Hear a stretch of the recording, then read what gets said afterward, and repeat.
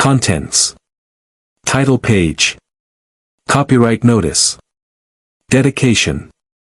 Preface to the updated edition. A word of warning. A reminder not to take things too seriously. 1. Mind reading. A definition of the concept. 2. Rapport. What it is and why you want it. 3. Rapport in practice. Using unconscious communication consciously. 4. Senses and thinking. How our thoughts are determined by our sensory impressions. 5. Emotions. How we always reveal our emotions. 6. It's never too late. A moral tale about the importance of reading minds. 7. Be a human lie detector. Contradictory signs and what they mean. 8. The unconscious pickup artist. How you flirt with people without even knowing it. 9. Look deep into my eyes. Methods of suggestion and undetectable influence. 10. Hall anchors. How to plant and trigger emotional states. 11. Show off. Impressive demonstrations and party tricks. 12. Mind reading. Some final thoughts about what you've learned. Notes. References. About the author. Copyright. About the author. Henrik Fexeus is an internationally best-selling author, lecturer, mentalist, and star of several TV shows. An expert in psychology and communications, he travels the world reading minds and teaching others how to understand and manipulate human behavior through body language and persuasion. Henrik has studied mental skills like NLP, hypnosis, acting, and magic. You can find him on YouTube and Facebook or visit his website at www.henrikfexeus.se or sign up for email updates here. The Art of Reading Minds. How to understand and influence others without them noticing. Henrik Fexeus. Translated by Jan Salomonsen. The author and publisher have provided this ebook to you for your personal use only. You may not make this ebook publicly available in any way. Copyright infringement is against the law. If you believe the copy of this ebook you are reading infringes on the author's copyright, please notify the publisher at us.macmillanusa.com/piracy. For my children Sebastian, Nemo, and Milo, who help me realize every day how much I still have to learn about communication. Preface to the updated edition. Welcome, dear reader, to this brand new edition of The Art of Reading Minds. Since you and I are new to each other, a short background might be in order. My interest in human behavior and psychology started in primary school. In my attempts to socialize with the other children, I had a constant nagging feeling that everybody else had received a manual titled How to Interact with Others, and that I had been at home the day it was handed out. I was socially awkward, to put it mildly, until 7th grade. And, of course, this meant that I got picked on a lot, which in turn meant that I started to ask myself some questions. How did my behavior differ from that of others? Why did my antagonists act as they did? What influenced our actions and interactions? I have spent most of my adult life trying to find the answers to these questions. I looked for pieces to the puzzle in diverse fields, such as theater, advertising, philosophy, media, psychology, and religion. As a result, I accumulated a fairly extensive understanding of human behavior, and eventually I combined it with my love of magic. I became what is referred to as a mentalist. Outside of the world of TV dramas, a mentalist is someone who combines psychology with trickery and misdirection to create the illusion that he or she is able to read minds and influence others on a supernatural level. I used my knowledge purely for entertainment, because I didn't think that anyone else was interested in the real workings of human behavior. I thought everyone already knew. Turns out I was wrong, again. I was soon asked to give talks about body language and nonverbal communication. The original version of this book was an attempt to expand on those first talks. As I said, I thought it would interest only a handful of people. That handful turned out to be 500,000 readers, from all corners of the world, who have read the book in 35 different languages. More than a decade and countless lectures later, I am still in something of a state of shock over this fact. I am immensely proud that St. Martin's Press is now presenting the art of reading minds to you and other readers in the United States. To celebrate this, I have completely revised and updated the book, creating a version that has never before been published. I do hope you'll enjoy it. Henrik Fexeus, Stockholm, 2019. Once upon a time. A word of warning. A reminder not to take things too seriously. I'd like to make something clear. I don't claim that the contents of this book are objectively true, as such, at least no more true than any other subjective views of the world. These are simply theories and ideas that a lot of people put their faith in and that seem to hold water when measured and tested. But there are several competing worldviews that make precisely the same claim when it comes to representing truth, such as Christianity, Buddhism, and science. So although the contents of this book are useful tools, they are really no more than metaphors, or explanatory models, if you prefer, that describe reality as seen a certain way.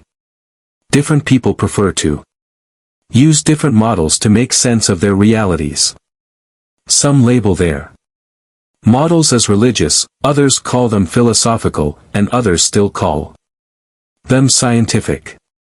Which category the metaphors in this book ought to be placed in would depend greatly on whom you're asking. Some would consider them scientific. Others would argue that psychology and psychophysiology are not sciences. Some would criticize the models in this book and call them overly simplistic generalizations of complex phenomena, unworthy of anybody's attention. I would disagree, because these specific metaphors, these models, have proved to be unusually useful tools for understanding and influencing other people. This doesn't mean that they describe things the way they objectively really are. In the field of psychology, the ground is constantly shifting, and today's truth might turn out to be tomorrow's lies, only to be regarded as true once more the day after that. The only claim I make is that if you apply the things you are about to learn, the results will be very, very interesting. 1. Mind reading. A definition of the concept, in which I explain what I mean by mind reading, what it was that Descartes got wrong, and our journey together begins. I believe in the phenomenon of mind reading, completely and wholeheartedly. For me it's no more mysterious than being able to understand what someone is saying when she is talking to me. The fact is that it might actually even be a little less mysterious than that. There is nothing particularly controversial about mind reading, as far as I'm concerned.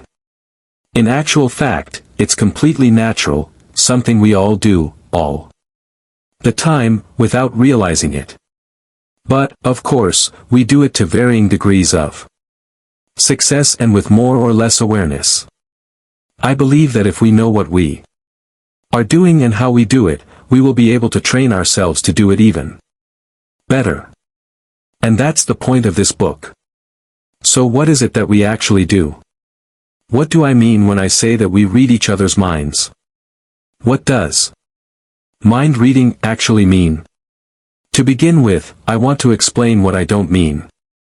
There's something in psychology that is referred to as mind reading, and it's one of the reasons why so many couples end up in therapy.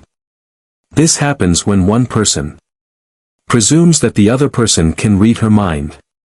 If he really loves me, he should have known I didn't want to go to that party, even though I agreed to go. Or he doesn't care about me, or he'd have realized how I felt. Such demands for mind reading are more like outbursts of egocentricity. Another version of this is supposing that you can read someone else's thoughts, when you're actually just projecting attitudes and values from your own mind onto hers. Oh no, now she's going to hate me. Or she must be up to something, why else would she be smiling like that? This is called Othello's mistake. None of these things are mind reading, in the sense that I am talking about here. They're just foolish behavior. Descartes' big mistake. In order to understand mind reading as I am about to describe it, it is important that you first understand a different concept. The philosopher, mathematician, and scientist René Descartes was one of the great intellectual giants of the 17th century. The effects of the revolution he instigated within mathematics and Western philosophy are still being felt today. Descartes died in 1650 of pneumonia in the royal palace in Stockholm, where he was tutoring Queen Christina. Descartes was used to working in his warm, cozy bed, as befits a French philosopher, so the cold stone floors of the castle quite understandably finished him off once winter set in. Descartes did a great deal of good, but he also made some serious mistakes. Before he died, he introduced the notion that body and mind were separate.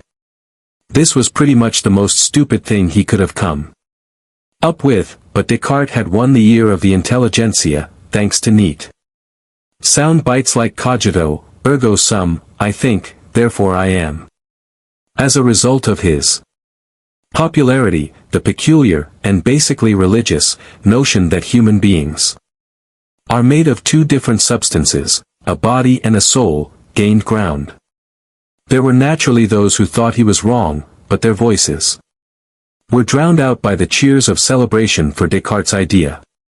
Only in recent times have biologists and psychologists been able to scientifically prove the exact opposite of Descartes' claim, perhaps the most notable among them is the world-famous neurologist Antonio Damasio. Now we know that the body and mind are actually inextricably linked, in both the biological and the mental senses. But Descartes' view was dominant for so long that it is still taken as an accepted truth by most people. Most of us still differentiate, albeit unconsciously, between our bodies and our thought processes. If the rest of this book is going to make any sense to you, it is important to understand that this isn't the case, even if it feels a bit strange to think this way at first. Here's how it is: you can't think a single thought without something physical happening to you as well. When you think a thought, an electrochemical process occurs in your brain. In order for you to create a thought, certain brain cells have to send messages to each other according to certain patterns. If you have had a thought before, the pattern for it is already established. All you're doing then is repeating the pattern. If it is an entirely new thought, you create a new pattern or network of cells in your brain. This pattern also influences the body and can change the dissemination of hormones, such as endorphins, throughout your body, as well as in the autonomous nervous system. The autonomous nervous system governs things like breathing, the size of our pupils, blood flow, sweating, blushing, and so on. Every thought affects your body in some way or other, sometimes in a very obvious way. If you're frightened, your mouth will go dry and the blood flow to your thighs will increase in preparation for possibly running away. If you start to have sexual thoughts about the guy at the supermarket checkout, you'll notice other, very obvious reactions in your body, even if it is only a thought. Sometimes the reactions are so small that they're invisible to the naked eye. But they are always there.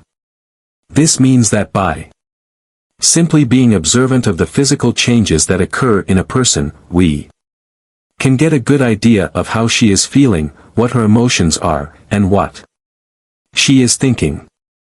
By training yourself at observation, you will also learn to see things that were previously too subtle for you to notice. Body and soul. But it doesn't stop there. Not only are all our thoughts reflected in our bodies, the reverse is true as well.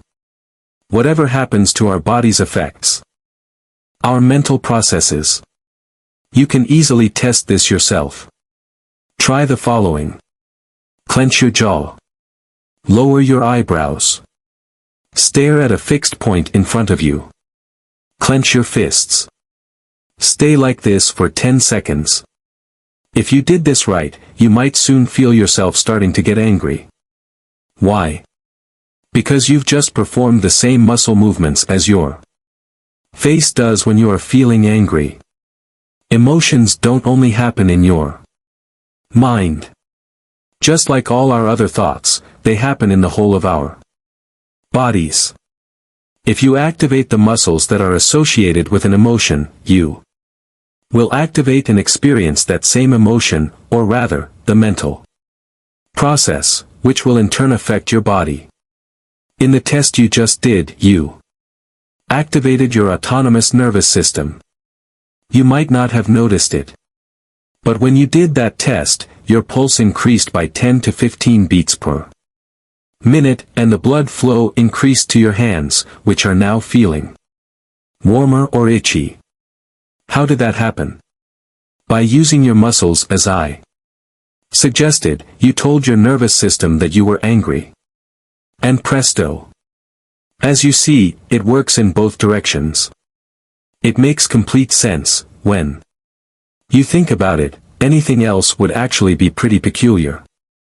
If we think a thought, it affects our bodies. If something happens to our bodies, it affects our thoughts. If this still doesn't seem to make sense, that could be because we usually refer to some kind of incorporeal process or sequence with the word thought, whereas the word body is used to refer to a physical entity. Another way of describing it in more straightforward terms is this: you can't think anything without it having some effect on your biological processes. These processes don't just occur in the brain, but in the whole organism. In all of you.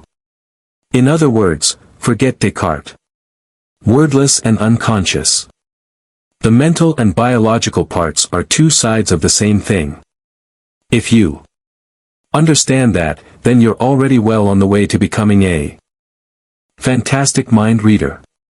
The basic idea of mind reading, as I use the term, is to gain understanding of other people's mental processes by observing their physical reactions and features. Of course, we can't read what goes on inside their minds in any literal sense. To begin with, this presupposes that everyone thinks in words, and we will find out that this isn't always the case, but we don't actually need to, anyway. As you are now aware, seeing what is happening on the outside can be enough to allow you to understand what is happening on the inside.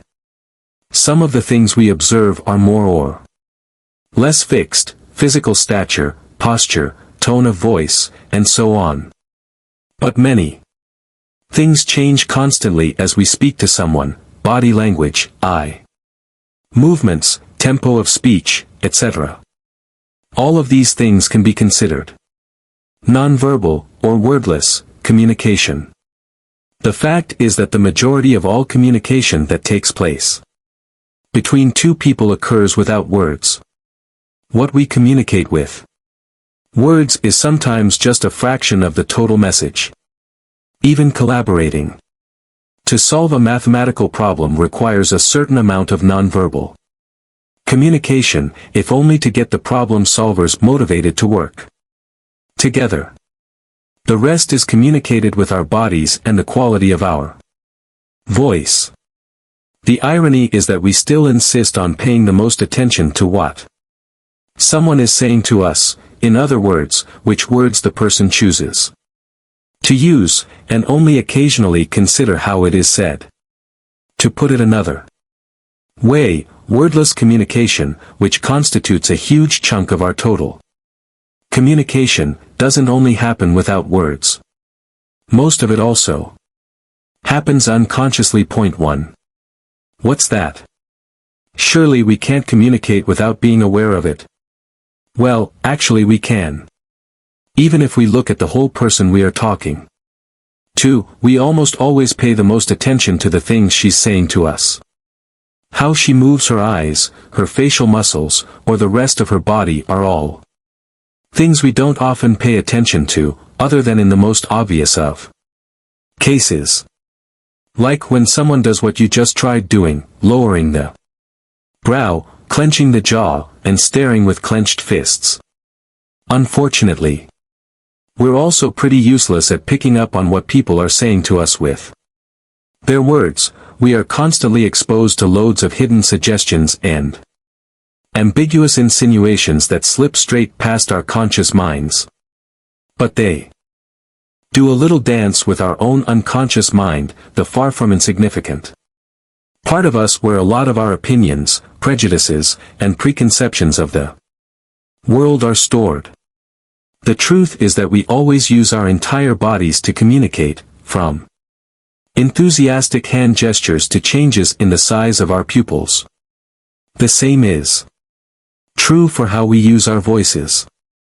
Although we are often bad at consciously picking up the signals, our unconscious mind does it for us. All communication, regardless of whether it happens through body language, smell, tone of voice, emotional states, or words, is absorbed, analyzed, and interpreted by our unconscious minds, which then send out suitable responses through the same wordless, unconscious channels. So not only do our conscious minds miss most of what people are saying to us, we also have very little notion of the responses we are giving. And our unconscious wordless responses can easily contradict the opinions we believe ourselves to hold, or whatever we are expressing in words. This unconscious communication obviously has a great impact on us. It's the reason why you get the nagging feeling that somebody who seemed very nice in conversation didn't actually like you. You have simply picked up hostile signs on an unconscious level, and they are now forming the basis of a perception whose origin you cannot fathom. But our unconscious minds aren't flawless. They have a lot to take in, understand, and interpret, all at the same time, and nobody has taught them how to do it. So they often make mistakes. We don't see everything, we miss nuances, and we misinterpret signs. We end up in unnecessary misunderstandings. That's why this book exists. You already do it, but you could do it better. Together, we're going to take a look at what we're really doing, wordlessly and unconsciously, when we communicate with other people. And what it means to get to be as good as possible at communication and reading minds. It is important to learn to pick up and correctly interpret the wordless signs that people around us give off unconsciously when they communicate with you. By paying attention to your own wordless communication, you can decide what message to communicate, and make sure that you're not misunderstood because you gave off ambiguous signals. You can also make things easier for the person you are communicating with by making use of the kinds of signs that you know the person will most easily pick up. If you use your wordless communication the right way, you will also be able to influence those around you to make them want to move in the same direction as you and to attain the same goals as you. There's nothing nasty or immoral about this. You already do it. The difference is that you don't currently have any idea what messages you're sending out or what effect you're having on the people around you. It's time to change that. And I really mean it. My goal is to give you this knowledge in as easy, straightforward, and practical a way as possible. I just bought a new bunk bed for my children from IKEA.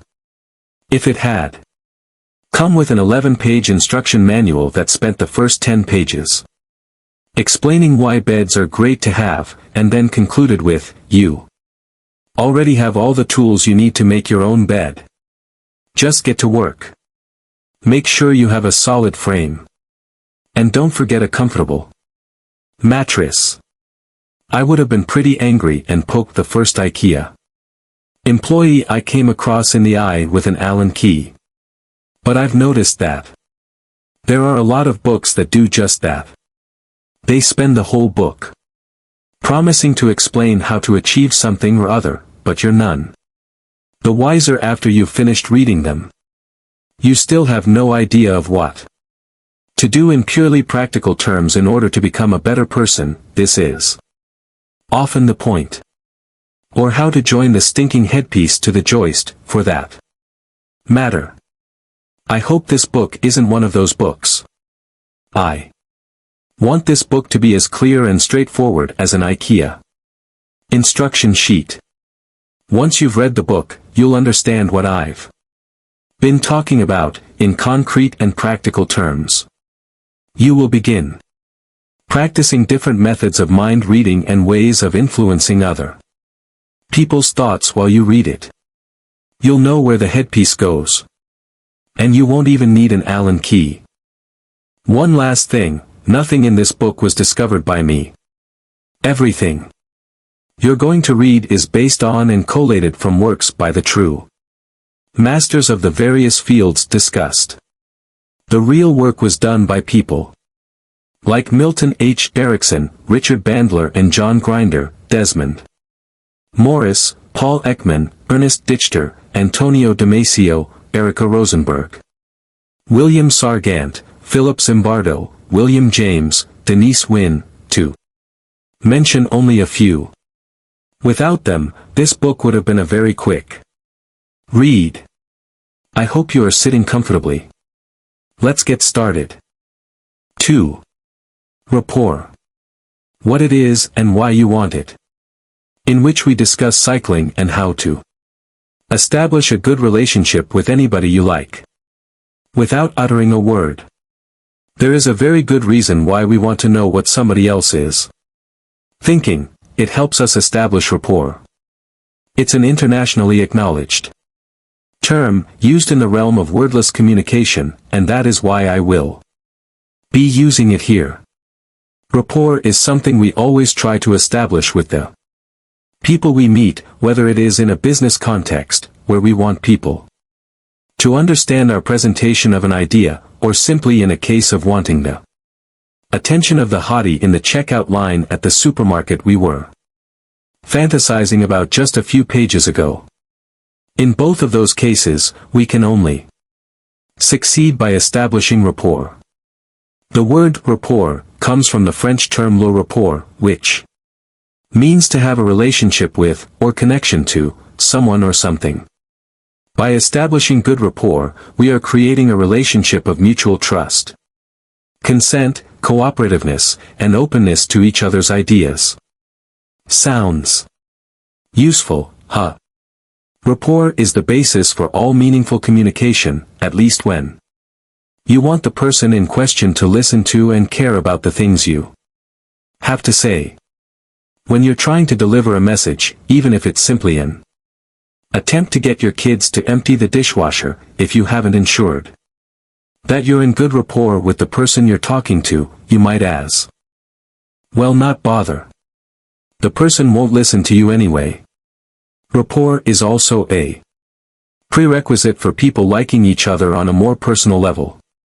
How personal is up to you, but without rapport there's no point even trying. We are always establishing good and bad rapport with the people around us. By learning how it's actually done, you can learn how to always make good rapport, even with people you wouldn't ordinarily get along with. Funnily enough, you often come across these people holding positions in which their decisions or attitudes concerning your opinions and ideas can greatly influence your future. Wouldn't it be nice if he or she understood what you mean for once? I understand if you can't see how rapport has anything to do with mind reading, but I have to insist that it does. What you will learn to observe in others, in order to establish rapport, will also tell you where they are mentally, how they understand the world, what they're thinking, and how they feel. Mind reading begins at that early stage, as a condition for creating good relationships. The basic rule of rapport. The basic rule for establishing rapport is really very simple, but it's based on a deep insight into how people work. The basic rule of good rapport is to adapt to how the other person prefers to communicate. If you've studied marketing, you have been taught to always communicate on the level of the target demographic. Same thing. You do this in a variety of ways, which we shall soon go through. They are, almost without exception, wordless methods that the person you are communicating with will only pick up unconsciously. By adapting to someone else, you achieve two different things. It makes it easier for the other person to understand what you're saying, since you are expressing yourself, wordlessly, just like she would have done. The recipient no longer has to translate your wordless communication into something she better understands, as you are now communicating in the way that she prefers, and understands the best. When the person you are talking to no longer has to filter your information to understand it, that means that the danger of misunderstanding has been minimized. To be ABL. To adapt to another person, you first have to make sure you understand how she prefers to communicate. In other words, by learning to observe how other people communicate, you're also learning to understand what they are actually trying to say. The other thing you accomplish is making her like you better. The reason for this is simple: by adapting to the other's way of communicating and becoming the same, you show that you are like him or her, since your expressions resemble that person's. And people like people who remind them of themselves. Who do we like the best of all people? Ourselves. This only makes sense, after all, as we are the only living beings we can ever know from the inside. This is also the reason for the so-called spotlight effect, a concept proposed by psychologists Thomas Gilovich and Kenneth Savitsky, which states that we tend to believe that others notice us more than they actually do. The rest of the world is only accessible to us by observation, which creates an emotional distance. By the same logic, then, the answer to the question of who we like second best seems obvious: we like people who are like us. We like to spend time with people who are like us, who see the world the same way we do and who like and dislike the same things we do. Research has shown that we also prefer to hire people who are like us. A recent study by the Gallup organization found that one of the most important things for a new employee is good rapport and trust between the immediate supervisor and the employee. We choose our closest friends based on who makes us feel comfortable being the way we are.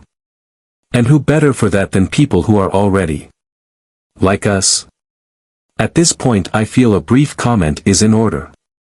The idea of adapting to somebody else is, naturally, not for you to completely erase your own Personality. Establishing rapport in this way is something you do initially. When you've just met somebody. In any relationship or encounter, we adapt to each other, back and forth, once good rapport is established. You can help this procedure along by establishing rapport consciously, by selflessly offering to be the one to adapt, as you are likely to be more aware of the procedure than the person you're meeting with. It's not really any stranger. Then offering to speak a few words in a foreign language to somebody who understands it better than English. You adapt to the way the other person prefers to communicate. By adapting to somebody else, by beginning to speak his language, even if not fluently, you're telling the unconscious mind, I'm like you. You're safe with me. You can trust me. After rapport is established, you can start changing your own behavior to achieve the same changes in the other. Once you're in rapport, you don't need to keep following the other person's lead or adapting to her. She'll gladly follow you. That's just how rapport normally works. We take turns following each other's leads, all the time.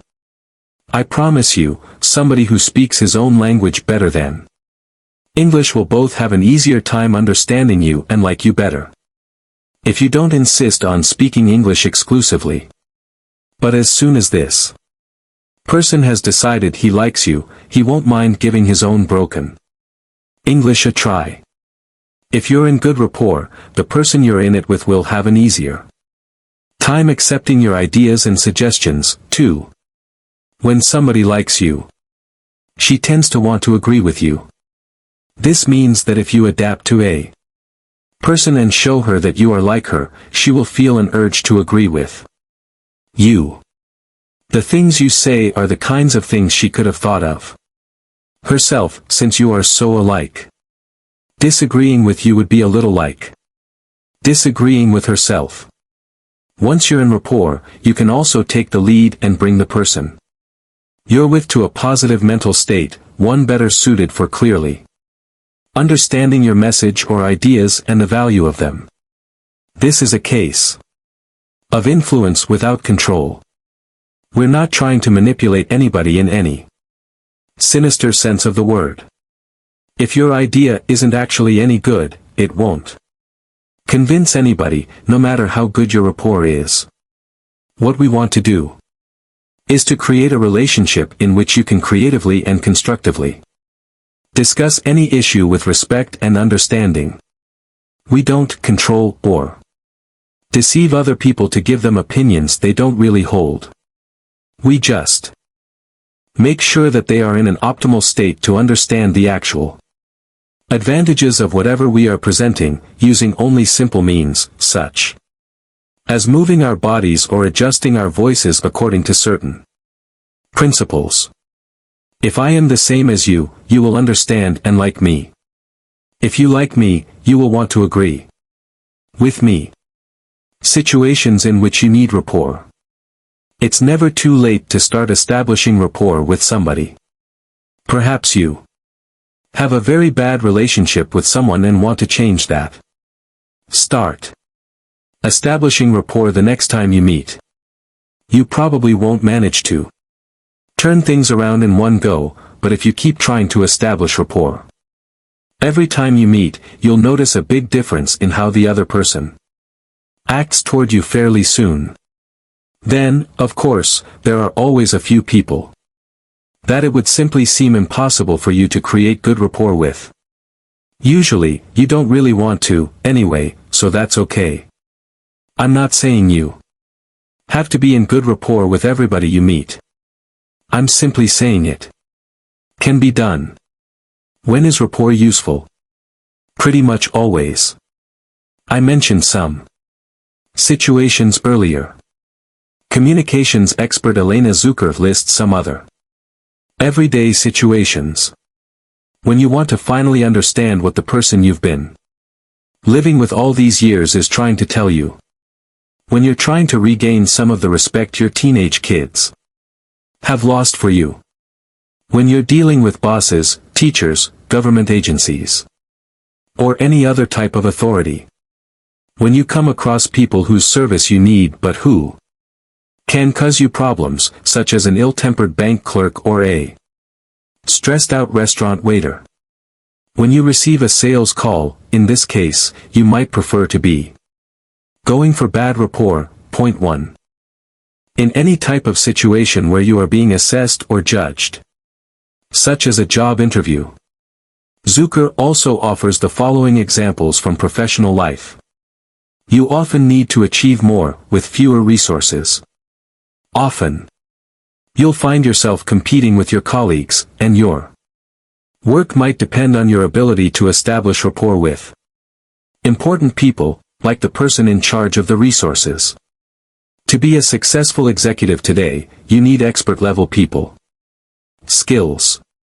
If you go your own way, you might risk alienating both your higher-ups and the people who work under you. If you want to convince people of your innovative idea, you need a well-developed set of communication skills. Your amazing idea won't be going anywhere unless you can convince the right people. When you're in the middle of an organization, you have people above you that you report to, and others that you are expected to lead. To get the results you want, you need to be able to create good relationships both above and below you. In flat organizations, you often end up with more responsibility than actual power.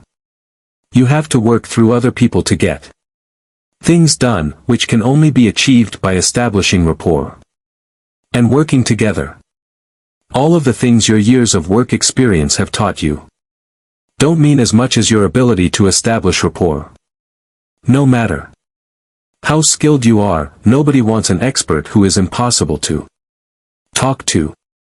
Perfecting what you already know. Remember, you already use most of the mind-reading techniques I will touch on here. You just don't know it. Also, you probably don't use them to their maximum effect. What we're going to do is take a look at these techniques, sharpen them up to make them effective, and then put them right back into your unconscious. And since you already know all this stuff, in some sense, there's no reason to feel daunted by the amount of information and number of techniques in the pages that follow. The fact is, you'll have an easier time learning this than a lot of other skills.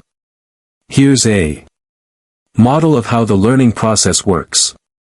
Step 1, unconscious ignorance. The classic example is riding a bike. In step 1, that means you don't know how to ride a bike, but you also don't know there is any such thing as cycling. Step 2, conscious ignorance. You don't know how to cycle, but you are aware of cycling and that it is something you are ignorant of. Step 3, conscious knowledge. You can ride a bike, but only when you concentrate and focus on what you are doing. Step 4, unconscious knowledge. You can ride a bike, and you don't even have to think about it to do it. Real learning only happens at step 4, and you're already there. However, we're going to return to step 3 to polish your skills, and maybe we'll add a thing or two to them. Getting back to step 4 will be your job, and you have all the time in the world to do it. After you've done the exercises in this book, start using the methods one at a time until you notice yourself doing each of them automatically, i.e., you've reached step 4. Only at that point should you begin using another method. Don't try to do everything at once. You'll only get confused. Take your time, and remember to enjoy yourself. It really is a lot of fun, especially once you begin to realize how easy it is. And how well it works. 3. Rapport in practice. Using unconscious communication consciously. In which you learn how to use body language and other wordless methods to achieve your ends, in a completely different way than you might expect. Now, take a deep breath. In the next few pages, I will be bombarding you with facts, methods, and techniques that can be used to establish rapport. You'll learn about everything from body language and tone of voice to energy levels and personal opinions.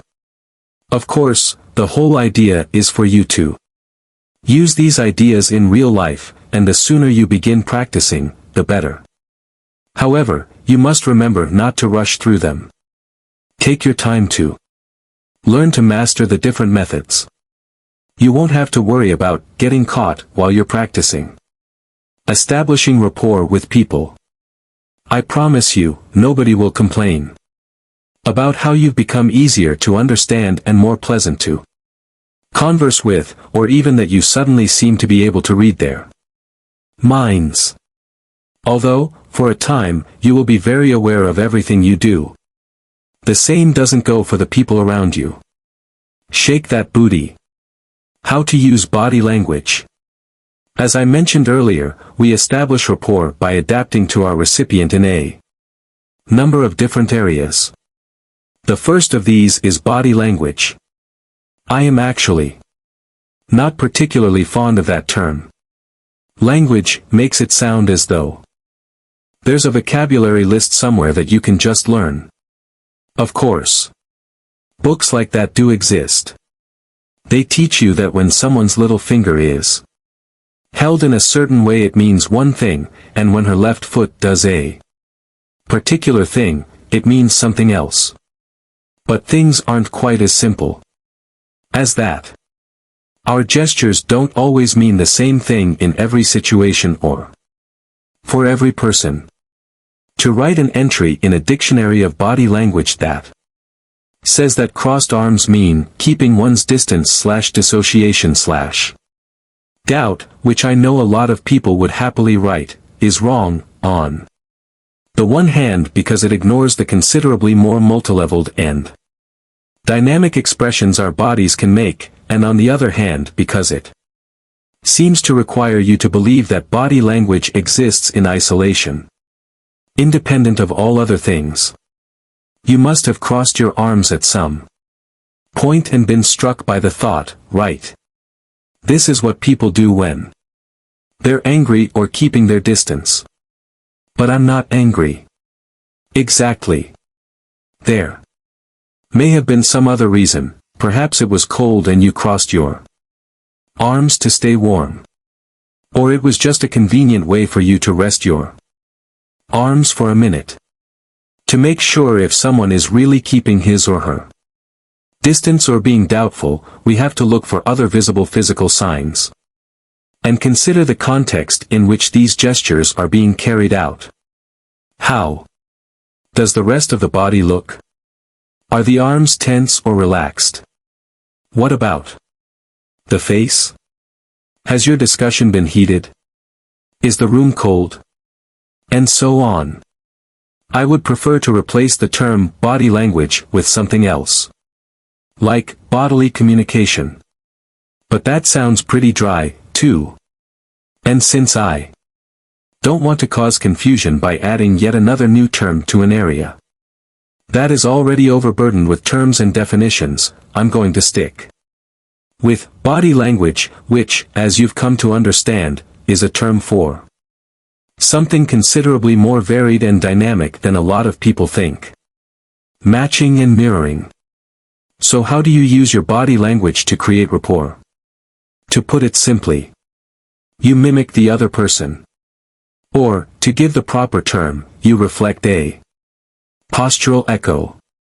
In other words, you observe the other person's posture, the angle of her head, how she holds her arms, and so on, and then do the same. If she moves some part of her body, you move the same part of your own body. There are two different ways you can do this. They are called matching and mirroring, and both are based on the same idea. Which method you choose to use really only depends on how you're standing or sitting in relation to the other person. With matching, you move the corresponding part of your body when the person you want to match moves. I.e., if she moves her right arm, you move your right arm. Matching is Suitable if you're sitting or standing next to the person whose body language you're going to follow. With mirroring, you move the opposite part of your body, i.e., she moves her right arm, you move your left arm. As if you were her mirror image. Mirroring is used when you're sitting or standing opposite each other. Obviously, if you started copying someone too closely it would look very peculiar.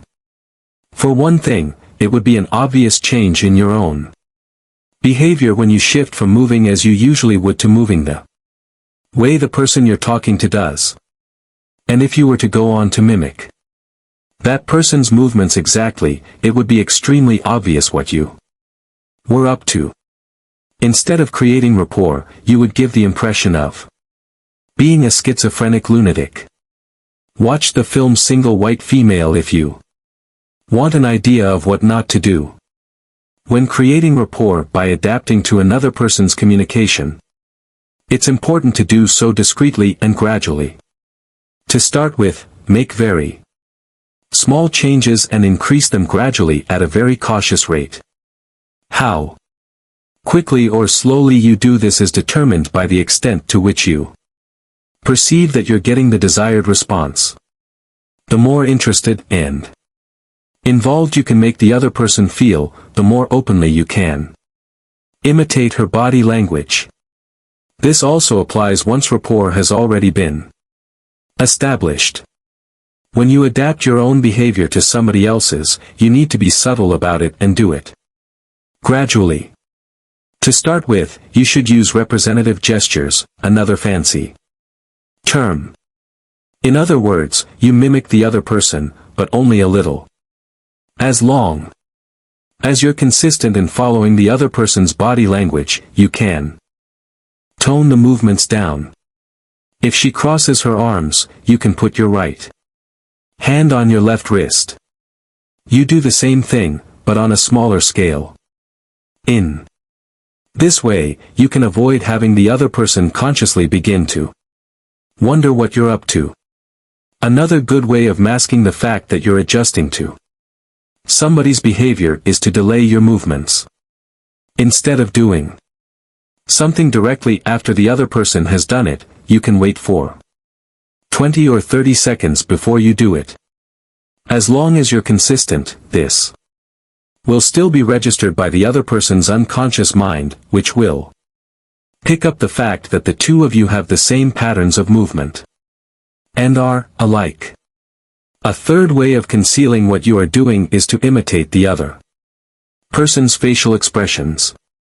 The other person's facial expressions are a reflection of how he's feeling inside, because our mental and physical processes are linked.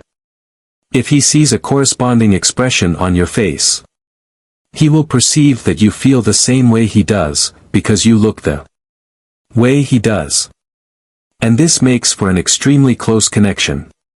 Because we can't see our own faces, it's practically impossible to discover that someone else is mimicking our facial expressions. We just get a feeling of affinity. Just be careful that whatever you're matching is a specific expression and not just how somebody looks naturally. Some people look sad, stern, or angry when they are actually just relaxed, depending on how their faces are constructed. Make sure you know how the person you are matching looks otherwise, so you can differentiate between his ordinary face and his genuine expressions of emotion. Also make sure that you move at the same speed, in the same tempo, as the other person. This is particularly important for any gestures that are interactive, such as shaking hands. If you're dealing with a slow person, you need a slow handshake, and vice versa. If you notice that the other person talks quickly and seems wound up, you ought to increase the speed of your handshake. Other rhythmic gestures, like nodding your head when you agree, must also be adapted to the right tempo. Later in the book you'll learn how to get an idea, even at a first meeting, of the sort of tempo at which somebody else speaks or thinks. Don't overinterpret things. As I wrote earlier, most of our gestures don't have universal meanings, which are the same for all people. However, there is a dictionary of sorts for most people's personal body language. We will often use the same gestures each time we're in a certain mood, even if nobody else uses that particular gesture. So try not to put too much stock into your interpretations of somebody's body language when you first meet. You should note, for instance, if her left leg moves, but avoid immediately interpreting that as a sign that she is nervous, unless there are other indications that this is the case. After a while, you will learn to associate some people's motions and poses with specific thoughts and emotions. Perhaps that left leg was a sign of nerves after all, but that principle would still only apply to her, and not necessarily reveal anything at all about somebody else. We all express ourselves in our own special ways. Once you have some skill at reading the body language of others, you will notice that you are becoming much better at anticipating what somebody is about to say, just before she says it. You will basically be reading minds. By beginning to observe others in a new way, you'll also soon begin to notice changes in them, changes that, even though you can't imitate them, can provide a lot of information about how they feel and what they are thinking. You will readily notice things like changes in skin tone. When we are afraid, our faces often turn paler. If we blush, it doesn't have to happen to the cheeks. Blushing can also be observed at the top of the ears, or at the forehead, jawline, neck, or chest. You will notice when somebody's pupils dilate, a sign of interest and involvement. There will be more on this later on. I just want to let you know that you will soon start to notice things you previously wouldn't have believed anybody could see. What do you do when somebody is obviously using distancing body language? Do you mimic that, too? There is no consensus on this issue. Some feel that would be a terrible idea, while others recommend it.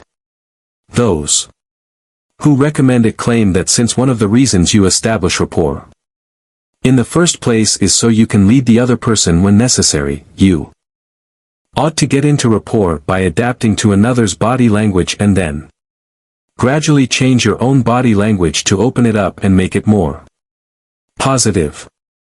This way, you can affect change in the other. This is a good idea. But I think you need to take the context into account. If there is tension in the air, I think you can do better than to mirror negative body language. There are so many other things you can do to get into rapport, and crossing your arms may not be the best idea.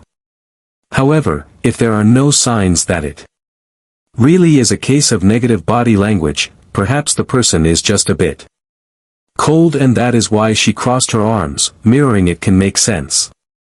Body language as therapy.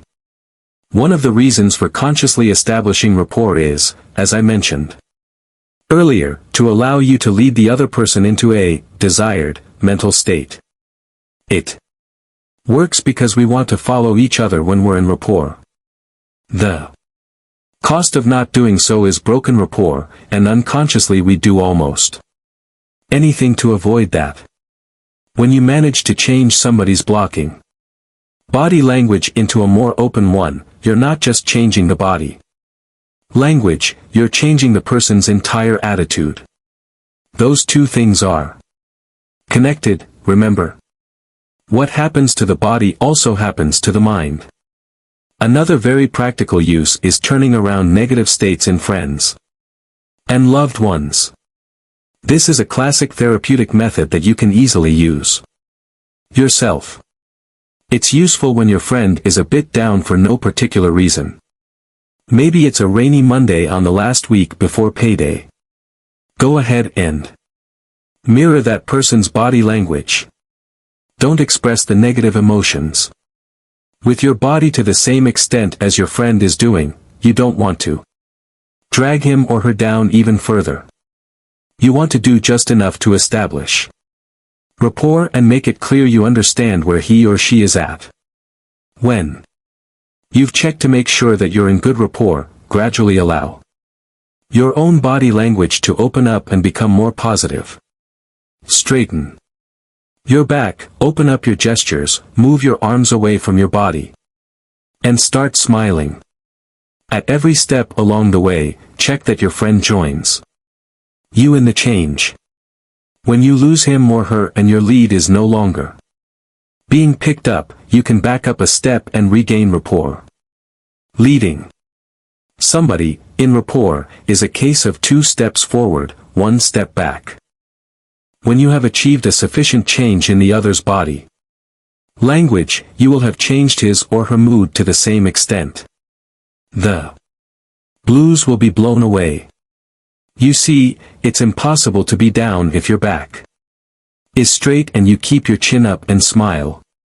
Try it. You just need to remember never to do this to somebody who has a real problem. A person in a state of mourning, for instance, needs to remain in it for some time. Sorrow is a state in which we conserve energy and mentally process the events that caused the emotion. If you perform this exercise with somebody who is experiencing genuine sorrow, the mental processing needed for him or her to move on will be blocked. In those cases, you're better off leaving the person in her sad, but necessary, state. But, like I said, for someone who just has the plain old blues, it's perfect. Observation exercises. 1. The next time you're in a restaurant, you can observe for yourself how people who are in rapport follow and lead each other. Find a couple or a group of friends that seem to have an intimate, close, and firmly established relationship. Watch them take turns following and leading each other's body language while they speak to each other. 2. You could also try to spot people who sit the same way as whoever is next to them in the room.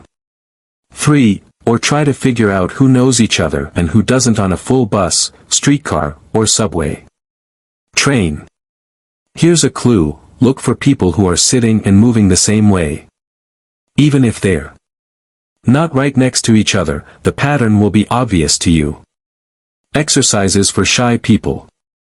You can do these exercises if you're a little intimidated by the idea of mimicking a person you're talking to.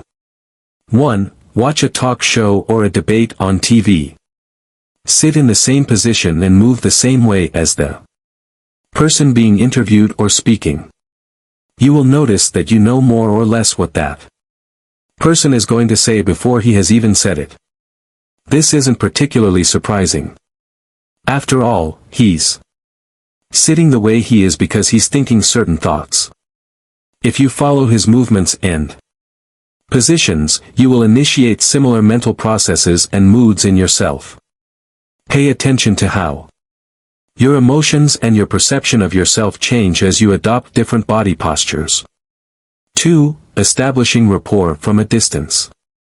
If you're in a public space or some other social environment, you can choose somebody you're not directly in contact with, somebody at the other end of the room, and begin adapting to that person's body language. Don't be too surprised if, before long, this person asks you if you know each other from somewhere. It's only to be expected that she'd find you familiar, as you're her own mirror image. So you should pick somebody you wouldn't mind talking to, not somebody you'd rather avoid. This is actually a secret method for picking up people you're too shy to actually talk to, and getting them interested in you. 3. A good way to get rid of the feeling that this person is going to catch you out is to make her tell you about herself. Then start mirroring her body language shamelessly while making noises of agreement, like and yeah.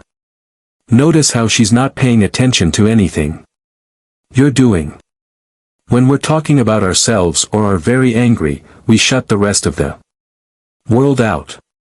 We talk about ourselves, to ourselves, with ourselves, and seldom notice anything anybody else is doing. When you begin establishing rapport, you may feel troubled by a feeling that the whole thing is unnatural, that it's simply not you. That's completely correct. In that case it isn't you. Not yet. The unnatural feeling is just a matter of getting into the habit. When you learn to ride a bike, the connection between making a circular pedaling motion and moving forward was completely unnatural at first. But then you learned how to do it, and eventually you reached the fourth stage of learning, and cycling became one of your internalized, unconscious skills. It became a part of you. Your practical skills at establishing rapport can become a natural part of you in the same way. All you need in order to acquire the habit is to start doing it. How do you really sound? How to use your voice. The voice is another powerful tool for establishing rapport. The same principle is at play here. You adapt your own voice to the way the other person uses hers. Of course, again, this has to happen gradually and with discretion. And just as in the case of body language, there is no need for exact and perfect imitation. The fact is, even if you could get away with imitating somebody's body language perfectly, it would still seem extremely strange if you suddenly started sounding exactly like the person you're talking to. But there's always some quality of the other person's voice that you can adapt to, some trait you can at least approximate. Listen and see how he or she uses the following elements of speech. Tonality. Is it a deep or a light voice? Many men speak in a deeper voice than their larynxes are really made for, and many women speak in a lighter voice than they really ought to. This is because of cultural impact on our behavior. We believe ourselves to be emphasizing our masculinity or femininity this way. Fullness. Is it a rich voice with a lot of different timbres, or is it thin and airy? As a result of cultural imprints, we consider full and rich voices potent, serious, and reliable, while airier voices seem feminine and seductive. An airy voice can also make a childish impression. Melody. Is this a monotonous voice, which remains on a single tone all the time? Monotonous voices often don't use falling intonation at the end of a proposition, or rising intonation at the end of a question. This can often make it hard to understand what somebody with a monotonous voice really means. Was the person asking a question or making a claim? Or was it a joke, even? The counterpoint to this would be a melodic voice, which uses many different tones in speech. Scandinavians, especially Norwegians, are famous for their melodic and song-like speech. Tempo. Is this person speaking quickly or slowly? We speak at the same speed as we think and understand things, so if you speak slower than people you are talking to, you will bore them into thinking about something other than the message you're trying to communicate. At worst, this could cause them to get restless and start waiting for you to finish so they can wrap up the conversation before it costs them any more time. On the other hand, if you speak faster than they are used to, you run the risk of losing them, and they might not pick up the important points of what you have to say. Men are commonly thought to speak faster than women, but this is a false stereotype.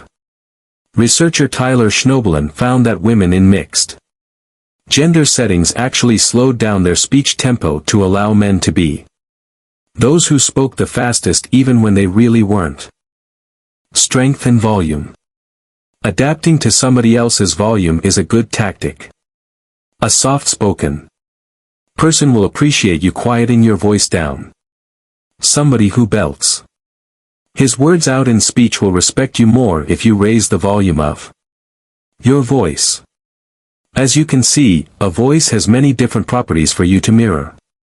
If you're going to choose just one thing to work with, I'd recommend you adapt your tempo. Rapport is, to a great extent, a matter of mirroring the other person's tempo, and in the case of speech it produces especially good results. Some claim that adapting your vocal tempo is the most important technique for establishing rapport. I'm not sure that's entirely true, but it is a very powerful technique. The voice is especially important, since it is sometimes the only tool we have for communication, on the phone, for instance. Zucker, whom we mentioned earlier, reports on a study performed on behalf of a telemarketing company that wanted to increase its revenues. It sold magazine subscriptions, and for this reason it was in contact with each prospective customer once, or at the most twice, before it had either failed or closed the deal. For the experiment, the sales team was divided into two groups. One group continued to work the same way they had done previously, while the other was given an extra instruction: try to pace your speech to that of the person you're calling. Using only this difference in methodology, the latter group increased its sales by almost 30%. While the first group made no improvement over the previous sales figures. I'll repeat that, all the latter group did was adapt the tempo of speech to the person the group was speaking to. Even if you're not in sales, a positive increase of almost 30% is a lot, no matter what you do and what your relationships are about, especially when all you have to do is keep track of how quickly or slowly you are speaking. We speak at the same pace as we think and understand things. If you speak in the same tempo as the person you're talking to, your thoughts are expressed at the same pace he or she is using to think. Idiom. Changing your expressions. The things we're about to discuss are not exactly wordless, but I'd still like to mention them since they offer you yet another way to get into good rapport with people. We all have preferred variations in the ways we use language. What follows are some examples of these kinds of personal touches and idioms used in language. In establishing rapport, it's always a good thing to be able to adapt to these or any other similar linguistic practices. Of course, you have to know enough about the cultural references involved to be able to adapt your communication in a believable way. Slang. Slang is quite difficult to adapt to, as it is specific to trends, geographical locations, and age groups. It is always changing, and an expression that's awesome today could be lame tomorrow. If you feel like you're savvy enough to mirror a certain kind of slang used by the person you want to be in rapport with, go for it. But if you don't know how to respond to "What's up, bro?" you're better off not trying. There is a lot of potential for embarrassment here. Slang also functions as a way of signaling that you belong to a certain group, an age group, for instance, so you also have to consider how likely you are to be taken seriously when representing yourself as a member of the group in question.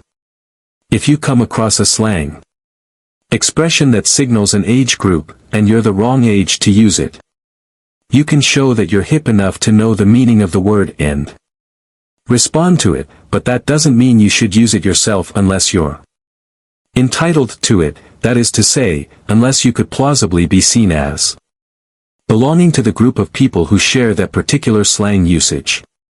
Jargon. In many conversations, expressions are used that are only needed for the specific topic of discussion. When you're talking about boats, boating terms are likely to be used. By using jargon to the same extent as the person you're talking to, you're showing him or her that you have the same understanding and knowledge of the topic. This goes both ways. If somebody uses more technical terms than you would normally, but you Have the knowledge to adapt to the speech of the other, go ahead. If somebody uses fewer technical terms than you would normally, hold back on your own use of them. For example, if someone points at a screen or monitor and says, "The computer is broken," there's probably no point in asking him how many partitions he has on his C drive. Ask him if he's pressed the green on button. Personal experiences. Despite having spent a lot of time in school, very few people speak the way a grammar textbook tells you to. We tend to add superfluous, unnecessary words, like, all over the place, especially, at the end of a sentence and stuff. Or begin sentences with dependent clauses. If you hear somebody use expressions like this, do the same thing. Trance words. We all have favorite words. Words we use a lot, in all kinds of situations. They could be slang expressions, bits of jargon, or something completely different. Often they'll be something we've picked up from someone else and made a habit of saying. We occasionally become painfully aware of these words. When we catch ourselves using one of them, we might burst out, "Gah! I have to stop saying, awesome." But we have a lot of other favorite words that we don't always notice in this way.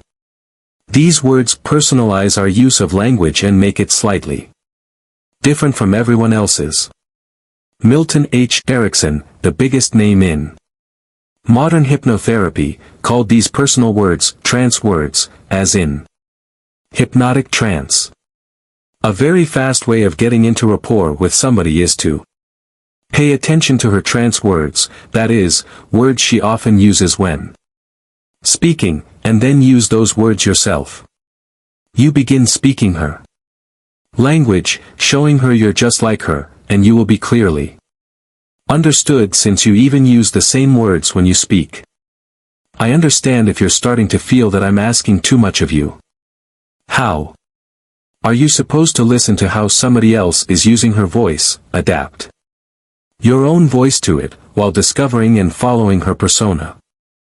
Language usage, preferably including an analysis of her syntax, and remember what you were going to say. Believe me, it's not as difficult as it sounds. Just as you already adapt your body language somewhat to others, you already do a lot of these things.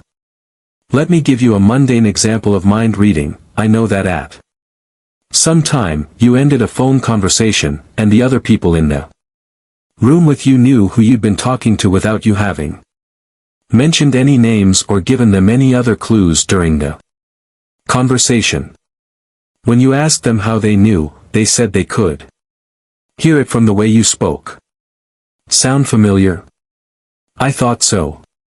They could tell who you were talking to because you sounded like the person on the other end, that is to say, you adapted your voice and language to sound more like the person you were talking to.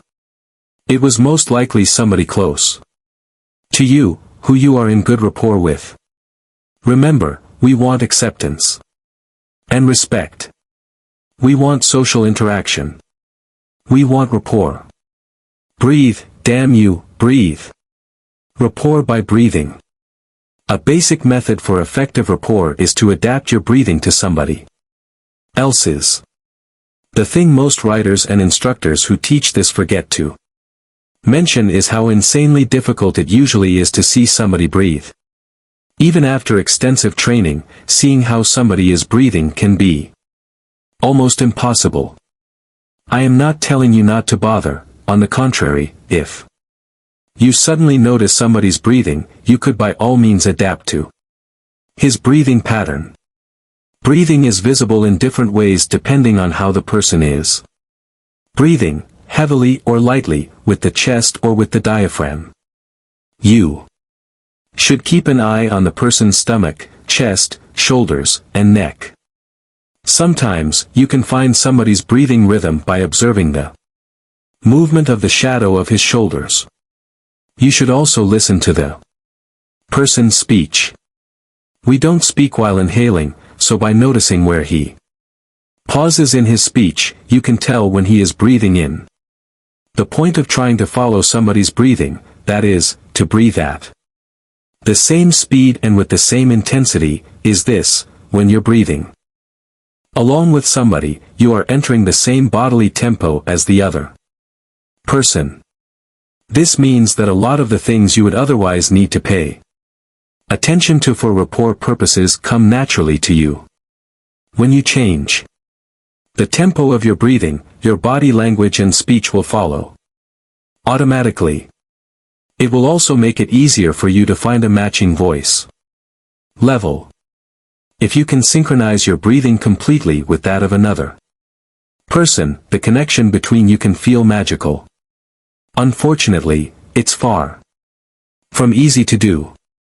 Physical differences can sometimes even make it impossible to breathe exactly the same as somebody else. My ex-wife is about 5 feet 2 inches tall, and weighed 104 pounds when we were married. I am 5 feet 9 inches and weigh 163 pounds. On top of this, she breathed with her chest, which meant she inhaled less air than her lung capacity would have allowed. I couldn't follow her breathing for more than a minute before losing my breath. Of course, you're not supposed to be asphyxiating yourself by trying to follow somebody's breathing. But try to get your breathing as close as you can without struggling. As I said earlier, use your knowledge about the other person's tempo for all rhythmic actions, like nods or handshakes, so these motions will also be paced correctly and won't break your rapport. At first, you'll get good mileage out of trying to observe the person's general tempo rather than trying to follow his or her breathing exactly, and then beginning to breathe at that tempo without worrying about following each and every breath. It's quite possible you will begin to follow the person's breathing exactly after a while, but even if you don't, you will have achieved the most important thing: synchronizing your general tempo. Noticing somebody's breathing and trying to breathe the same way is also a quick way to understand the mood somebody is in. This kind of knowledge is useful in situations where you feel like you're in rapport but that something is disturbing your relationship. Start following the other person's breathing. If you notice that the person is breathing fast and high up in the chest, even though she seems calm and safe, you can tell that there is most likely some concern she is trying to hide from you. This kind of information is priceless in a lot of situations. The best thing is that you don't need to remember which moods belong with which type of breathing.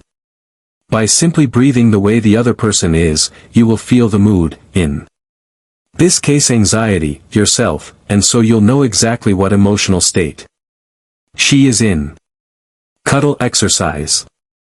If you know somebody you can cuddle without having to explain that it is part of a rapport making exercise, maybe your partner at home, you should cuddle that person in a way that makes his or her breathing very clear to you. Begin by noticing the vast difference between breathing in sync and breathing out of sync with each other. Follow the other's breathing for a minute or so. Then carefully change the pace of your own breathing. If the other person follows your change unconsciously, you have established rapport by using your breathing. Hypnosis experts Martin Nerup and Ian Harling suggest trying this without any clothes on. If you are lucky enough to have somebody you can cuddle with in the nude, I recommend it be somebody you know. At sleep time, for instance, you should try breathing in and out of sync in those conditions. You will sense a very clear and tangible difference between, on the one hand, total connectedness, and on the other hand, an uncomfortable sense of being alienated from the person who is close to you. The Energizer Bunny versus Garfield, the cat.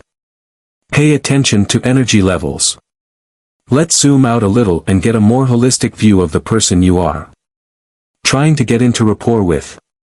Of course, you need to be able to notice where this person is in terms of emotional state and energy levels. Later on in this book, I will teach you to identify different emotional states in a lot more detail than is possible based purely on breathing. The best way to determine somebody's energy levels, however, is to observe his posture and breathing, and use your prior knowledge of the person in question. Some people are a little withdrawn before lunchtime.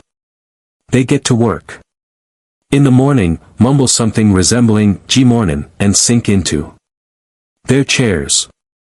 They are wearing invisible "Do Not Disturb" signs until 11 or so, and it's not until after lunch, or their 5th cup of coffee, that they actually open their eyes and crawl out of their shells. This doesn't mean their work is any less good. It just means the social aspects of their beings need longer to kick into gear. These people rarely have particularly fast bodily tempos. Even after 5 cups of coffee, all that does is make them jittery. They're like Garfield, the cat. We're all in that mood from time to time, but for some of us it is more of a permanent state. Then, of course, we have their opposites, the people who are always full of energy, perseverance, and determination. They run 6 miles to work each morning, swoop into the office with a big smile, half an hour before everybody else shows up, and almost never miss their lunchtime workouts. And at the end of the day, they run all the way back home. I once had a colleague who was like that. He was, or rather is, a father of 7. That hour he spent alone at the office every day, after he had run or cycled to work, was spent on editing his home videos from the weekend, including DVD menus and extra audio tracks. He's nothing like Garfield. He's more of an Energizer Bunny type. Garfield and the Energizer Bunny can have a hard time getting along. You might be one of those people who shows up at work bursting with energy. If you encounter a sleepy and introverted colleague, whose approval you happen to be in desperate need of for a project, it might be a good idea to tone yourself down a bit. Try not to be enthusiastic enough for both of you, at least at first. If you turn up with a loud cheer, fresh from the gym, spilling protein powder all over his laptop, you're almost guaranteed a no. It goes the other way, too. If you're one of those slow, cautious people, you could probably use a way to fire yourself up. It's likely that your lethargy is a little annoying to the more energetic people around you. Fortunately, there is an easy way to fix this. Energy exercise. Do you remember how you used body language to make positive change happen for your friend when she was down? It worked because our physical and mental states are connected. You can use the same principle to change your own mood or energy level. You simply start acting as if you were more energetic or happy. Imagine the face you would have, and how you would be sitting, standing, or moving your body if you had a lot more energy than you do right now. At first you may feel a little strange, but you'll soon notice that you actually are more energetic and positive than just before. Let the bodily reactions that you can control, what you're doing with your muscles and motion, activate processes in your brain. Fake it till you make it, basically. Or, as the famous psychologist William James put it already in 1922, in this proto-self-help book on vital reserves, The Energies of Men, the gospel of relaxation, action seems to follow feeling, but really action and feeling go together, and by regulating the action, which is under the more direct control of the will, we can indirectly regulate the feeling, which is not. So the best way to make yourself happy when you're not is to sit as if you hadn't a care in the world, look around with a happy face, and act and talk as if you were happy. Energy levels are not very difficult to figure out. It's more a matter of common sense than detailed analysis for adaptation of your communication tools, even though the results will be the same, of course. Remember what I've taught you about observation, following and establishing rapport. Is 8 o'clock in the morning really the right time to show somebody you're wonderful? Report full of good ideas? Could you schedule the meeting for after lunch, when you know the other person will be more receptive? If that won't work, you have to take care to present yourself in a way that matches well with the way the other person is feeling. If you don't, you could face stiff resistance. Not because your ideas aren't good, but because your energy levels are not well matched with the person you're talking to. Say it like you mean it. Be consistent in your words and actions. When we communicate with somebody, we cause different emotional states in that person, whether we want to or not. It can be done intentionally, like when we tell somebody something to make the person happy or angry or surprised. Expressions we want an emotional response to could be the following. Did you hear what happened? I can't stand Adam Sandler. I love you. Causing emotional states can also be done unintentionally, like when what we say starts off a chain of emotional associations in the person we're talking to, without our even knowing it. How's it going, is something we often say with no purpose beyond acknowledging the other person. But if things are bad enough, even an innocent question like that can cause somebody to burst into tears. We also change people's emotional states by displaying, and hence projecting, our own emotions. If we're happy, people around us tend to be in good cheer. If we're down, so are they, even when we don't say anything. Often we'll even ask people explicitly to enter different emotional states. Cheer up. Calm down. To make them understand what we mean, and to seem credible, we have to project the emotion we're asking for while we say these kinds of things. If you want to calm somebody down, the wrong way to do it is to grab his shoulders, shake him about, and scream, CLMDOWNDMIT, into his face. If you want to make somebody relax, you need to be relaxed. As a parent, I am well aware of how incredibly difficult this can be at times. But it is important nonetheless. To get the person you're talking to into the emotional state you're asking for, you have to exemplify it and show what you mean. You're better off yawning while you ask, "Are you tired, too?" than saying it while you're doing your exercise routine, at least if you want to provoke tiredness. If you want to calm somebody down, you have to radiate calmness yourself. Don't speak too loudly, avoid fidgeting, and make sure you're breathing deeply, not at the top of your chest. If you want somebody to feel confident, you can't just talk about being confident, you have to act like you are confident. By doing this, you're also making a very clear suggestion. That is, a proposition or instruction given to start processes in the unconscious mind of the other person. There will be more about this clever stuff later on. It's not just about showing what you mean, you make the person understand what you're talking about in a direct, emotional way, and you show him that it's not such a big deal to get there. By establishing emotional understanding, you also create an intimate and personal experience of the same feeling in the person you're communicating with. Talking about something means relating to it on an external and analytical level, but understanding it emotionally is an internal, personal experience. Internal experiences are always the strongest. Just think of the difference between talking about a loving hug as opposed to getting one.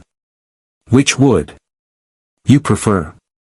If there is a disconnect between the words spoken and what is communicated by body language and tone of voice, the wordless message will take priority. If somebody shouts at you to calm down, two different Emotional states are communicated, the external one, the words, and the internal one, the experience. Which one will you follow? Does a situation like this make you relax, or wind you up? You don't need to be an expert mind reader to realize that the latter is the right answer. Opinion Aikido. The noble art of agreeing with people. Another powerful tool for making rapport is to agree. I know, it sounds like something a pushover would do. But I mean it. Here's how to do it. Try to find some attitude or opinion held by the other person that you are prepared to agree with. This is extra important if you are also intending to try to get this person to change his or her mind about something later on. If you're looking to inform others about how things really are, you risk running into resistance if you tell the other person she is wrong. She'll enter defense mode instead of listening. The worst thing you can do if you want to convince somebody to adopt your opinions is to confront her directly. Rapport is all about making the person you're communicating with realize that you understand her, that you're just like her. That goes for opinions too. Of course, you shouldn't do this to the extent that you have to betray your own values and principles. However, there is usually something you can agree on. If you encounter somebody in a negotiation wherein your positions are diametrically opposed, perhaps at least you both like boats. Or The Witcher 3. Even if you think the other person has completely misunderstood the issue being discussed or is simply out of his mind, you can still always agree that if you were in his position, that is, if you had misunderstood everything, too, but of course you never say this, you would feel the same as he does. Even if you're dealing with a real crook, it's still true to agree that I would do the same thing if I were you. The simple words, if I were you, I would react in exactly the same way, can work wonders for your rapport. If you think about it, it's really obvious that if you were the other person, you would do what he's doing. But that's not how it is received. Rather, we take it as evidence that somebody understands us. Finding something to agree to, and starting from that, is the same kind of principle as you would use in the martial art of Aikido. If you try to get in the way of the other person's opinions by saying, "You're wrong," you'll only start a mental wrestling match that will end up being exhausting and unproductive for both of you. Instead of getting in the way, when you say, "I feel the same way you do," you stand next to her. The energy from the other person, which you would have spent all your efforts on containing, can now be used to propel you both toward a different destination.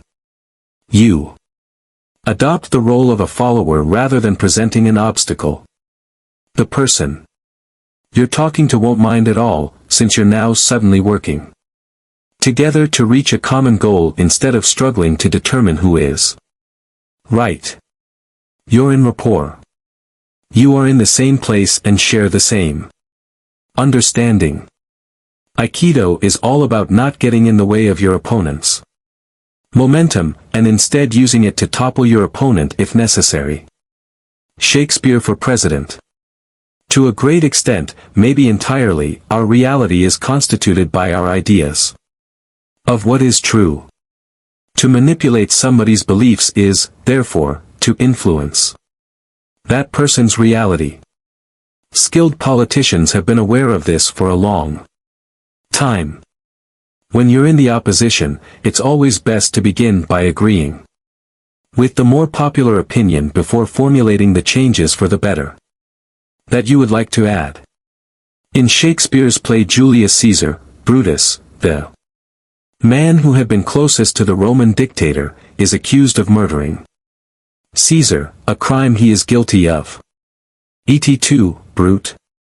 But at Caesar's funeral, Brutus gives a passionate speech that convinces the people he has actually done a good deed. No matter how much Brutus loved Caesar, he realized that Caesar's deluded leadership was leading them all to ruin. Despite understanding the consequences for him personally, he decided this was the only solution. His heinous crime was motivated by his love for Rome, not by any hate for Caesar. You simply have to love a guy like that, so the people are prepared to forgive him. However, Mark Antony is waiting in the wings and also has a speech prepared for the funeral. He wants to get Brutus convicted of murder, so he chooses to speak last, giving him the opportunity to hear what Brutus has to say first. When Antony's turn comes, he begins his speech with a surprising statement. He agrees with everybody, praising Brutus as a man of honor. Once Antony has made it clear to everybody that he agrees with them, the stage is set for his rhetoric. During the speech, he uses clever emotional arguments to make the listeners conclude that the murder was unjustified and that the murderer should be banished. If he'd started off by saying that, his actual opinion on the matter, nobody would have listened to him. So instead of getting in the way and being an obstacle, he begins by agreeing, in order to be able to take on the role of a follower. Mark Antony must have held a black belt in opinion Aikido, and with rhetorical skills of that level, Shakespeare, who wrote the whole thing, should have entered politics. First agree, then lead. In summary, you shouldn't betray your own values and principles when you use opinion Aikido. You shouldn't have to lie, either. All rapport has to be based on sincerity. Sometimes, finding common opinions or values is no problem, but there are situations in which it can be a lot more difficult. In negotiations and debates, the different parties are assumed to hold opposing opinions. If you're too opposed to the issue under discussion or negotiation, it can be a good idea to find another issue for which you might have some common ground.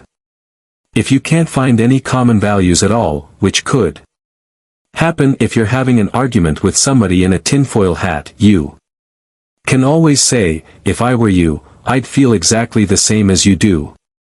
I would be upset about the radio transmissions they were sending to my teeth, as well.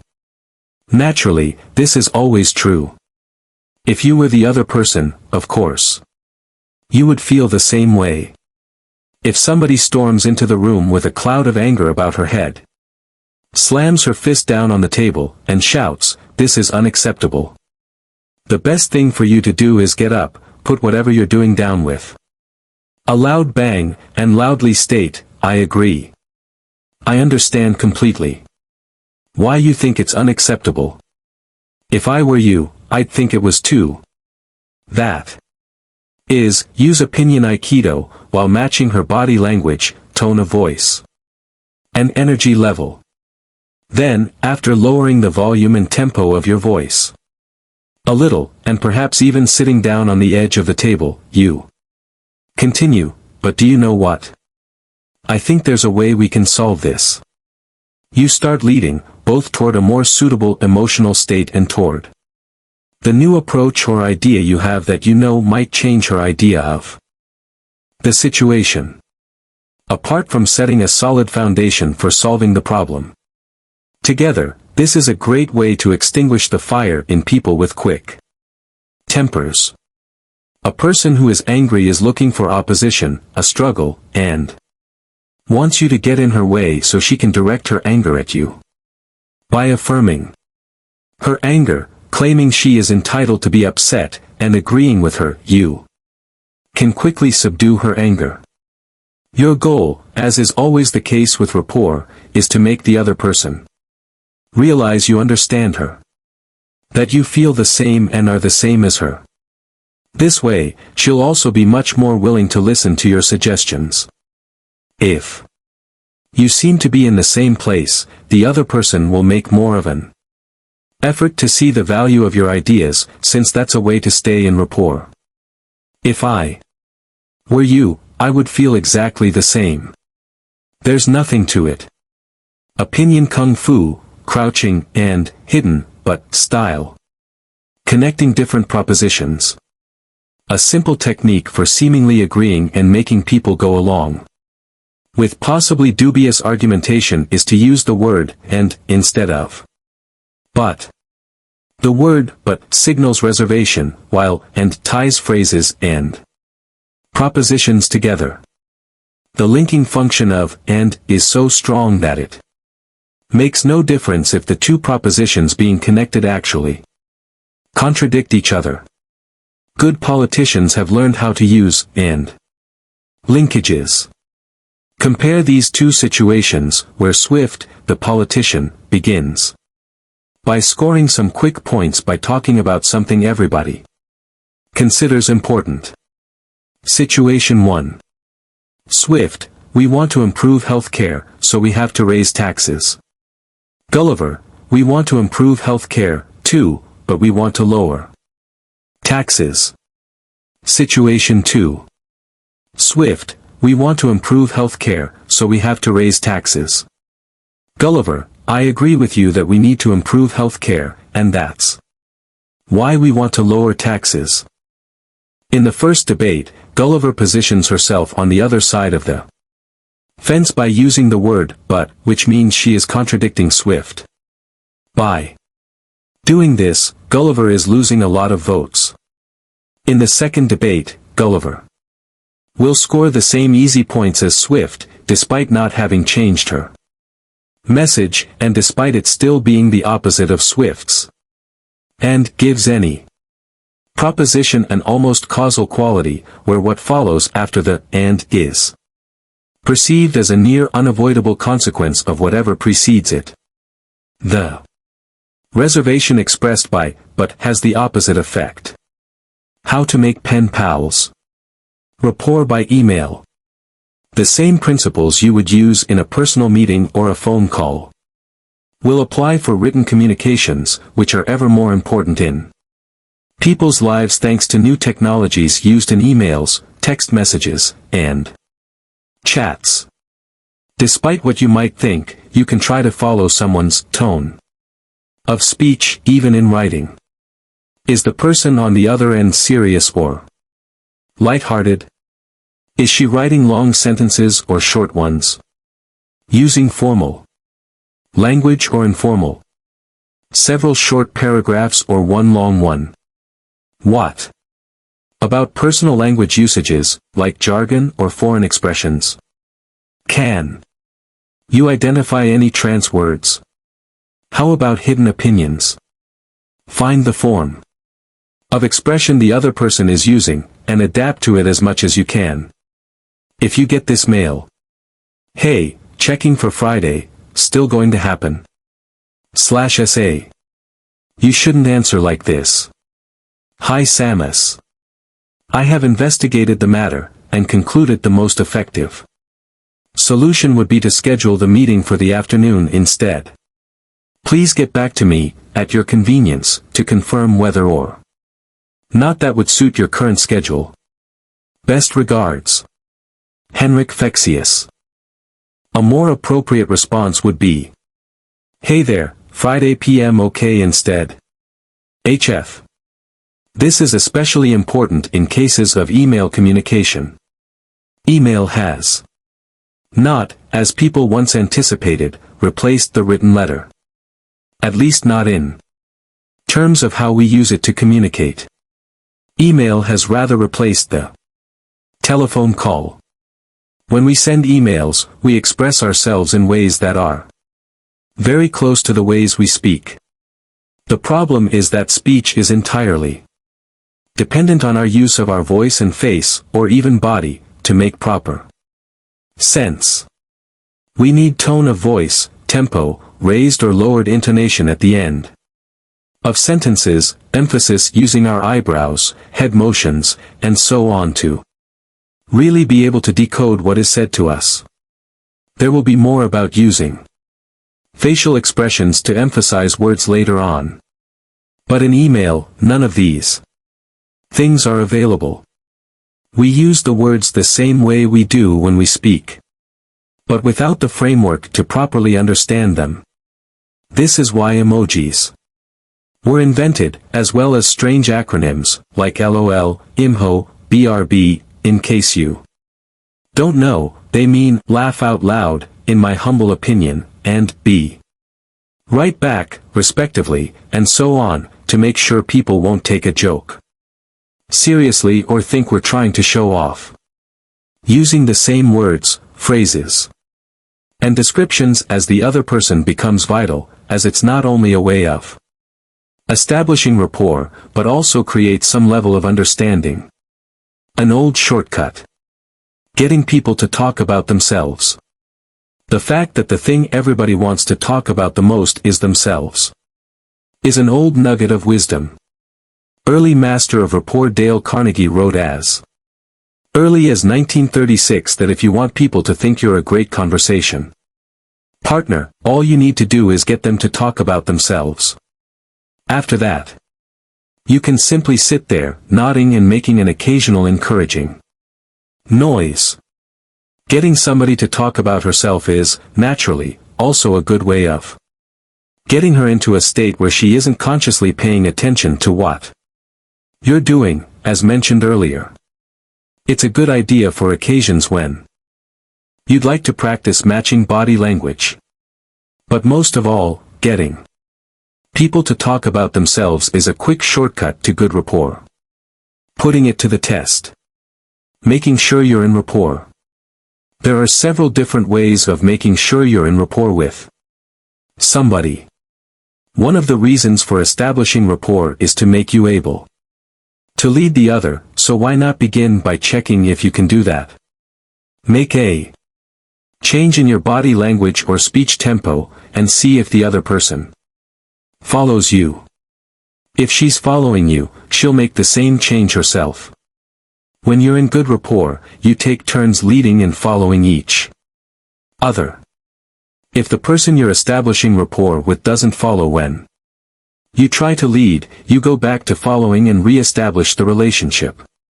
Then wait for a new opportunity to start leading. Most interactions involve constant following and leading, back and forth, until both parties are agreed. Or the conversation is over. Where is the other person's focus? Noticing where the other person is focusing her attention is a good thing to do if you want to make sure you have her interest.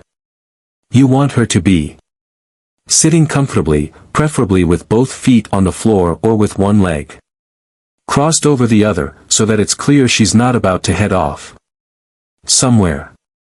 If you are standing up, the other person's feet should be pointed straight at you. A macho pose, most commonly used by men, with the legs spread wide and maybe even thumbs planted in the pants pockets, reveals a confident attitude. Somebody whose legs are parallel to each other is adopting a neutral attitude to you. Crossed legs either mean the person needs to go to the bathroom or feels inferior to you. All of these different leg positions, however, mean that the person is prepared to listen to you. The only difference is where the owner of those legs positions him or herself in the social ladder compared to you. On the other hand, a cowboy position, with one leg slightly bent and the foot pointing to the side, indicates that the person is already moving away from you in his mind. The last picture is a frozen Tai Chi moment. This person has started shifting his weight to one leg, started to move, and is frozen midway. Don't get that confused with simply standing with one leg in front of the other. We often do that, but keep our center of gravity back. In this case, the center of gravity has moved forward. He is standing still at the moment, but once the motion is finished, the center of gravity will be moved across the leg, the leg will stretch, and he'll be walking away. This doesn't necessarily mean that this person has grown tired of your company, even though it could mean that. It just means that somewhere in his mind, he started to consider what to do next. Maybe he has an appointment to keep, or has noticed somebody else he should talk to while he has the opportunity, and so on. No matter how much this person wants to continue listening to you, you no longer have his undivided attention, so you might as well do him a favor and finish the conversation as soon as you can. Whatever you do, don't try to make some final, important points as you end the conversation. Chances are he won't remember them anyway. If you still have important things left to say, you're better off saving them for the next time you meet, so you should finish things quickly and make an appointment to meet again. To be absolutely sure his focus is on you, you would also like the person to be looking you in the eyes as you speak, and not looking past you, looking at your ears, or scanning the room for emergency exits, both physical and psychological. If you are seated, an interested person will also lean toward you slightly. Observe the pupils. You can also observe the size of people's pupils. It may seem difficult to keep track of things like this, but it's easier than you think. When something interests us, our pupils dilate. In a study, body language experts Patrick and Kasia Wazowski found that this dilation is 5 to 15%, which makes it far too subtle to allow you to discern whether someone's pupils are larger or smaller than usual, but still obvious enough that the actual change itself, the movement when the pupil dilates or contracts, will be clearly noticeable. What you're looking for, therefore, are changes in pupil size. Of course, the pupils are also affected by things like light and dark.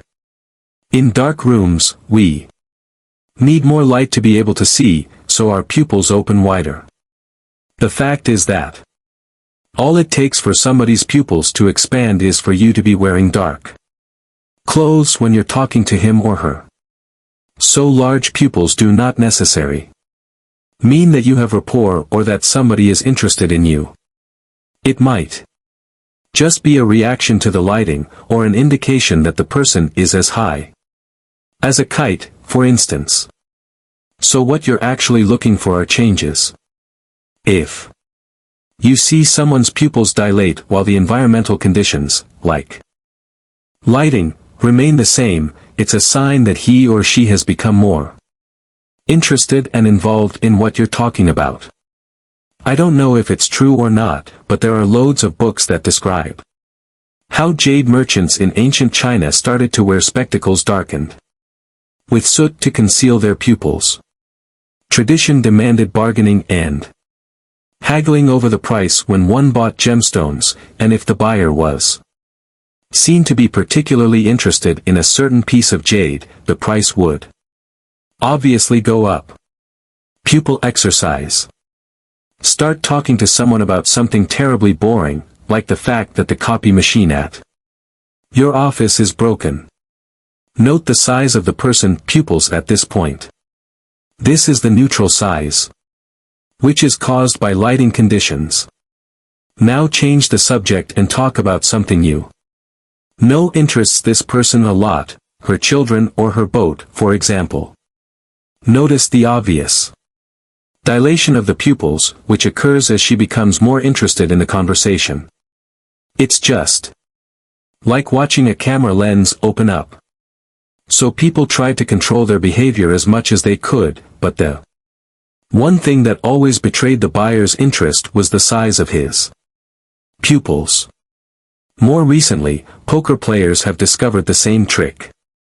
The next time you see one of the big championships on TV, see how many of the players in the final are wearing dark glasses. Other popular accessories are scarves and hats. No matter how good your poker face is, you still can't control your autonomous nervous system. Whether you like it or not, your pupils will react, along with other things, like your pulse and sweating, when you get worked up or excited. An interested person has dilated pupils, and someone who shows an interest in you is someone that you will in turn be interested in. It goes without saying that we like people who like us, doesn't it? In this context, changes in pupil size are extremely powerful signals that are unconscious minds react to in a big way. In a famous experiment by psychologist Eckhart Hesse, men were shown identical pictures of a woman's face, the only difference being that her pupils had been enlarged in one of the pictures. These two pictures were shown to a group of heterosexual men, who were then asked which picture they found most attractive.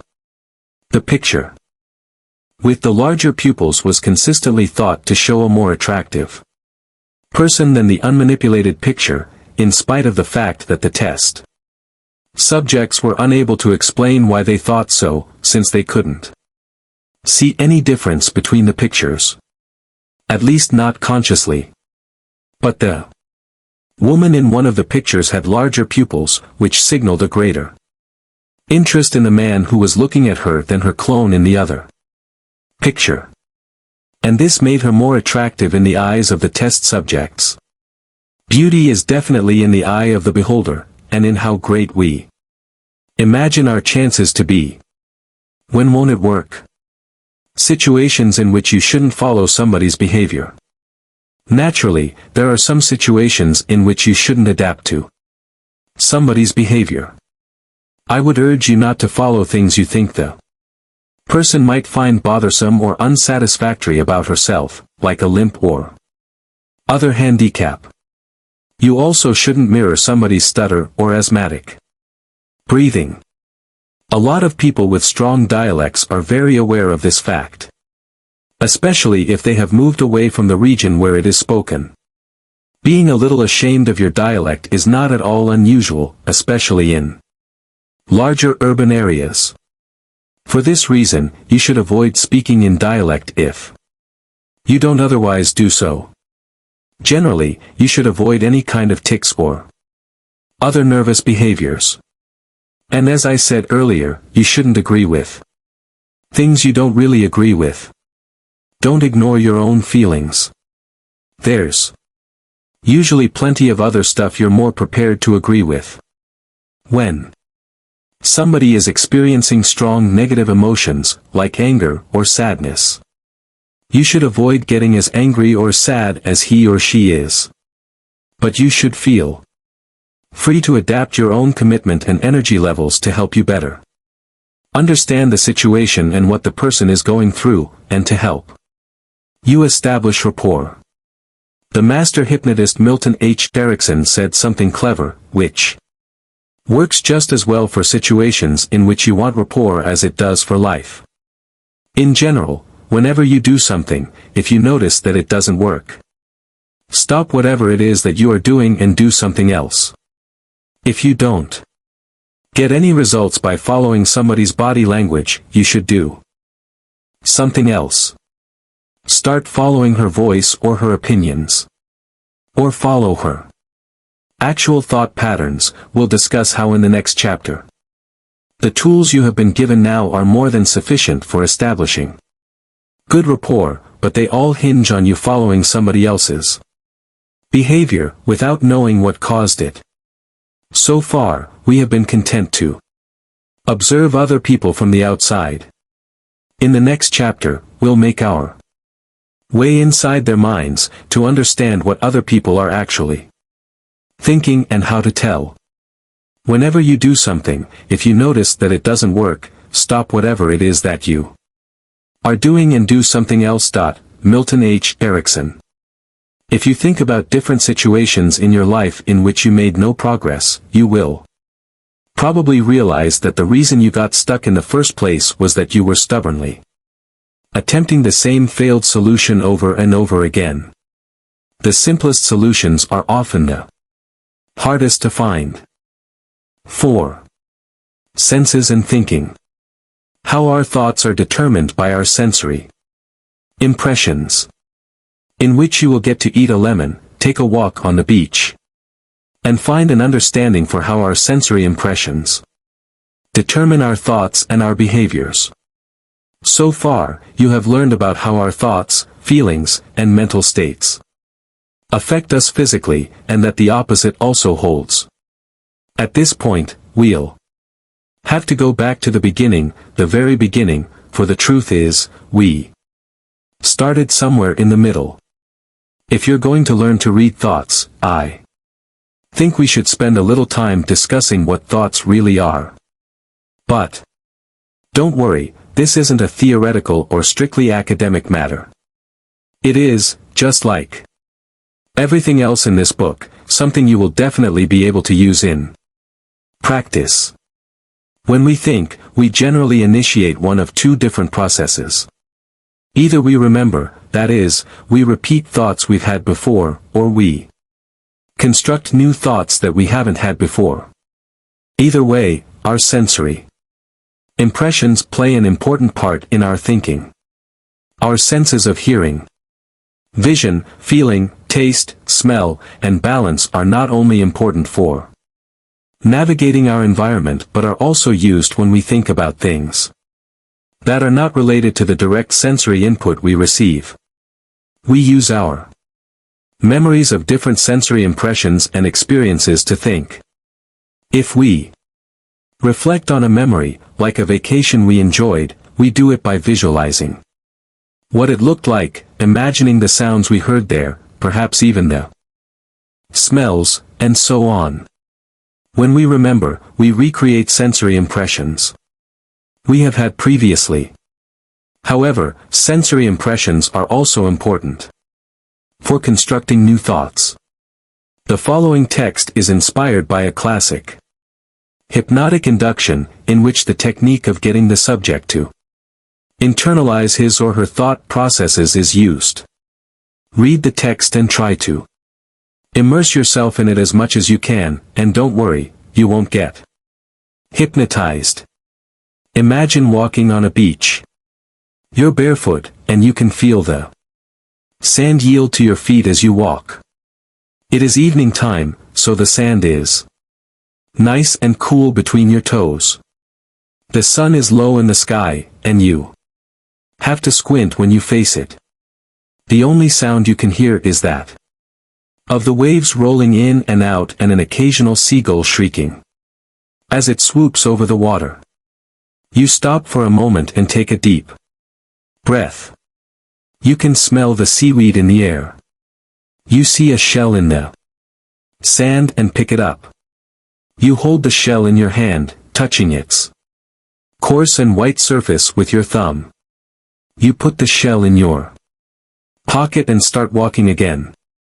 Now you begin to hear voices, murmur, and laughter, and in the light ahead you can see the silhouettes of people sitting in an outdoor restaurant. You start to smell the scent of the food and realize how hungry you are. Your mouth begins to water, and you pick up your pace as the scents and noises grow stronger. If you were truly immersed in that story, you could practically hear the waves beating, feel the sand between your toes, and smell the seaweed. Your mouth may even have watered at the end. All this despite the fact that you may never have had an experience exactly like the one I described. If you couldn't remember the experience, it had to be constructed. 2. Understand the story, you made a jigsaw puzzle from pieces of other, similar memories. You have held a seashell, so you know what that feels like. You know the smell of seaweed. But perhaps you've never walked on a beach at sunset and have no such memory available to use, so you created it from images you've seen, other people's stories, movie scenes, and other impressions that helped you recreate the experience. In a way, you created a new experience in your mind, which became just as real as if you'd actually experienced it. We're always using our sensory impressions in this way when we think. Sometimes we do it in our minds, internally, as you did when you wandered through that story just now. On other occasions, we use our sensory Impressions externally, as we do when we perceive the world around us.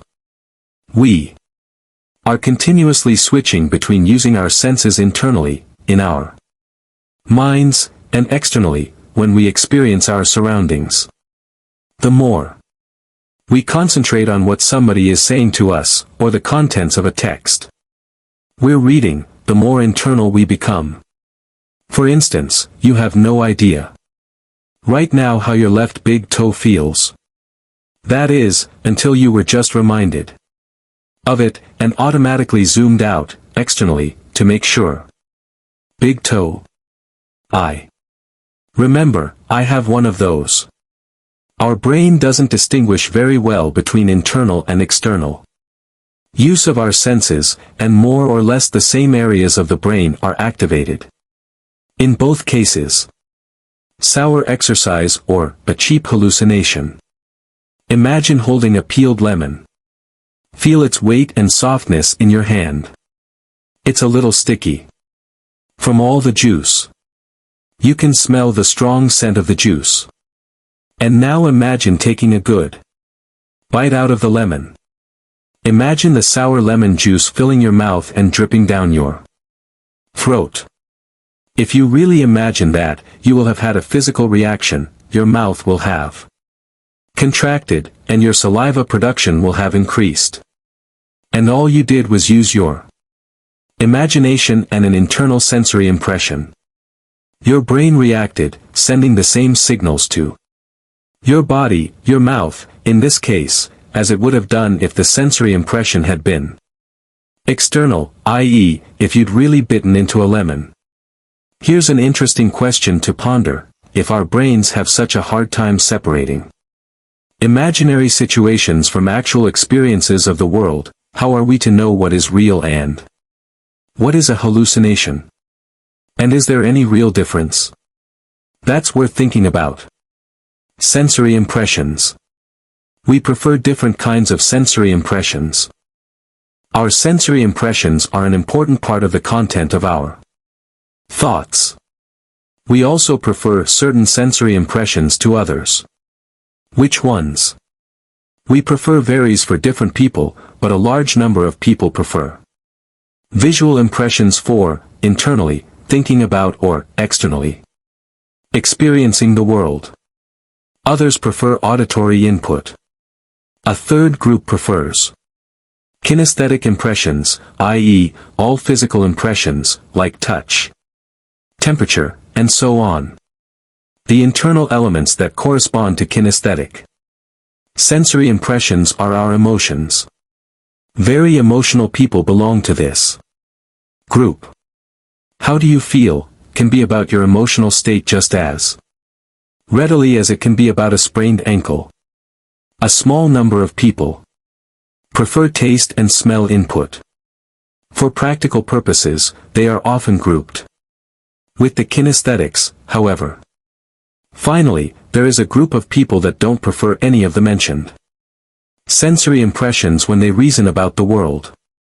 They use logical deduction and principles and like to deliberate carefully, even debating with themselves.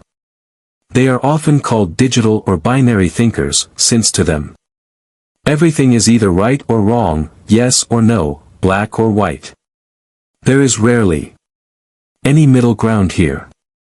I refer to them as neutral, as they are not as dependent on external stimuli as the visual, auditory, or kinesthetic groups. Of course, we all use all of these sensory impressions, but to greater or lesser extents. One of our senses is dominant, and we use it the most. The others are used to verify that whatever information our dominant, or primary, sense has given us is correct. We also vary in how we prioritize our senses and what weight we give them. Some people are extremely visual. For instance, they rely almost entirely on their visual experiences and hardly use their other senses at all. Others are mainly auditory, but use their visual impressions almost as much. Others still are mainly visual, but use memories, first emotional ones and auditory ones second, to support and verify their visual experiences. And so on. Different senses make for different ways of thinking. This is an interesting thing to know.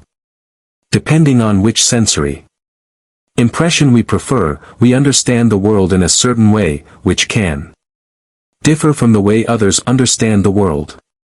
We find different things important and communicate in different ways, depending on which sensory impressions we use to interpret the world around us. If you know of an easy way to find out what sensory impression somebody prefers, you will also, to a great extent, be able to understand how she thinks, how she prefers to communicate, and what is important or uninteresting to her. Having this kind of knowledge about other people will improve your mind reading skills immensely, not to mention your rapport skills. Now I'll give you that easy way. Looking around. Eye movements and sensory impressions. In neuroscience, it has been known for some time that when we think, we activate different parts of the brain, and depending on which part is being activated, our eyes seem to move in certain ways. This connection has been named LEM, or lateral eye movement. In the late 70s, psychology student Richard Bandler and linguist John Grinder, the founders of the often controversial field of neuro-linguistic programming, formulated a theory of something they called EAC, eye-accessing cues. They had already understood that sensory impressions were very important to our thought processes, and now they claim that you can tell which sensory impressions are activated by observing eye movements. The EAC model looks like this.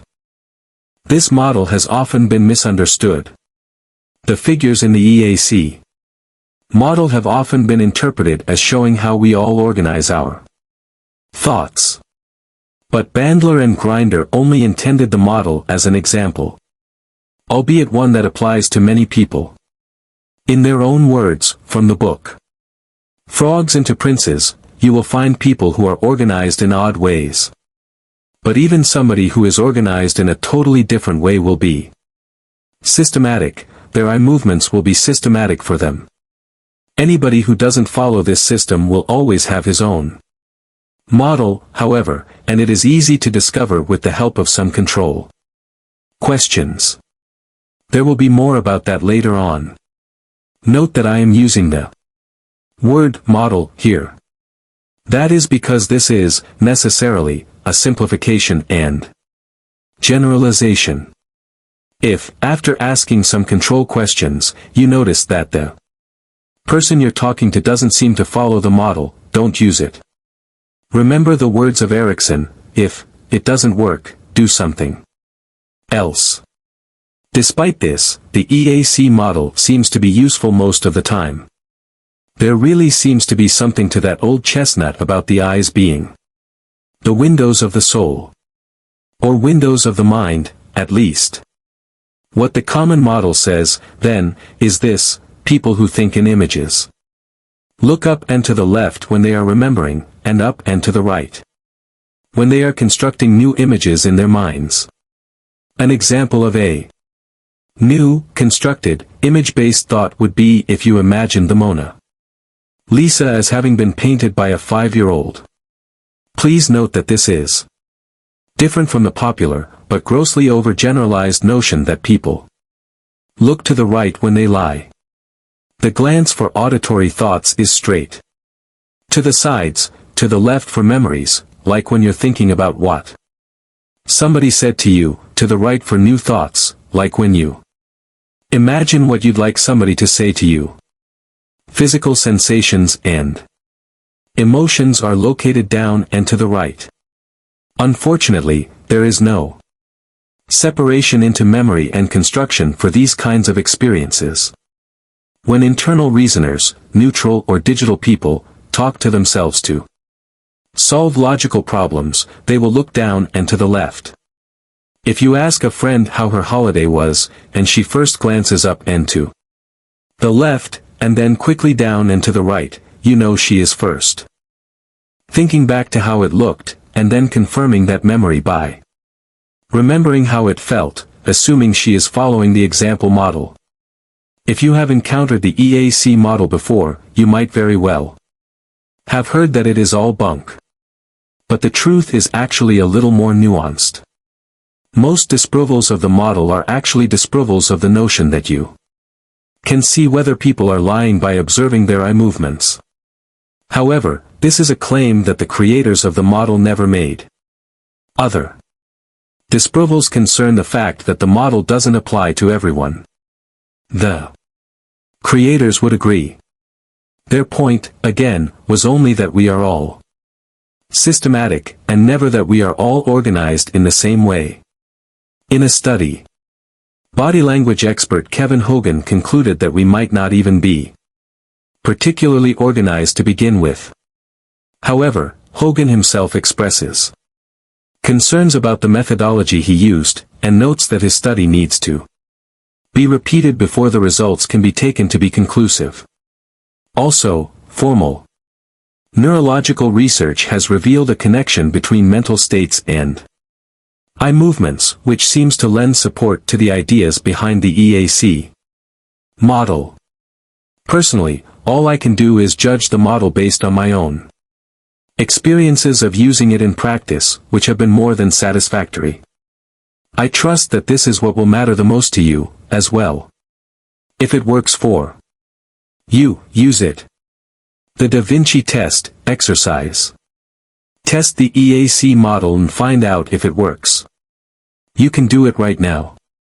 Fix your eyes on a point.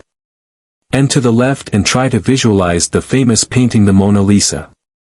You've seen it many times, even though you may never have given it any special kind of attention. Try to include as many details as you can. The face, the clothes, colors, background details, and so on. Give yourself 20 to 30 seconds to do this. Done. Good. Erase the picture from your mind. Now, fix your eyes down and to the right, and do the same thing. Try to imagine the Mona Lisa.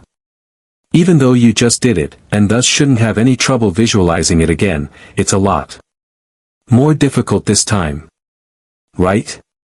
If so, it is because the visual part of your brain isn't activating as well. I'll put it simply, we don't keep images down and to the right. We keep images up and to the left. Control questions. To make sure the EAC model really applies to somebody, you can ask control questions that cause a person to think about specific sensory impressions, and then look at her eyes as she answers. Here are some examples of control questions and prompts. Visual memory. How does the carpet in your living room look? What color is your car? Describe how your best friend looks. Visual construction. How would you look with long/short hair? Imagine painting your house with stripes. How would you write your name upside down? Auditory memory. How does your favorite song begin? Imagine the sound of your alarm clock going off. Do you remember exactly what she said before she left? Auditory construction. Can you imagine Barack Obama on helium? What kinds of voices do you think Laurel and Hardy had? How would Bruce Springsteen sound underwater? Kinesthetic memory. Do you remember how hot it was last summer? How does a pair of ripe old socks smell? Imagine eating a lemon. Talking to yourself, internal dialogue. Can you ask yourself if you often speak to yourself? What do you say when you're completely alone and something goes wrong? Speech and understanding. How our senses affect our language. Another way of finding out which kinds of sensory impressions somebody prefers is to listen to the person speak.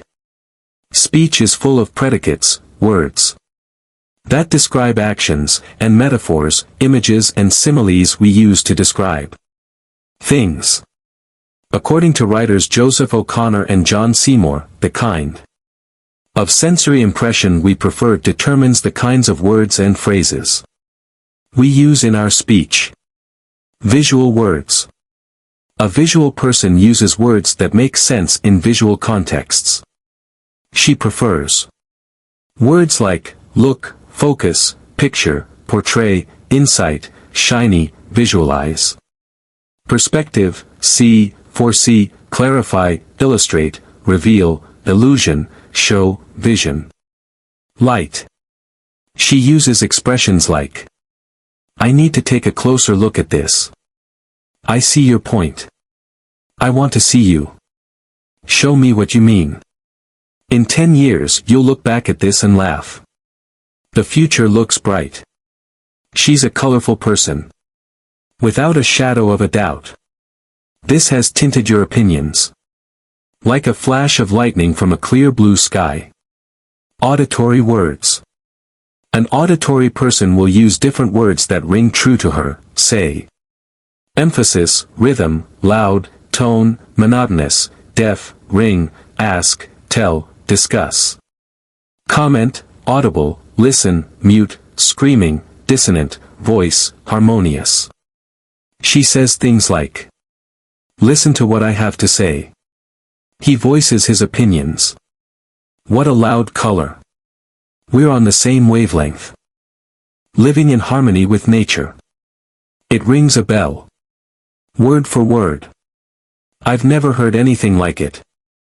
I think I speak for all of us. So to speak. Kinesthetic words.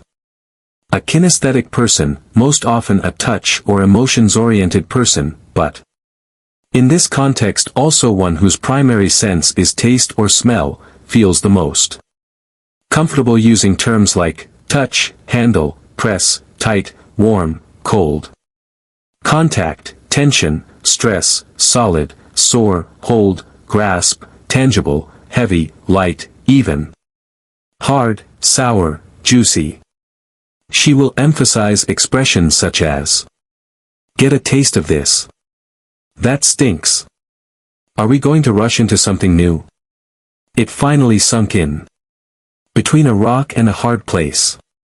I could feel it all over my body. We've only scratched the surface. I can't quite pin it down. He's a fragile personality. A good foundation to work from. She's sweet. Neutral words. Finally, a neutral person, who prefers internal dialogue with words that are not related to the senses, like decide, determine, think, remember, know. Note, understand, estimate, alert, process, motivate, learn, change, aware. Able, statistically, logically. I cannot give you a list of metaphors since neutral people stay away from those expressions as much as possible. You could sum it up by saying they speak more or less like an academic paper. The irony is that in their efforts to avoid being misunderstood, neutral people leave themselves open to interpretation. Since the people listening often do so from the point of view of a different sensory impression, they are free to interpret the message, often altering the original message somewhat by avoiding using words associated with sensory impressions. That neutrals also tend to make their own speech much harder to understand, since it becomes more abstract without the sensory words. After all, we use sensory words to make things easier to understand, by comparing things to something we have a direct relationship to, like seeing, feeling, or hearing something. As you may have started to suspect, our primary sense affects not only our linguistic practices but also what will receive our attention and seem significant to us. If a visual person, an auditory person, and a kinesthetic person went to a concert together and were asked what it was like, their conversation could sound something like the following. Can you guess? Who's who? They had rearranged all of the songs, very exciting. Great PA, but I wonder why they had to play so loud. I couldn't see much, but it was a great stage show. The finale was incredibly sparkly. I thought it was very crowded and warm, but it was still an experience that had a great impact on me. Asked why he wasn't allowed to go with them, their friend mumbled, "I've been asking myself the same thing. Our senses determine who we are. Even such basic things about ourselves as our chosen occupations are affected by which primary sense we have. Architects need to be good at visualizing complex three-dimensional models. To be able to do this, they need a well-developed visual sense. Just about every music producer is an auditory person. A good athlete needs to be kinesthetic to have the right kind of awareness of her body. Neutral or internal people make good lawyers.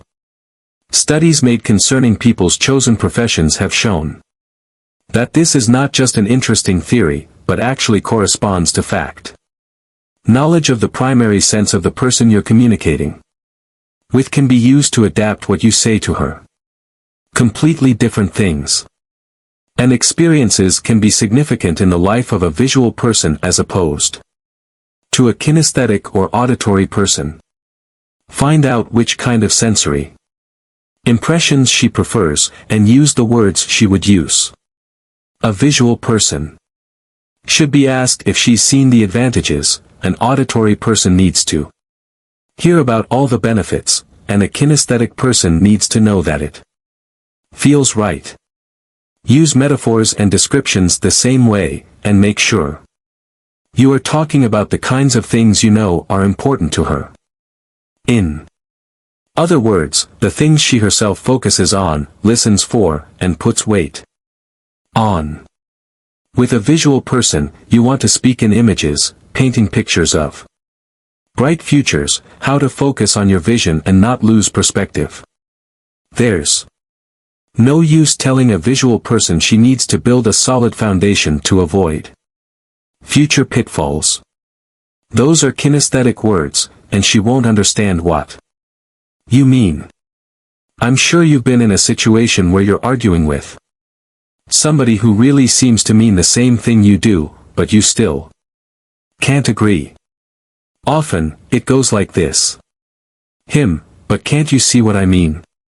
You, yes, I hear what you're saying, but I don't understand your argument. You're simply speaking different languages.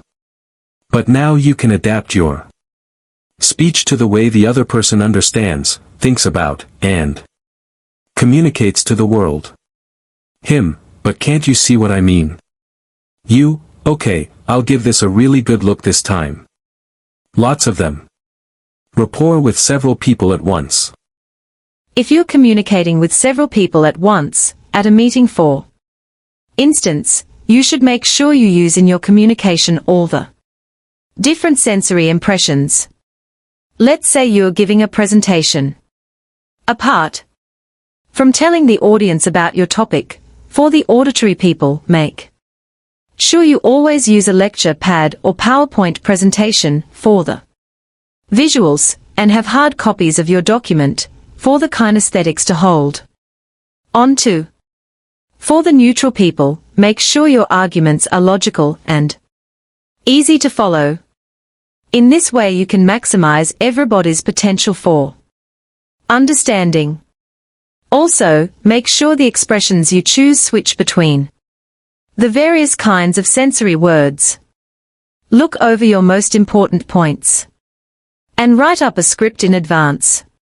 If all you do is express yourself as usual, a large number of people in the audience, the ones who don't have the same primary sense as you do, will have a harder time understanding what you're trying to communicate. When you have something important to say, make sure you say it 4 times, once for each group of sensory impressions. I hope you can see how important it is to focus on this, for you to hear what I say to you, and that you can feel the weight of my arguments, and for that to be the basis of a rational choice.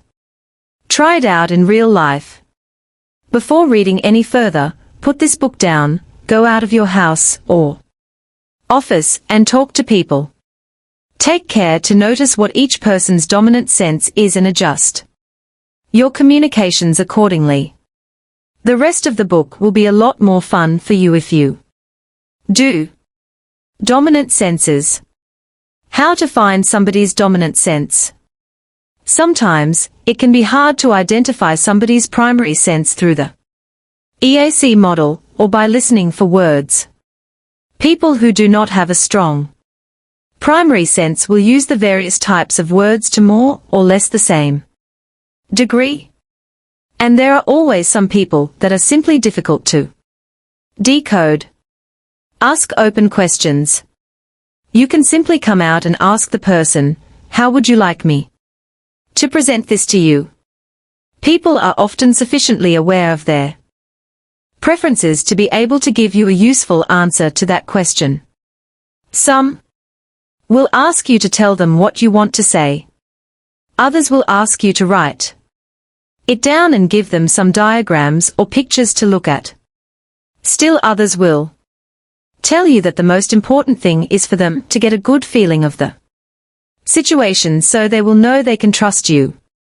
You can also use the old car salesman trick of asking control questions and listening to the answers. Start by asking, "Does this look good to you?" If you don't get a meaningful response, switch to "What aspects of this have you discussed before?" or "I'd like to know how you feel about this." Pay attention to which kinds of questions works best, and then continue to use those kinds of words and expressions. Note physical attributes. Harling and Nairup, whom we discussed earlier, note that certain physical attributes are connected to preferred sensory impressions. I want to be very clear about the fact that what you are about to read includes some very broad generalizations. These are the most apparent in people with extremely dominant primary senses, but they still work quite well as part of a template for a rough first impression of somebody before you've had the time to observe the person closer. Strongly visual people care a lot about how things, themselves, especially, look. They are very observant of colors, shapes, and lighting. A strongly visual person is fast-paced. Since images come quicker to her than words do, a visual person needs to speak quickly to keep up, and she will often do so in a clear, fairly strong voice. Her high tempo of speech will in turn cause her to breathe faster, at the top of her chest, since she never has time to rest properly. Her body language will follow her words and be fast and jerky. Since visual memory is activated by looking up a little, you'll often find visual people's eyes in that position, although they will often take care to maintain eye contact with the person they are speaking to. Visual children trying to figure out the answer to a question in school would often be told, "The answer isn't written on the ceiling," by their teachers. This would, of course, lead to them not being able to answer the question, as they had to keep looking straight ahead.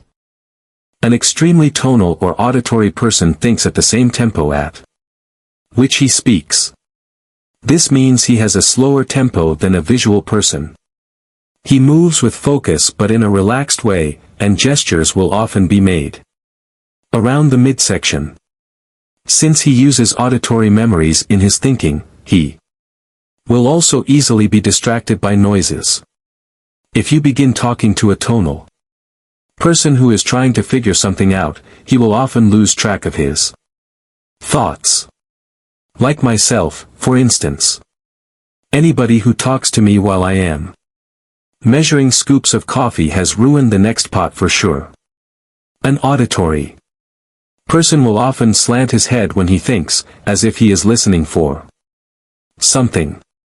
He'll breathe with his diaphragm and speak melodically, in a rhythmic, varied voice. A strongly kinesthetic person is very aware of how things feel, both inside and outside. The kinds of things a kinesthetic person will pay attention to are the sun glaring in her eyes, her seat being hard to sit on, and her sweater feeling cozy.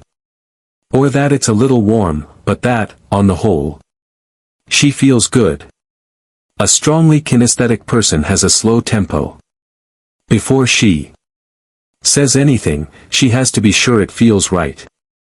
She speaks slowly, softly, and deeply, or in a thin, high voice. Her body language will often be minimal. And whatever of it she displays will be slow and revolve around the stomach area. A kinesthetic person breathes with her stomach, which is what everybody is really designed to do. Eye contact isn't as important for taking in other people, but touch is more important. The archetype for a kinesthetic person would be Santa Claus, an overweight man with a beard in a thick sweater. Or the Betty Crocker-esque mom stereotype. No corresponding characteristics have been found for the neutral or internally reasoning people. Many neutral people look like kinesthetics, but far from all do. There is a theory that attempts to explain this connection. The idea is that since our kinesthetic senses, i.e., the bodily and emotional ones, are some of the first senses we develop, and abstract thinking, the neutral sense, shows up a lot later. Some neutrals may have been kinesthetics to start with.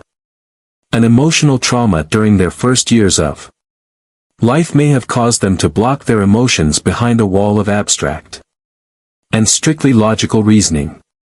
As far as I can tell, the jury is still out on this theory. Observe tempo.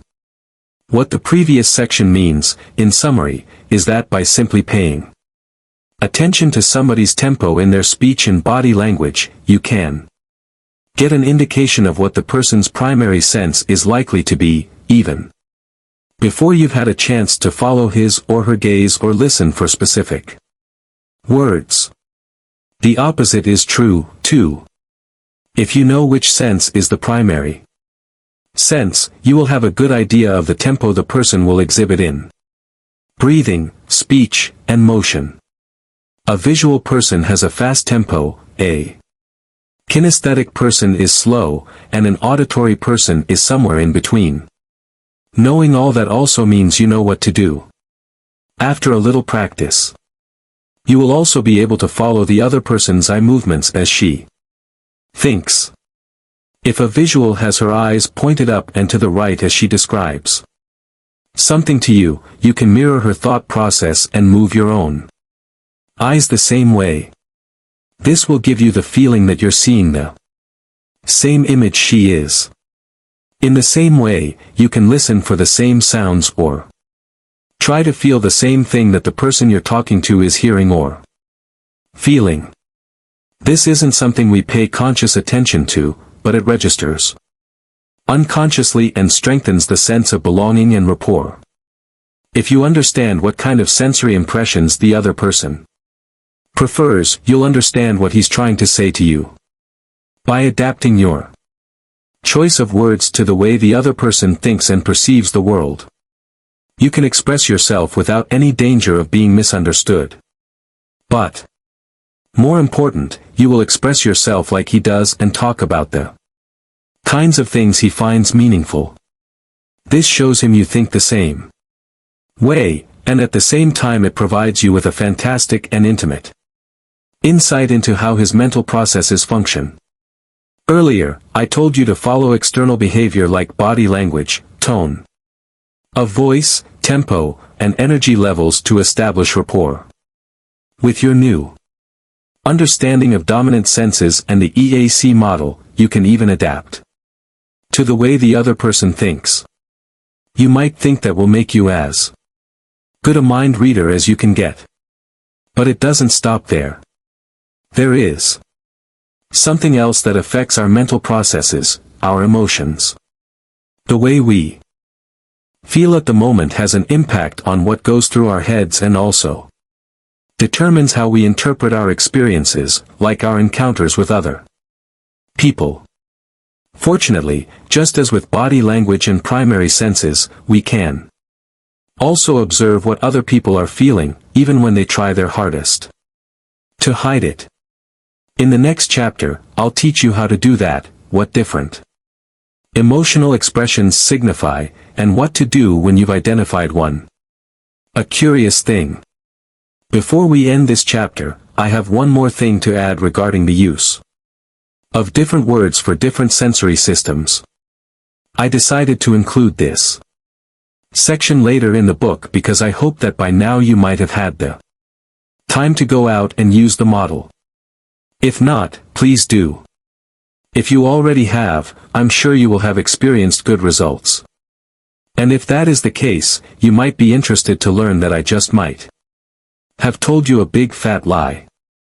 Since the theory about dominant senses was first suggested, a fair amount of research has been done in the field. And the general consensus seems to be that although we do use our 5 senses when we communicate, we do not necessarily have a dominant sense that is stable over time and can be identified by our choice of words.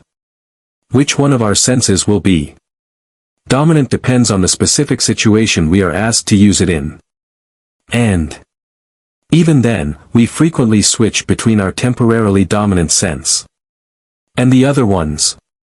There is also little to no evidence to support the notion that we learn or understand things any better when someone matches their communication to our dominant sense.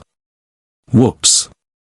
But if that is true, how can it be that so many people, from therapists to teachers to business leaders, possibly even yourself, assuming you tried it, claim to have achieved highly positive results using the model of dominant senses? Are they all the victims of self-delusion? Possibly.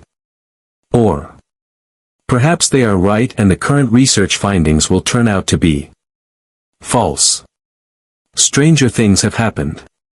But let me offer another possible explanation. Perhaps, by searching for patterns such as these, you become much more focused and receptive to subtle nuances in other people's communication in general, and perhaps this also gives you a more acute sense of what they are trying to tell you on a deeper level, regardless of how they're actually doing it.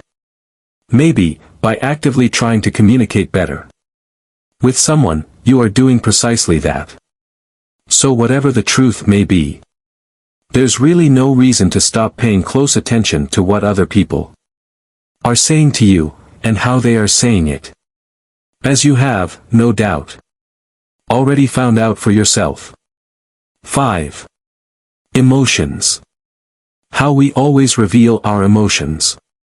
In which emotions are deromanticized, we are attacked by a tiger, and we attentively study a myriad of muscle movements.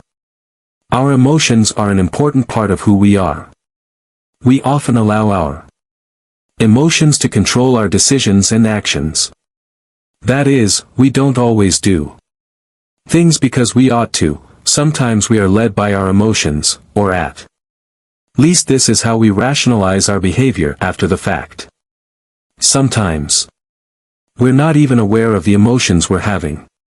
However, and fortunately for us mind readers, human beings always reveal their emotions, even when they are aware of them or want to hide them.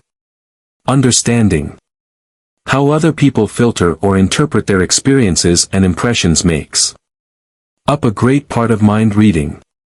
Dominant senses are one of the keys you need to unlock those secrets. To be able to see what emotional state another person is in is another big part of that puzzle. Once more, with feeling. What exactly is an emotion? Everyone knows what an emotion is, until asked to give a definition. Beverly Fair and James Russell. Before we study the actual facial expressions involved, I think we would do well to get clear on the concept of emotions first. What exactly is an emotion? Many theories have been suggested about our emotions and their sources. What has been established is that all people have the same basic emotions, and that they are triggered by the same things. Emotions as a survival mechanism. The most common cause of an emotion is a feeling or belief that we are being threatened, either in terms of our personal safety or in terms of our general well-being. A popular theory, therefore, posits that the origins of emotions are as biological survival mechanisms, that they are shortcuts that override rational deliberations in situations where there simply isn't enough time to figure things out properly. In certain situations, we need to be able to react immediately, automatically, just to survive. If you were a Stone Age human and had to go through an intentional analysis of all of the implications of a large tiger lunging right at you, and you had to consider your different options for getting out of the situation, you'd end up a tiger's snack. The idea is that we are always, unconsciously, scanning the environment for certain events and signs. If a specific sign is observed, that triggers an emotion that is connected to that particular signal. A message is passed on to the autonomic nervous system to activate certain processes, while the same message is transmitted to our conscious mind to tell us what is about to happen. In case you're interested, here's how it happens in more detail. There are two paths emotional information can take through the brain. They both start off at the same point. Our receptors have received a signal and sent it to a part of the brain called the thalamus. From there, the signal is passed on to the amygdala, which is a small, almond-shaped part of the brain and is thought to be involved in emotional reactions. The amygdala is connected to the parts of the brain that control pulse, blood pressure, and other reactions in the autonomic nervous system. However, there are different routes to take to get to the amygdala. One of them is an expressway straight to the amygdala, which causes an immediate reaction that triggers the autonomic nervous system, but without giving us any real idea of what it's really reacting to. The other way travels through more densely populated areas and is a little slower. First, it moves to the part of the brain that has to do with attention and thinking, the cerebral cortex, before it moves on to the amygdala. This takes longer, but gives us more of an idea of what the signal means. In purely practical terms, this means that if something big comes roaring toward us at great speed, that's a stimulus that will trigger the emotion fear. Fear means, among other things, that the pulse is elevated and that blood is pumped into the large muscles in our legs to prepare us to run away if we need to. Since the body reacts before the mind does, you will have made the evasive maneuver and driven your car off the road before you have time to think, shit, that truck is driving on the wrong side of the road.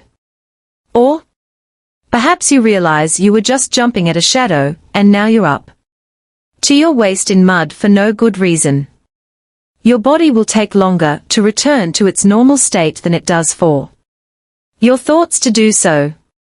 This means that despite the danger being averted, your heart will keep racing and you'll have a dry mouth for a while, whether it's called for or not. In other words, emotions started as part of an automated system to get us out of threatening situations. They cause necessary changes to different parts of our brains and affect our autonomic nervous system, which in turn regulate functions like breathing, sweating, and heart rates. But emotions also alter our facial expressions, our voices, and our body language. Emotions started out as automatic mechanisms for starting up the autonomic nervous system, without our first needing to think about what is going on. In this way, they aided in our survival and subsequent evolution into a nearsighted, thin-skinned, and slow biped. We are not emotional all the time. Emotions come and go, and sometimes they replace one another. Some people are more emotional than others, but Even they have spells when they are not filled with any particular emotions. There is a difference between an emotion and a mood. An emotion is shorter and more intense, while a mood can last a lifetime and serves as a background to your emotions. Before psychology matured into a scientific field of its own, emotions were considered psychologically insignificant. Darwin concluded that many of our emotional expressions no longer fill any function, as they are still used in the same way as they were when we swung from tree to tree. There simply remains from an era when humans were more primitive beings. Most writers on the subject agreed that emotions would become less important as time goes by and would eventually disappear as humans develop. Sounds pretty boring, huh? Fortunately, contemporary scientists disagree. Today, we understand that our emotions actually have center stage in all human life. For it is our emotions that tie together all the things that are important to us about other people, events, and the world. When we have an emotion, we say we feel something. What we're actually feeling are these triggered, physical reactions occurring within us. Some of the changes are straining and unpleasant, especially those that require great bodily exertion. Other changes are a lot more pleasant. They are what we would consider positive emotions. But the experience we are referring to when we say we feel joy or anger is actually our experience of the automated biological reactions occurring within us. It may sound a bit dry or unromantic, and I'm sorry if I've demystified another vague term. First mind reading and now emotions. But if you think about it, their significance isn't reduced at all. Emotions, and mind reading, too, are still as fantastic and amazing as before.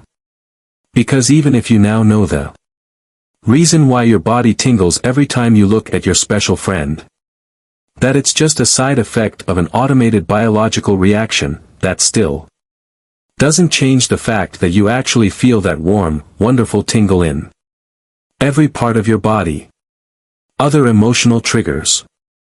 Of course, we're not struggling for our lives every time we have an emotion. Our emotions have developed over time, grown more numerous, and become more sophisticated. Not all emotions are universal, some are only shared with other people from the same culture. Emotions can also be triggered in other ways than the purely automatic ones. Renowned psychologist Paul Ekman has studied the effects various mental states have on us and how they are reflected in our bodies and faces. He has identified 9 different ways of triggering an emotion. Tiger ahead. The most common way for an emotion to be triggered is once the correct sign is detected in our surroundings. The problem is that we don't have time to reflect on whether or not the emotion is an appropriate reaction. We could be mistaken, after all. Maybe the tiger was just a rock, and we just threw our best spear at it. I wonder why she did that. We can trigger emotions by thinking about whatever is happening. When we comprehend it, it clicks with our emotional database, and the automated process kicks in. The mistakes will be fewer, but it takes longer. It was a tiger after all. Just as I thought. Now it's eating my leg. Do you remember falling in love for the first time? We can make ourselves emotional by remembering situations where we felt strong emotions. We can either begin feeling the way we did then or feel new emotions as a reaction to what we felt then. We might be disappointed now at how angry we were earlier. This is called an anchor, and we will get back to this. Wouldn't it be nice if our imagination allows us to create imaginary scenes or thoughts, which can awaken emotions in us? It's easy enough to imagine what it would be like if you, say, were ridiculously in love. Try it for yourself. You know, when it feels just so amazing. Remember that feeling. Can you feel it now? I thought so. Oh, I don't want to talk about it. It'll only get me all upset. Again. Sometimes it's enough for us to just sit and talk about how angry we were, and we can get angry all over again. Talking about emotional experiences you had in the past can bring the emotions back, even when you don't want them back. Ha ha ha ha. It's always more fun to watch a comedy with somebody who laughs than with somebody who's depressed. We can get emotions through empathy, which is when we see somebody experience an emotion, and it spreads to us and we feel the same way. That person's emotion can awaken other emotions in us as well. For instance, we could respond with fear to somebody else's anger. No. Naughty. No touching the stove. The things parents and other authority figures tell us to be afraid of or to like, early on in our lives, will receive the same responses from us when we've grown up. Children also take over feelings by imitation, by seeing how adults react in different situations. Hey, get in line like the rest of us. People who transgress our social norms provoke strong emotions. The norms will vary in different cultures, of course, and failing to follow one of them can elicit anything from disgust to joy, depending on what the norm is and who is overstepping it. Chin up. Since emotions have clear physical expressions, we can also trigger an internal, mental experience by consciously using our muscles, especially in our faces, in the way we would if we did have the particular emotion, and thus trigger the emotion within us in this way. You tried this for yourself at the beginning of this book when you tried getting angry, remember? The energy exercise you did earlier also works this way, even though that involved your whole body. Don't make faces at me. Our unconscious facial expressions. In the movie The Prestige, Rebecca Hall's character is married to a magician, played by Christian Bale. Sometimes he tells the truth when he says he loves her, and sometimes he's lying. One of the major themes of the movie is how she can always tell which it is by looking at his eyes. When we're not sure what somebody really means, we look the person in the eyes. We learn to do that before we learn to walk, although it's really more than the eyes we're looking at, whatever we may believe. The fact is, we examine the whole face closely. There are more than 40 muscles in the face, many of which we can't control consciously, and we use them to express very detailed information about ourselves. This means we always reveal things about ourselves, even when we're trying not to. It's actually quite ironic that we're not better at reading these things than we actually are. Lots of little emotions. We have a pretty good ability to tell when somebody is happy or really angry. But often we miss things completely and don't realize somebody is upset until she is bawling right in front of us. We also often get facial expressions mixed up and might believe somebody is afraid when he's really just surprised, or that somebody is angry when he's really just concentrating on a problem. It doesn't help that a change in somebody's face can mean one thing if it is a conscious illustration of what is being said, and something else entirely if it is unconscious. If I am telling you something and you raise your eyebrows, it could mean that you want to show me that you are doubtful or questioning something I am saying. But it could also be an expression of genuine surprise. A crooked smile could be used to show that I understood you were making a joke, but it could also be an unconscious expression of contempt. Things get really messy when we express several things at once with our faces. Often, we display two emotions at once.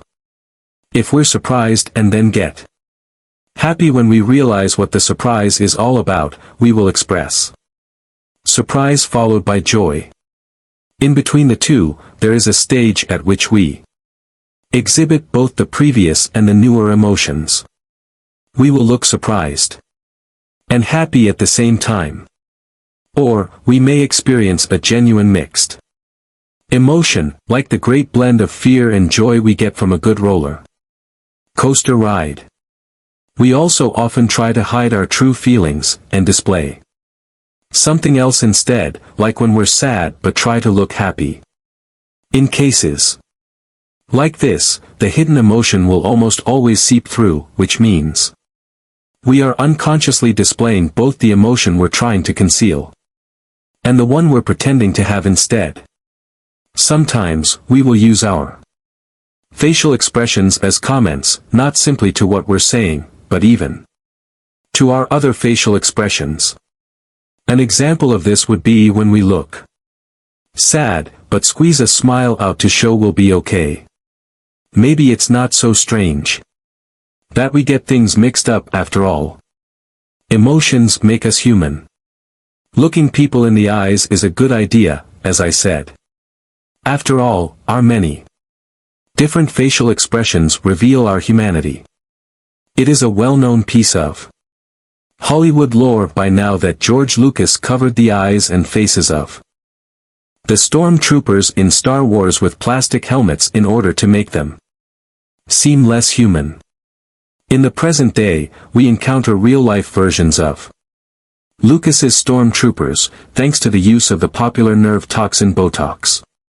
This is something more and more people who are past their middle age are happily injecting into themselves, more specifically, into their faces. Botox causes local paralysis. It is a nerve toxin, after all, which smooths out wrinkles. Unfortunately, it also means you can no longer use some of your facial muscles, as they are paralyzed. This means you're not only getting the skin of a Barbie doll, you're getting its range of facial expressions, too. I once spoke to a store manager in New York who explained that Botox was starting to turn into a real problem for him, since he spends a lot of time in negotiations. He can't read his clients' reactions to the different propositions he presents to them, since they have no capacity for nuanced facial expressions. He told me he found talking to many of them disquieting. They feel artificial, inhuman, as their faces stay the same, whether they are angry or happy. Here's a tip: if you want to be understood, try not to inject nerve toxins in your face. By paying attention to the changes in somebody's face, we can receive information not only about her present emotions but also about the emotions she is about to begin feeling.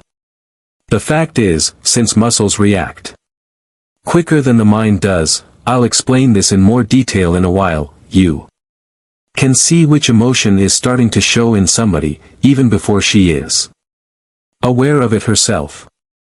That is, before she starts feeling it. This is useful if this is an emotion that isn't very useful in the situation you're in, an emotion like anger or fear, for instance. If you see early signs of an emotion like that, you still have an opportunity to help the person avoid that state. Once the emotion has had time to kick in, it will be a lot more difficult, often even impossible, to do anything about it. Othello's mistake. The big problem about emotions is that once we have one, it's very hard to think in ways that don't confirm the emotion. We are slaves to passion, which is quite a good description really. Our memories and our impressions of the world suddenly become very selective. When you are filled with an emotion, it will stop you from remembering things you actually know, but that would contradict the emotion. What you do manage to remember is often distorted. In the same way, you will perceive the world as filtered by that emotion. If it is a negative emotion, you won't see potential positive possibilities and openings. On the other hand, you get very good at perceiving anything that confirms your feelings. You will also suddenly remember things you left behind years ago, but that also strengthen the emotion. And by the way, do you remember that thing you did 8 years ago? Sound familiar? When we have a strong emotion, we're simply not looking to challenge it. On the contrary, we want to strengthen and maintain it. Sometimes this helps us, but it will often cause problems. Our friend Paul Ekman has referred to this as Othello's mistake, named for the jealous main character in Othello by William Shakespeare. There he is again. In the play, Othello is convinced that his beloved Desdemona has betrayed him and made out with another guy called Cassio, which makes Othello furious. Cassio is Othello's best friend, and the whole thing is actually a lie from the evil Iago, Othello's other best friend. Seems our Othello isn't too bright when it comes to picking friends. Othello is beside himself with jealous rage and threatens to kill Desdemona. Des tells Othello to go ask Cassio, and he'll find out his suspicions are wrong, but that's no help, because Othello tells her he's already killed Cassio. When Desdemona realizes there is no longer any way for her to prove her innocence, she literally fears for her life. Since Othello is stuck in his emotional state, with an extremely selective perception of the world, he interprets her reaction incorrectly. He fails to realize that even an innocent person would react with stress and fear in this kind of situation. And, as the bard put it, men in rage strike those that wish them best.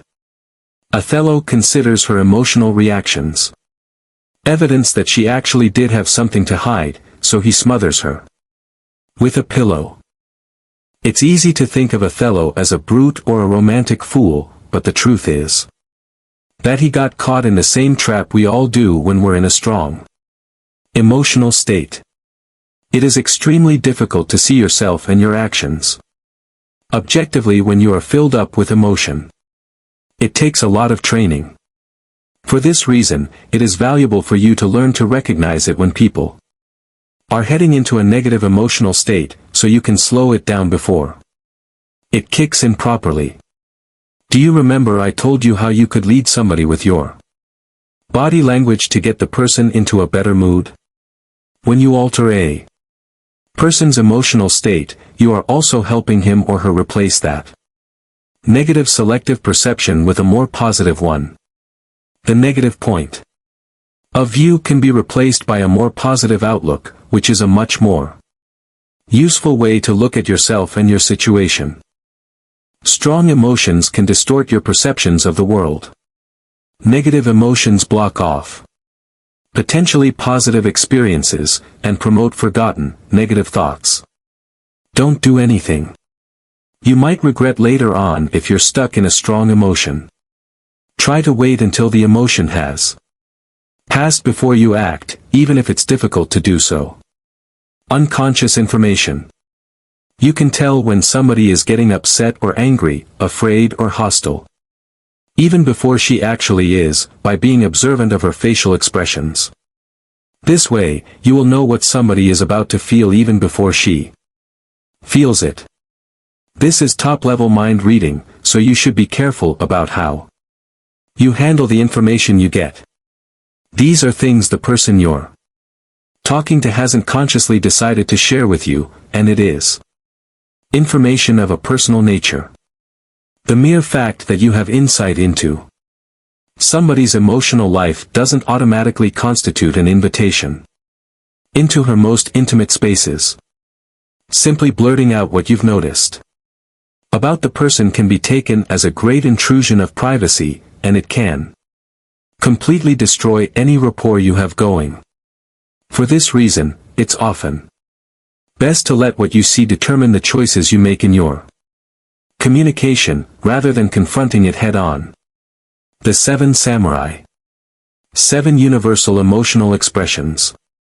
When Ekman traveled around the world to study how we express emotions, he found 7 basic emotions that we all display in the same way, whether we live in Papua New Guinea or in Springfield, Idaho.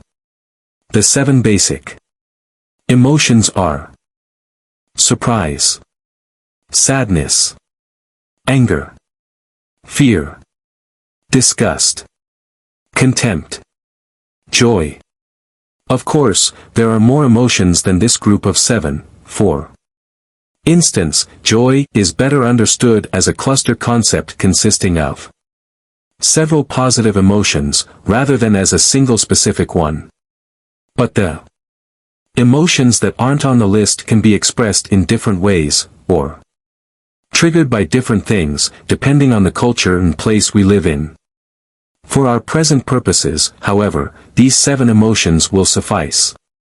Ekman performed a systematic analysis of how each emotion affects the facial muscles, that is, how we look when we're experiencing different emotions.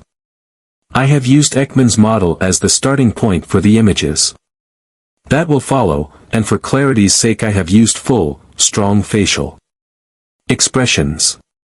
You won't see this kind of emotional expression much in real life.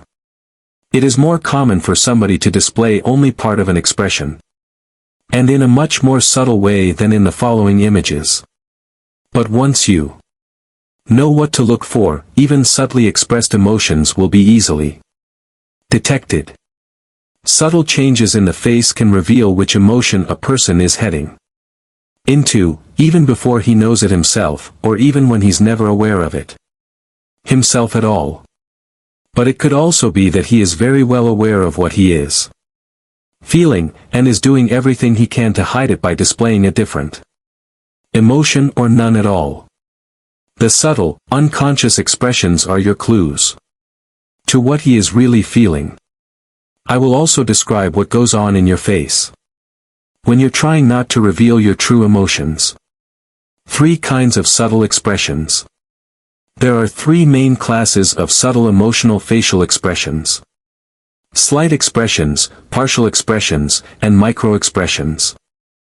A slight expression uses the whole face, but without much intensity. All of the different parts of the face are involved, but the change isn't very obvious. A slight expression can signal a weak emotion, which can in turn be either weak in general or simply weak at the moment. It might be a strong emotion, which has recently begun and isn't fully developed yet, or simply a previously strong emotion that is ebbing out. A slight expression can also be the result of a failed attempt to consciously conceal a strong emotion, like when the runner-up on American Idol hugs the winner, trying really hard not to look disappointed. A partial expression will only use 1 or 2 of the parts of the face required for a complete facial expression. These partial expressions can be strong or slight, but will most commonly be slight. A partial expression also signals one of 2 things: either it is a genuinely weak emotion, because it is not felt strongly or about to go away, or it can be a failed attempt to hide a strong emotion. Micro-expressions are lightning fast but complete facial expressions that reveal what the person is actually feeling. They can be as brief as a 25th of a second, and are very difficult to observe consciously. Often they are the results of an interruption. We start exhibiting or feeling fear, notice it, and then try to hide our expressions quickly under a different emotion. But for a brief moment, a complete expression of fear was visible in the whole face. Micro-expressions often happen in the middle of other things. Like speech, leaning forward, and so on. They are immediately followed by attempts to cover up. Most people don't notice micro-expressions, at least. Not consciously, but anybody with normal eyesight can see them. All it takes is a little training. Micro-expressions always signal a repressed emotion, but the expressions don't reveal themselves if the repression is conscious or unconscious, or if the repressed emotion conflicts with the consciously expressed one or not. The expression doesn't reveal the cause. Finally, remember, when you spot an emotion, you still have no idea what caused it. Othello forgot about this and interpreted what he saw from his own emotional perspective. If you can tell from somebody's face that she is angry, it doesn't necessarily mean she's angry at you. She could be angry at herself or simply remembering a previous occasion when she was angry, which has triggered the same emotion now. Remember the 9 emotional triggers discussed earlier in this chapter. So, if you're going to let the emotional expressions you see in others affect your own behavior, you should first make sure you also know the cause of their emotions. The best thing to do is usually to keep quiet about what you've seen and keep an eye out for the opportunities this knowledge will offer you.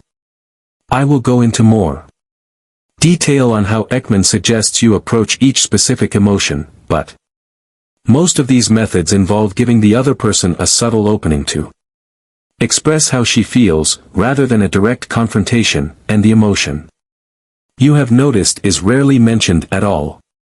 I get the impression you might be having some feelings we haven't spoken about yet, is that right? Sometimes, however, you shouldn't comment at all.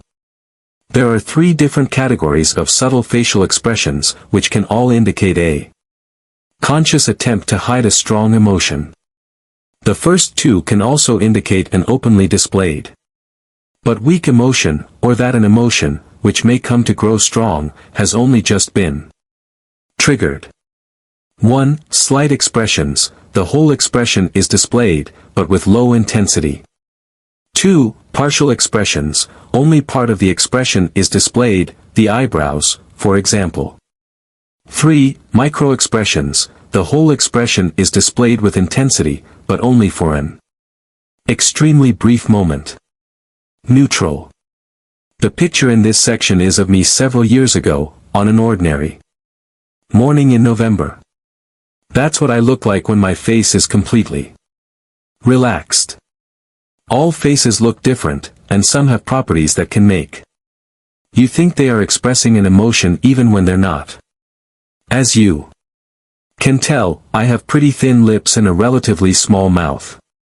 The corners of my mouth also have a slight downward curve.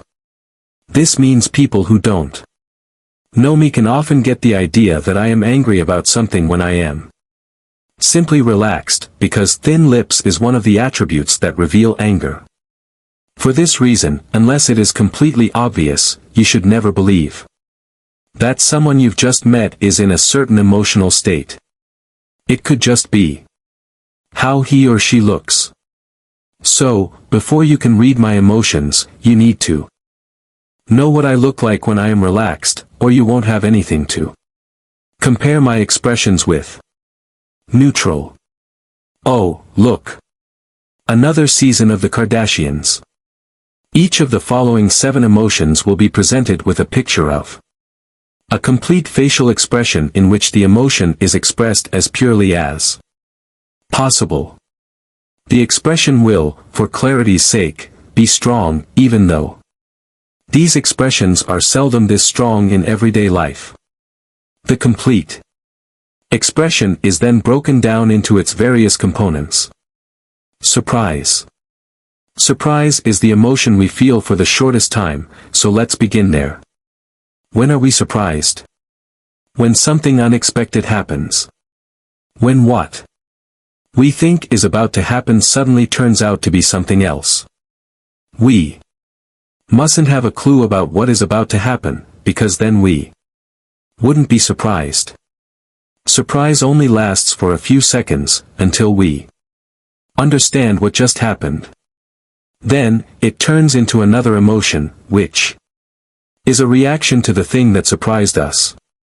At this point, we might say, "What a nice surprise." But in actual fact, the surprise in itself has no value.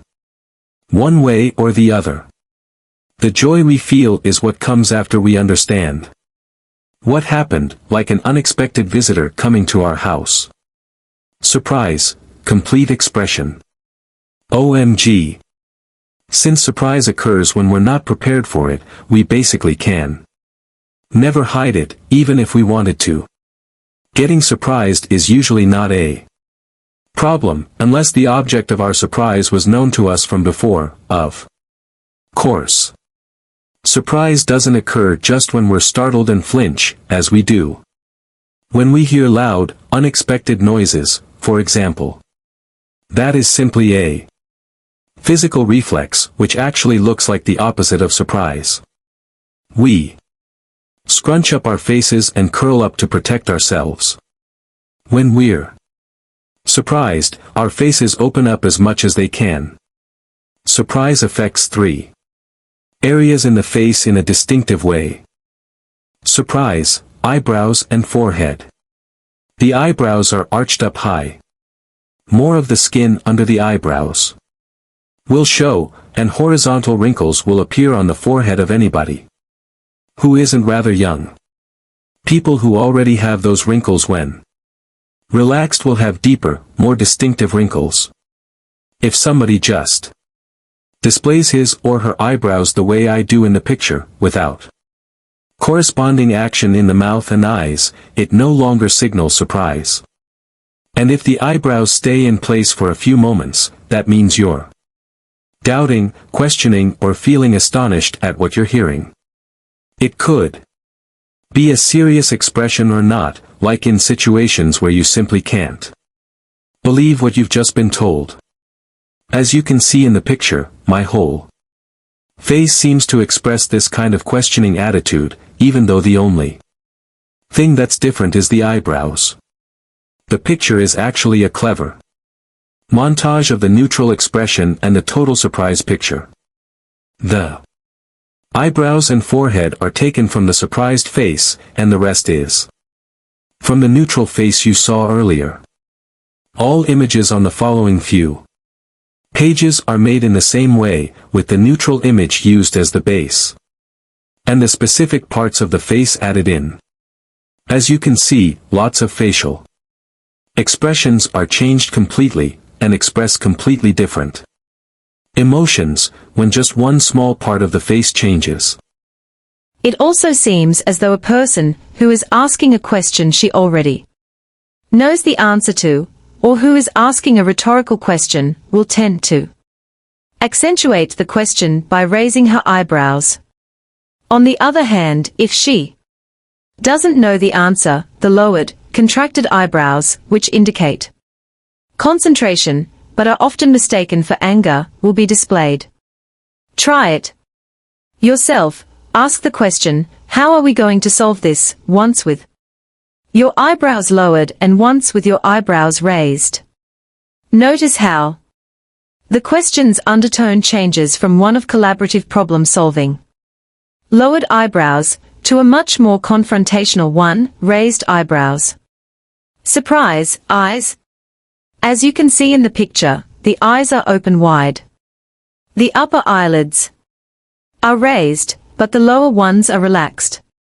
The whites of the eyes, above the iris, the colored membrane that surrounds the pupil, will be visible in many people.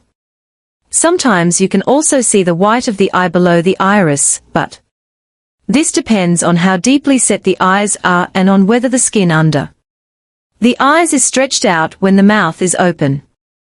The wide open eyes are most often displayed along with either raised eyebrows or an open mouth or both, but they can also occur in isolation. Then they are part of a very brief expression, one of increasing interest, the kind of thing that makes us say wow. Surprise, mouth When we first become surprised, our jaw literally drops and our mouth opens. How much depends on the strength of the emotion. Surprise comes in varying degrees of intensity, and how surprised somebody is will often be most clearly expressed by the mouth. Eyes and eyebrows always look more or less the same, but the more open somebody's mouth is, the greater the surprise is. When all you can see is an open mouth, that's what they call being dumbstruck. It could be an unconscious expression of a legitimate emotion, or a conscious signal that is intended to display the emotion. When we want to hide our real feelings, we often feign surprise. But real surprise lasts for such a short time, you can't really use it to cover anything up. The clue that gives away feigned surprise is usually that it lasts for too long. Surprise is the quickest emotion and should only be apparent for a few seconds before passing into a different emotion. Sadness. Sadness or sorrow is one of the longest-lasting emotions. When I use the word sorrow, I don't mean the sort of extreme expression that sometimes finds an outlet at funerals, for instance. All emotions have an extreme form of expression. The extreme form of fear, for instance, is phobia. What I am referring to are the more commonplace expressions of emotional states. Sadness, complete expression. You had me at hello. There are many things that can make us unhappy, but it usually happens when we lose something. It could be that we lose our self-confidence after failing at something at work. We could be rejected by a friend or partner. We could have lost a limb in an accident. Someone could have died, of course. Or perhaps we've lost some possession that we're particularly fond of. We say that we're feeling low, depressed, sad, disappointed, miserable, helpless, or desperately unhappy. We become passive and withdrawn, which allows us to save our energy and rebuild our strength. But we have a tendency to get sadness and anger mixed up. We become angry with those who have made us unhappy, as a form of defense. Sadness also has a social function, because a person who displays signs of being sad will often receive help, comfort, and reassurance from others. For some reason, many men absorbed a peculiar tradition when they grew up, that we shouldn't let anybody see that we are sad. A lot of people will therefore do all they can to conceal their feelings when they're sad. But this doesn't mean that they will succeed. They probably won't, because facial expressions occur involuntarily. They appear even when we don't want them to. People who are trying to suppress their emotions almost always show visible leakage. Sadness, eyebrows, forehead, and upper eyelids. In its most extreme form, the only sign of sadness or sorrow could be a lack of muscle tension in the face. But most often there will be a reaction in the brow and forehead. The inner parts of the eyebrows are contracted and raised. Note that the whole eyebrow is not pulled up, just the inner end. This is one of the most difficult muscular movements to make consciously. I call it Woody Allen eyebrows, because it seems to be a more or less permanent feature on his face. The movement of the eyebrows also means that vertical wrinkles between the eyebrows will be created or deepened, and that the inner corners of the upper eyelids will be raised and acquire a triangular look. Some people will raise their eyebrows very discreetly. It can be such a slight difference that it is invisible, particularly if the person is trying to hide the expression. But the triangle in the eyelids will still be evident. So if you're not sure, you can always check for that. The opposite holds, too, if you see the triangle in the eyelids of someone who seems to be in a neutral mood. Otherwise, it's a sure sign that he is starting to feel sad or that he is Very sad but trying to hide it as best he can by controlling his facial expression. Apart from this, the eyelids of somebody sad will hang down lower than otherwise. This movement is most often seen alongside the expression in the rest of the face, but it can be displayed alone, like in the picture. Sadness, lower eyelids. If the sadness is particularly deep, the lower eyelids will also be affected and tense up. Sadness, mouth. A sad mouth is often confused with the expression used to show contempt. The corners of a sad mouth will point down, and the lower lip might be protruded as we pout. Wrinkles can appear in the skin of the chin. The difference is that when we feel dislike or contempt, our upper lip is raised. Even if the corners of the mouth are turned down, we don't pout with our lower lip when expressing contempt. If only a sad mouth is visible, as in the picture, it's actually impossible to know what the person is really feeling. This is one of the few occasions when a single element of a facial expression isn't enough to tell you what the underlying emotion is. Sadness, looking down. In this picture there is a new characteristic. Lowered eyes are often seen in sad people. Of course, we look down several times a day without necessarily feeling sad, but if we do so while displaying the sad eyebrows, as in the picture, the signs are very clear. Something else that can often happen is for the cheeks to be raised, which makes the eyes narrower than usual. If someone who isn't sad is pretending to be, she will show it in the lower regions of the face, particularly the mouth, and by looking down. The lack of any signs of sadness in the eyes, eyebrows, and forehead are a good indication that this is a false emotion. Unless you're dealing with one of those rare people who don't use that part of the face to express sorrow, of course. They do exist, but there aren't many of them.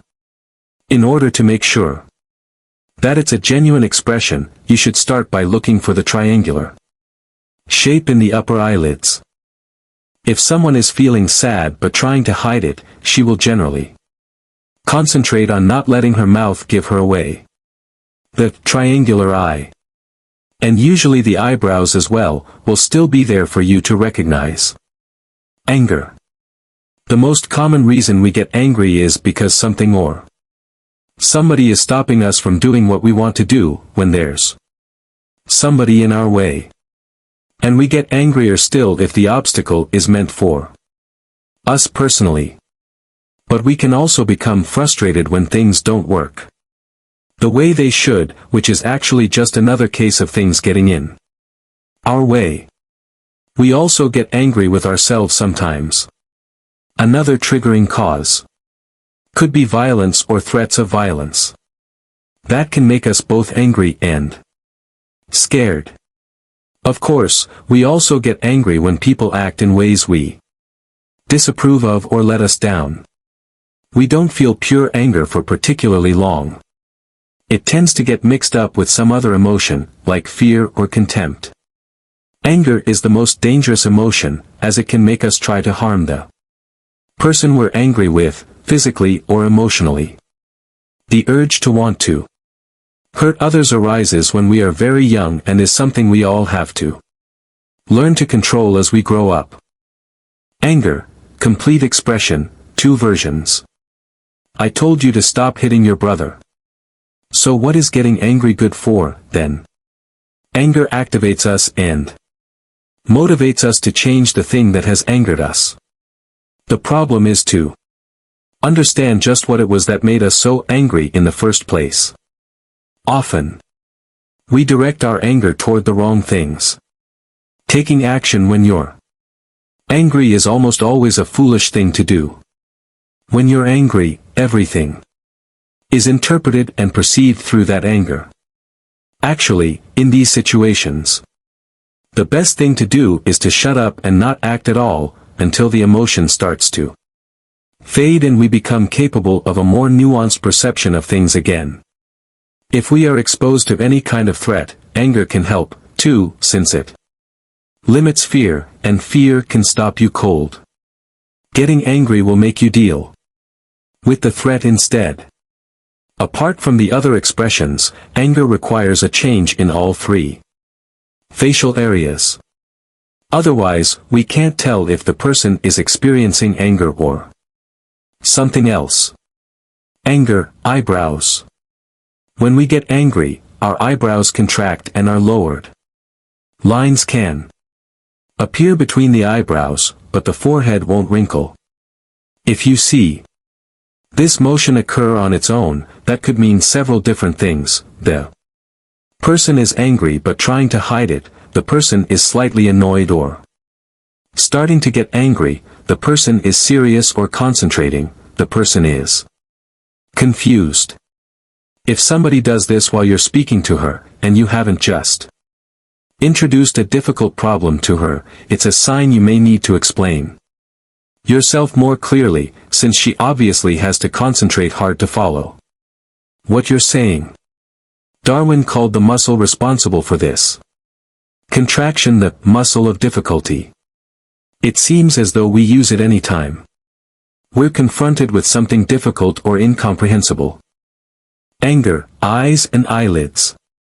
When we're angry, the eyelids tense up and the eyes become set in a piercing stare. The lower eyelid can be more or less raised, depending on how angry you are.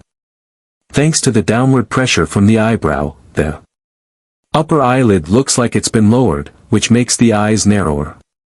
If somebody displays these eyes and nothing else, it could mean contained anger, but it could also mean the person is trying to focus or concentrate. Even if the telltale shapes of both eyes and eyebrows are present, the expression could still be one of concentration as well as anger. But when the eyes tense up, it's usually a case of visual concentration more specifically, like when we need to focus our vision on something. To make sure it actually is anger, we also have to be able to see the mouth. Anger, two different kinds of angry mouths. There are two kinds of angry mouths. The closed one, with the lips pressed together, is used for physical attacks, in a fight, or when you are trying to hold back something you really want to say. Then there is the open mouth, which is used, often loudly, for letting everybody know how angry you are. If only the mouth is displayed, it's hard to say what it means. A closed mouth can indicate slight anger, or controlled anger, but, just like the eyebrows, it could also indicate concentration or exertion. This time, it's not a case of mental exertion, however. It is physical, like when you lift something heavy. But the closed, tight mouth is one of the first signs to appear when somebody begins to get angry. It's easy to see the whole jaw section tense up. Often we will display this even before we've noticed that we're getting angry. It's hard to know if anger is faked, since the expression uses muscles that are easy to control consciously, and everybody knows how to do it. 4. Once, we also tend to remember to use the eyebrows when we fake this emotion. To determine if it's fake, you need to look at timing instead. Is the expression simultaneous with the words or actions, or is it delayed? Anger is actually the best mask to wear to hide another emotion, because we lock up our whole faces, leaving only the eyebrows as clues to our true emotional states. Fortunately, we live in a culture where walking around wearing an angry face all day doesn't help you much, even though some people seem to try. If somebody is angry but tries to hide it, his anger will show through in the tension of his eyelids, his stare, or his contracted eyebrows. Fear. Fear is the emotion we know the most about, for the simple reason that it is easy to make animals frightened in experiments.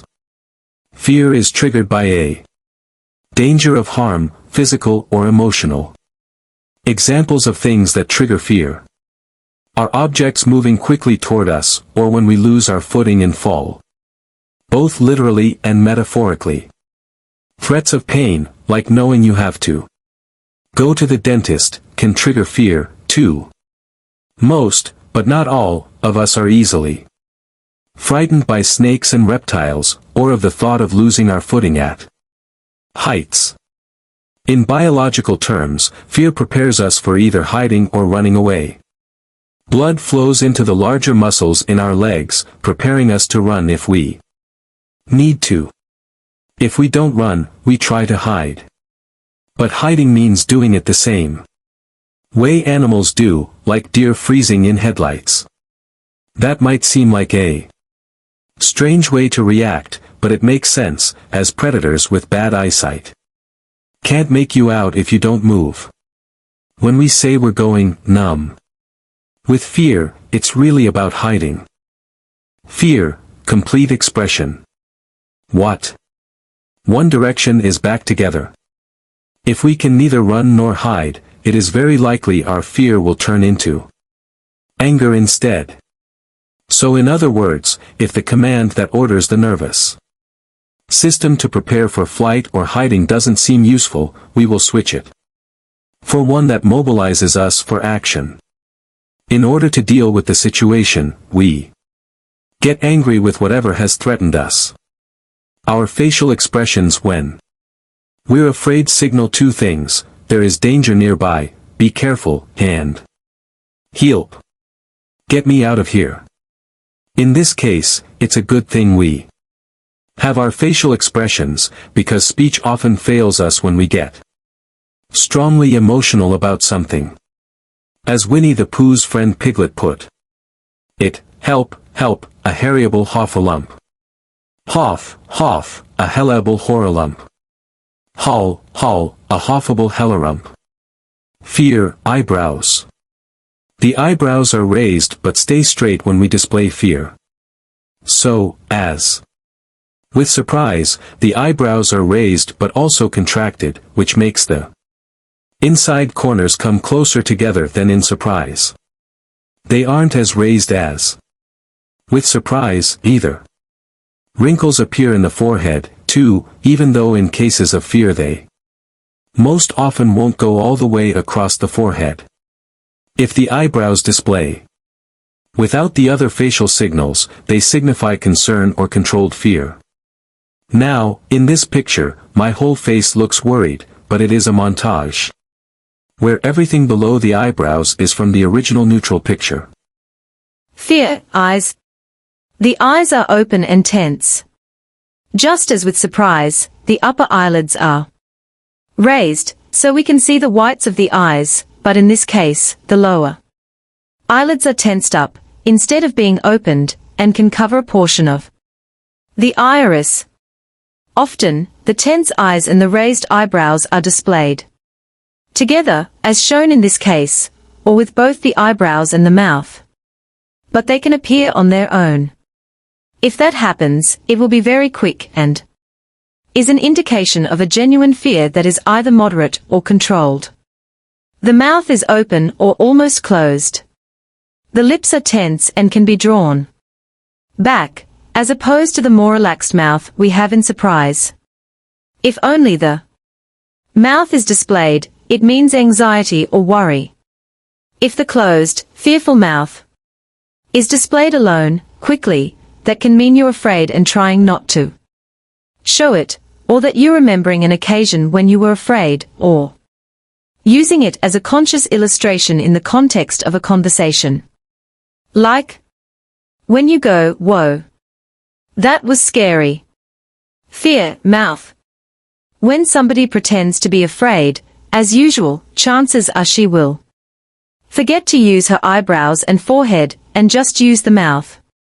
She'll probably also forget to use her eyes.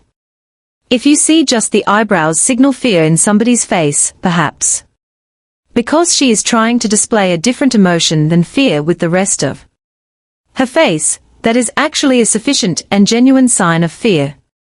The only time the forehead and eyebrows aren't included in a genuine expression of fear would be when it is a matter of truly paralyzing fear, like in cases of shock. Then, only the eyes and mouth are used. Disgust. Follow these instructions. Swallow once, now, to make your mouth dry. Wait for a moment, until you feel you've produced new saliva. It will probably take a little while. Ready? Okay. Now imagine spitting this new saliva into a glass and then drinking it. I use this thought experiment, which is inspired by emotions researcher Paul Ekman, when I give lectures. My suggestion is usually met by the facial expression here. Disgust, or revulsion, characteristically involves being repelled by something, like the taste of something you want to spit out right away. Just the thought of eating certain things can make you feel disgust. The same is true of certain smells, or the way slimy things feel.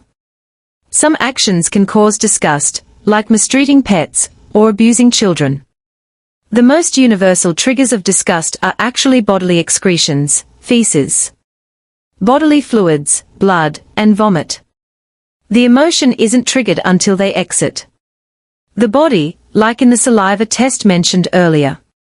As long as the saliva was in your mouth, there were no problems.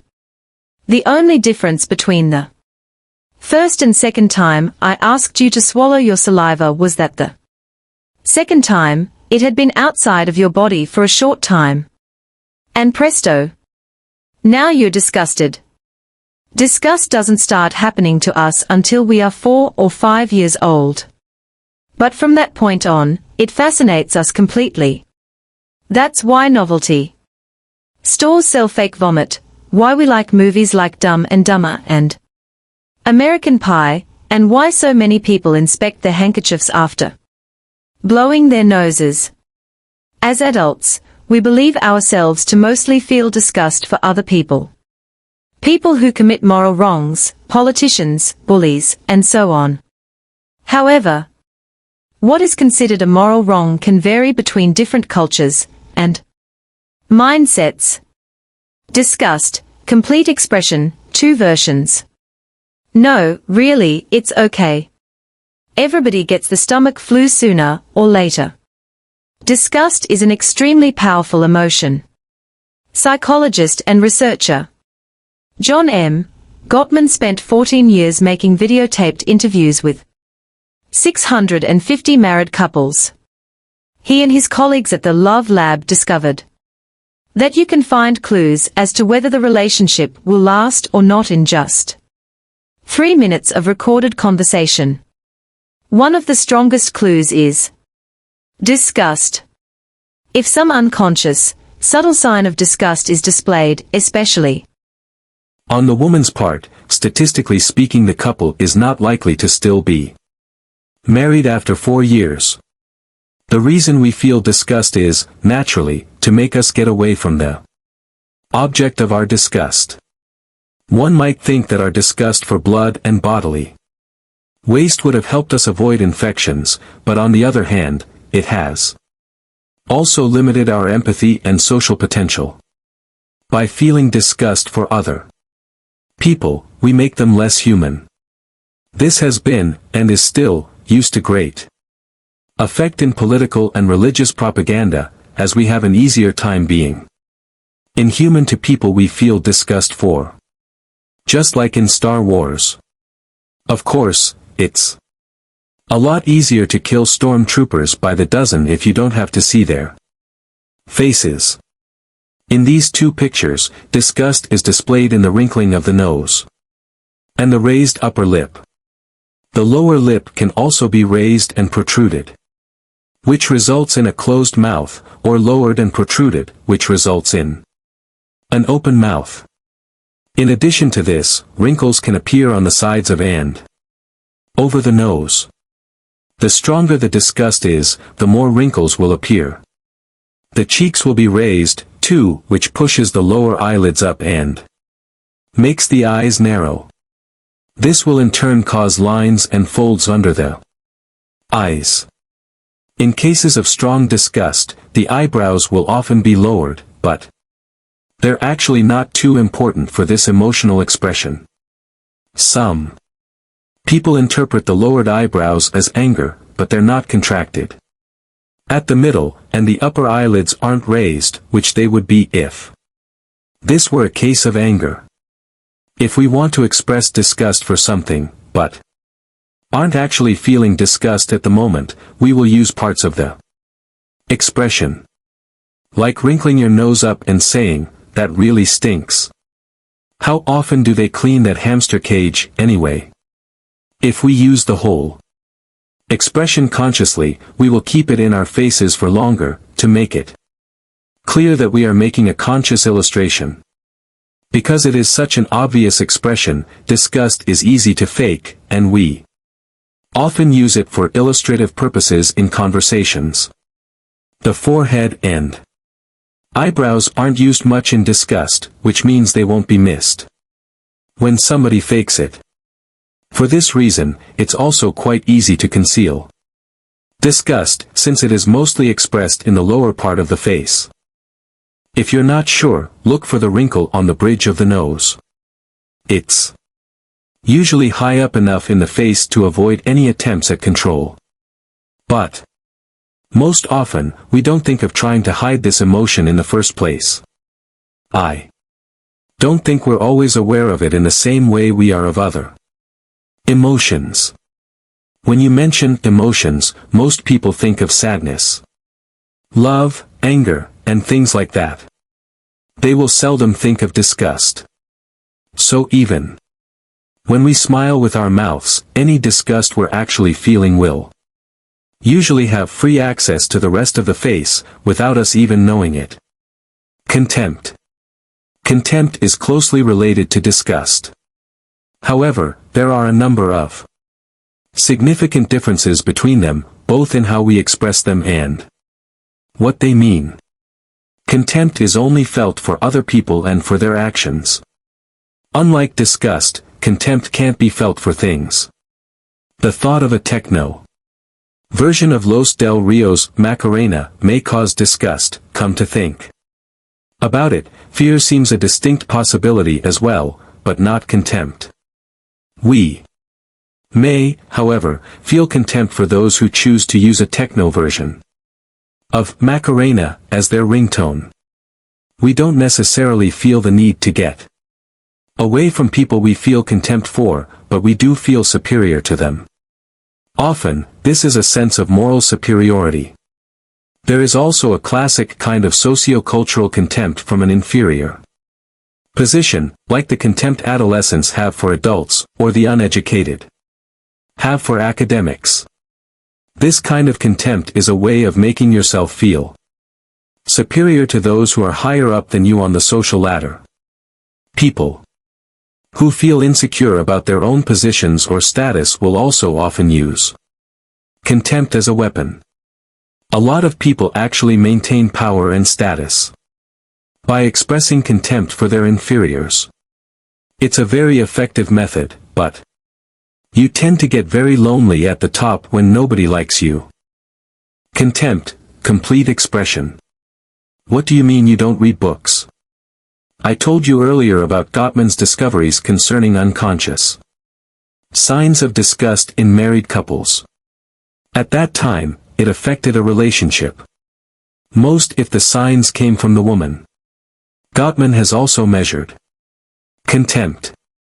When subtle signs of contempt are displayed by the dominant party in the relationship, usually the man, the other party, usually the woman, will feel steamrollered, convinced that the couple's problems can't be solved, that they have serious marital or relationship issues, and she will even get sick more often. This wasn't the case when the subtle expressions were ones of anger or disgust, it was specific to contempt. Therefore, there is every reason to be very aware of this in any kind of relationship. Some years ago, I was in a relationship that had stagnated for a few months, I'd grown annoyed with my partner's lifestyle. One day, I realized I was activating particular muscles in my face when I thought of her, making the facial expression for contempt. And this had, naturally, affected my own mental attitudes toward her. Once I became aware of it, it was easier to avoid that muscular reaction, which caused my perceptions of her and the relationship as a whole to become a lot more positive. It was too late, though. The relationship was already doomed. Of course, there were other reasons why it ended, but my unconscious contempt for who we were in our relationship probably didn't help. Contempt is displayed in the face with a tightened and raised corner of the mouth. The result is a crooked smile. It can also be a raised upper lip on one side of the mouth, kind of like half a disgust mouth. Imagine Elvis, or Billy Idol. This can be subtle, no more than a twitch in the upper lip, or so obvious that the teeth are showing, depending on how strong the contempt is. The expression is often followed by a rush of air through the nose, a bit like a snort. The eyes tend to turn downward. We literally look down on the person we feel contempt for. Joy. There are many different positive emotions, just as there are a variety of negative ones. Unfortunately, we lack good names for the positives. Happiness and joy will have to do for now. Positive emotions include enjoying sensory impressions, like smells or objects of beauty, being amused by something, or simple contentedness. The difference is less obviously displayed in the face and is more reliably identified by voice. Most expressions of joy actually have specific sounds, ranging from squeals of delight to sighs of relief. Other variations of joy are excitement, relief, and wonder, the latter of which we experience when we are overwhelmed by something incomprehensible. Ecstasy is another emotion of joy, as is the sense of achievement after struggling through a tough challenge, a kind of inner pride and joy. There is also a combination of joy and pride that parents experience when their children achieve something great. And, of course, there is the joy-related emotion that isn't quite socially accepted, Schadenfreude, where you feel satisfaction when something bad happens to someone else. Most of these emotions are important for the functioning of our world. Struggling to achieve them motivates us to do things that are good for us. We make friends and get curious about new experiences. Positive emotions also encourage us to perform activities that are essential to mankind's survival, like sexual relations and caring for our children. Besides this, many scientists support the theory that people with optimistic outlooks on life actually live longer. There are obvious differences between a natural and a fake smile. In a real smile, two important muscles are used, zygomaticus major, which raises the corners of the mouth, and orbicularis oculi, which tenses the area around the eyes. This will cause a bit of a squint, as the skin under the lower eyelid is contracted, the eyebrows are lowered, and lines appear at the sides of the face. Even though we can control zygomaticus major consciously, by raising the corners of our mouth in a smile, the same isn't true of the muscle around the eye.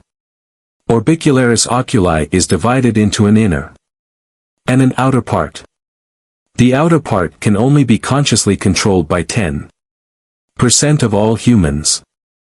And when it plays no part at all, that makes for a clear and visible difference. When this muscle isn't contracted, we say, her mouth is smiling, but her eyes aren't. The fact that we can consciously control orbicularis oculi means, then, both that the smile is incomplete, and therefore revealed as fake, and that it frees up the area around the eyes for other, unconscious signals. In a real smile, the eyebrows are also lowered a little, but nobody who is simulating a smile consciously lowers her eyebrows. Try doing it and you'll see you look a bit frightening. Joy, complete expression. Oh, One Direction is not getting back together after all. Some analysis suggests that happily married couples smile and use their eye muscles, while unhappily married couples don't use them. There are also reports of lower blood pressure and more of a feeling of happiness in people who smile a lot with these muscles.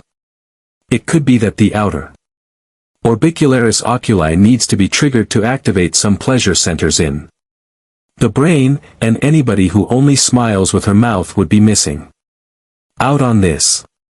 We can spot fake smiles incredibly quickly. When I train people to perceive quick changes in facial expressions, I use a sequence of images to simulate micro-expressions. One of these images always confuses the people taking the test. The idea is that the micro-expression is supposed to represent a happy person. But the person in the photo isn't a great actor, and the joy is only there in the mouth, not in the eyes. Despite the picture being displayed so briefly that the only change you notice consciously is a big smiling mouth, most people get the feeling something's not right. But they have no idea what it is. They don't realize they've just reacted to a dishonest facial expression until later, when they study the picture at their leisure.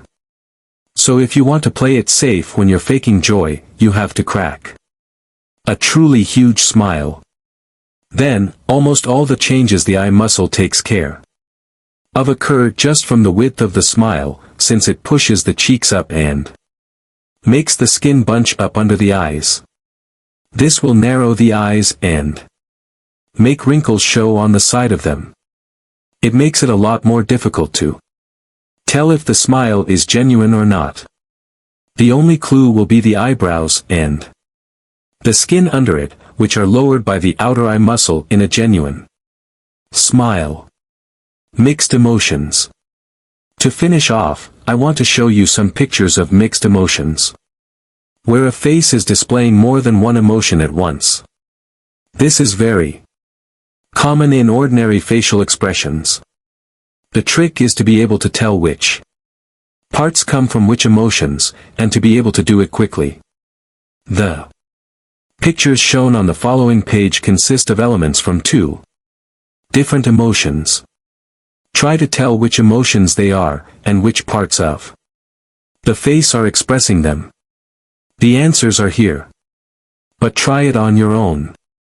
First without peeking. Correct answers.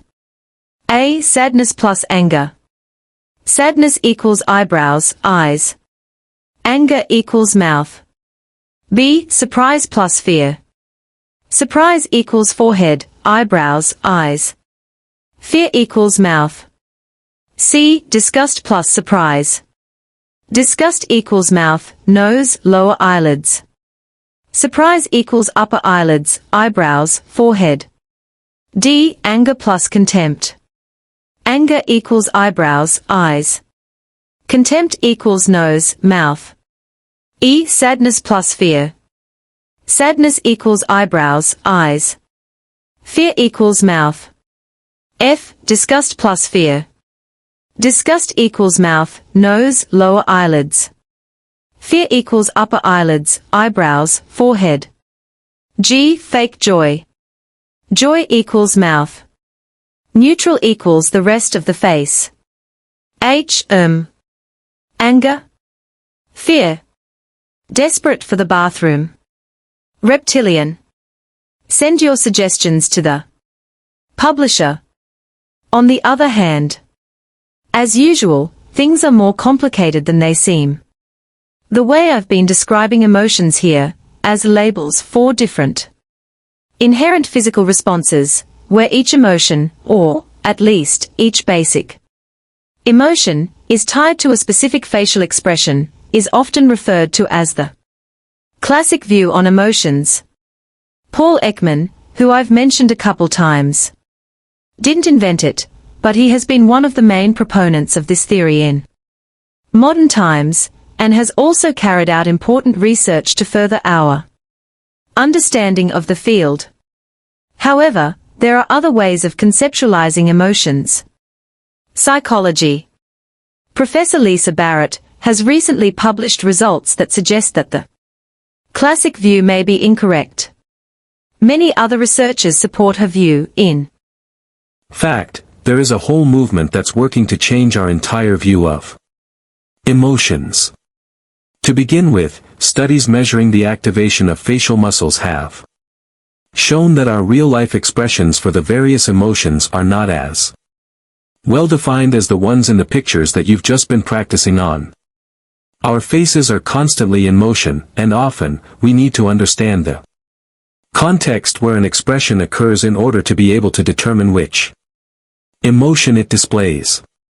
In other words, the pictures you've been studying on these last few pages are simplifications or stereotypes. The expressions you'll encounter in real life will be much more complex than that. However, what Barrett is claiming is that not merely our facial expressions, but also what we call our emotions are culturally learned rather than aspects of our biological programming. This is evident from the fact that a single emotion can be expressed in different ways by the body. You may, for example, experience a blood pressure spike on one occasion when you're angry, but not on another, and the same physical expressions can be interpreted as indicating different emotional states depending on their context. Profuse sweating can indicate both an upset stomach and being in love. Therefore, Barrett suggests that instead of talking about emotions, we should talk about emotional categories, in the sense that an emotion within a category can be expressed or experienced in various ways, unlike the classic view, where our emotions are physiologically distinct from one another. This is called the constructivist view, and if it is correct, this whole chapter was a waste of ink. Because within this view, we can't discuss, understand, or detect emotions in the way I've just taught you to. Although much of the critique Barrett directs at the classic view seems merited to me, I don't find her own view any more convincing. First of all, I'm not sure it's really a problem that our facial expressions for various emotions aren't unique. I've already pointed out that emotional expressions can be very brief, and often contain mixed expressions. But if you're going to learn to tell them apart, we're going to have to begin somewhere.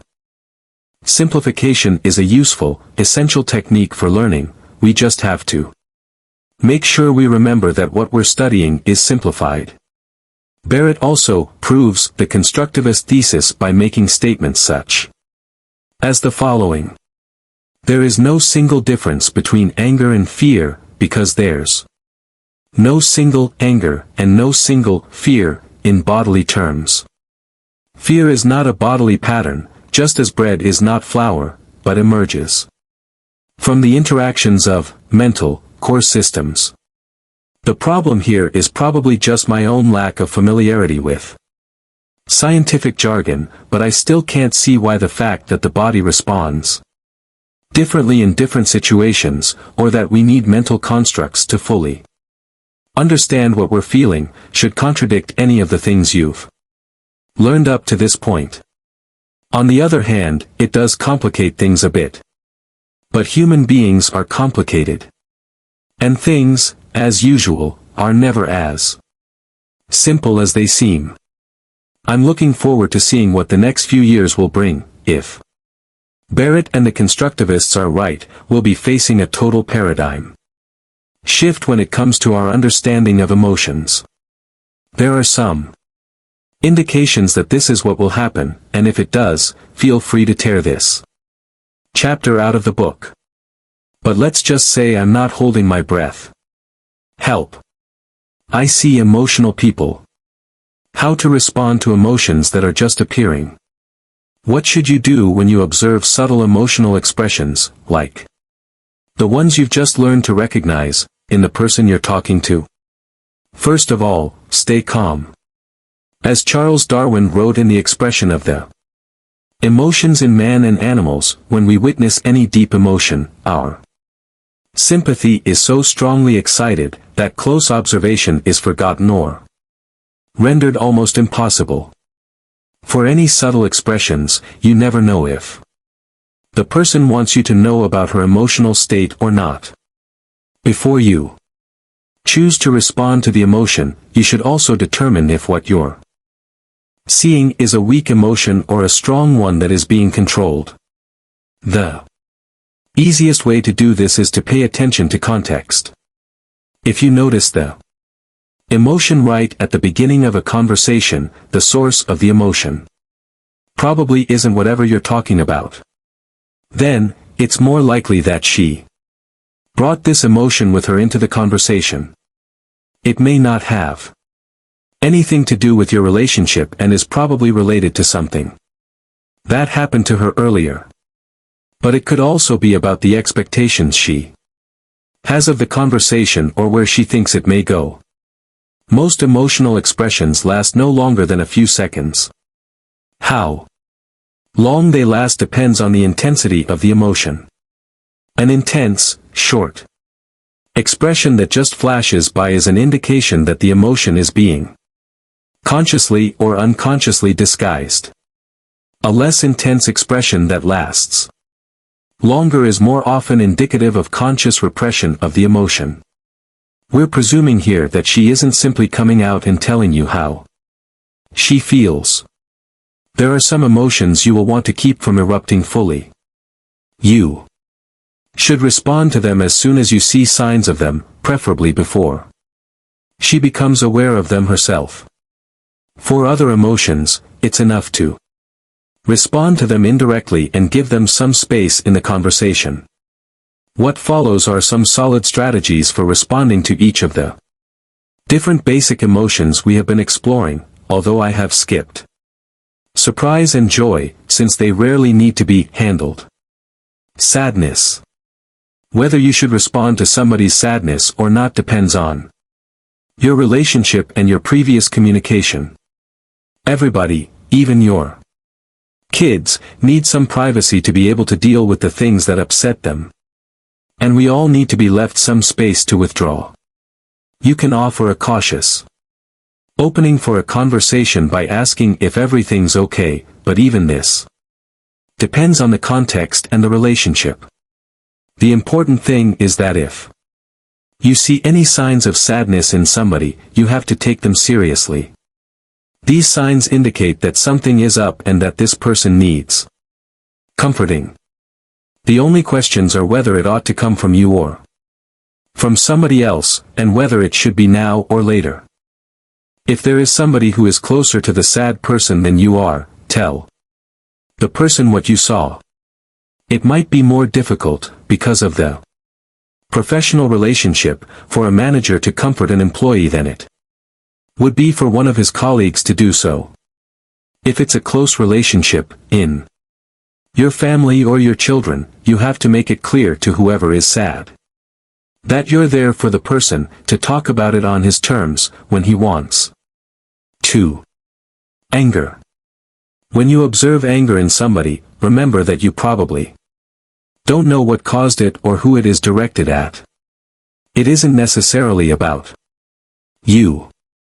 Also, remember that what may look like signs of anger could actually be signs of concentration or confusion. If you're having a conversation, maybe you just haven't explained yourself clearly enough. If you know that the expression is anger, and you want to respond to the emotion, it's a good idea to avoid the word angry completely. Maybe he's doing all he can to keep his feelings to himself, and the last thing he needs is for somebody to comment on it. "Whoa, you look angry," is simply a bad thing to say. A better idea would be to respond to it at a later time, the day after. Perhaps, when emotions aren't running as high and they won't have the same impact on the conversation. If a negotiation or conversation has come To a standstill, and you can't move on because somebody has lost his temper. It's time for a coffee break. Or maybe you could sleep on it instead. The most effective way of handling somebody's anger and turning it around is to use opinion Aikido, which you read about in chapter 3. If I were in your shoes, I would have reacted in exactly the same way.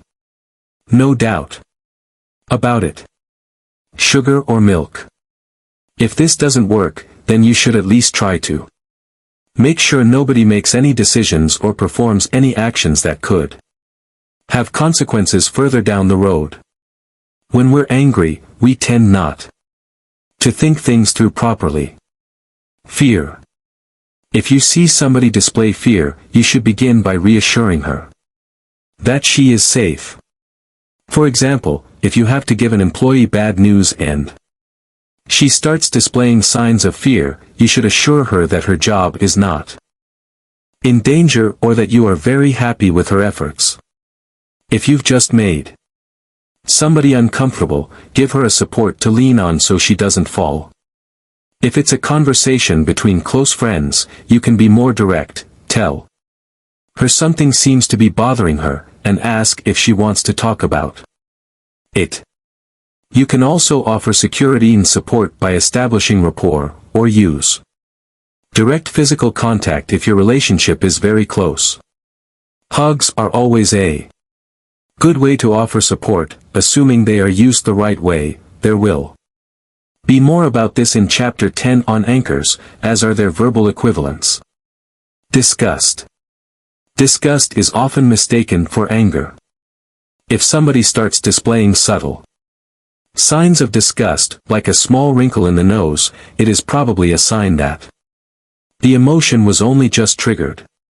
You should try to respond to it immediately, in a subtle way, without mentioning what you've seen.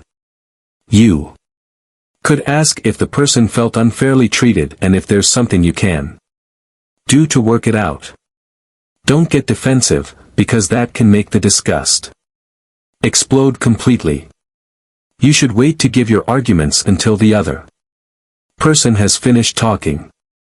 It's important not to let this one lie and to try to turn this emotional state around at any cost. It's difficult, because the triggers for disgust are deeply embedded within us. But you should remember Gottman's research in the Love Lab. If you can't manage to turn the disgust around, your relationship could be doomed. Contempt. If somebody shows signs of contempt, it could be indicative of contempt for himself, contempt for whatever you're discussing, or contempt for you as a person. If you suspect it may be directed at you, the best thing to do is actually to leave things be.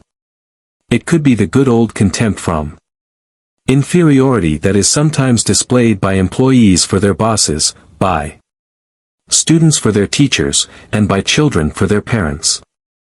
Or it could be that the person reckons he knows more about what you're discussing and that you're completely wrong.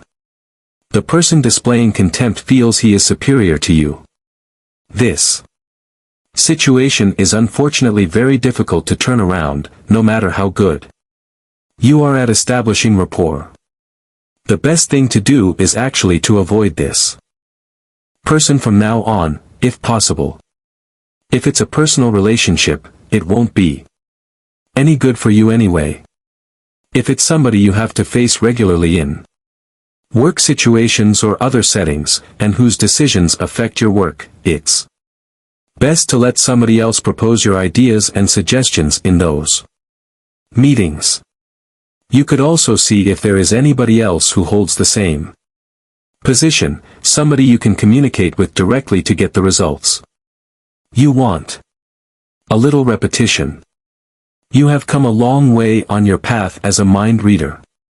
It's time for a break now, to think about all the things you've learned. You've learned to identify a diverse range of signs in unconscious, wordless communication. You've learned to adapt to somebody else's way of communicating within these different areas, to be able to establish a good relationship on cue. You've learned to use this relationship to affect positive change in other people's behavior and attitudes. You've learned to identify different primary senses in different people. You've learned about the differences that the various primary senses make to people's thoughts, speech, and understanding. You've learned to recognize subtle changes in the facial muscles, changes that reveal the various emotional states people are heading into, and how this will alter their experience of your meeting. You've learned how to deflect negative emotions when required. You've learned all these things. In theory at least. My suggestion now is for you to go make sure you've learned all of these things in the practical sense, too. Put the book away. Head out into the world to practice mind reading, and keep at it. The second half of this book presumes that you are able to do everything you've read about up to this point. To give you some extra motivation, I will relate a brief story from real life, which should hopefully make it clear to you what a difference knowing how to use these techniques can make. 6. It's never too late. A moral tale about the importance of reading minds. An interlude in which I tell you what can happen when you use, or don't use, your mind-reading skills. A year or so ago, I was the MC at a one-day conference.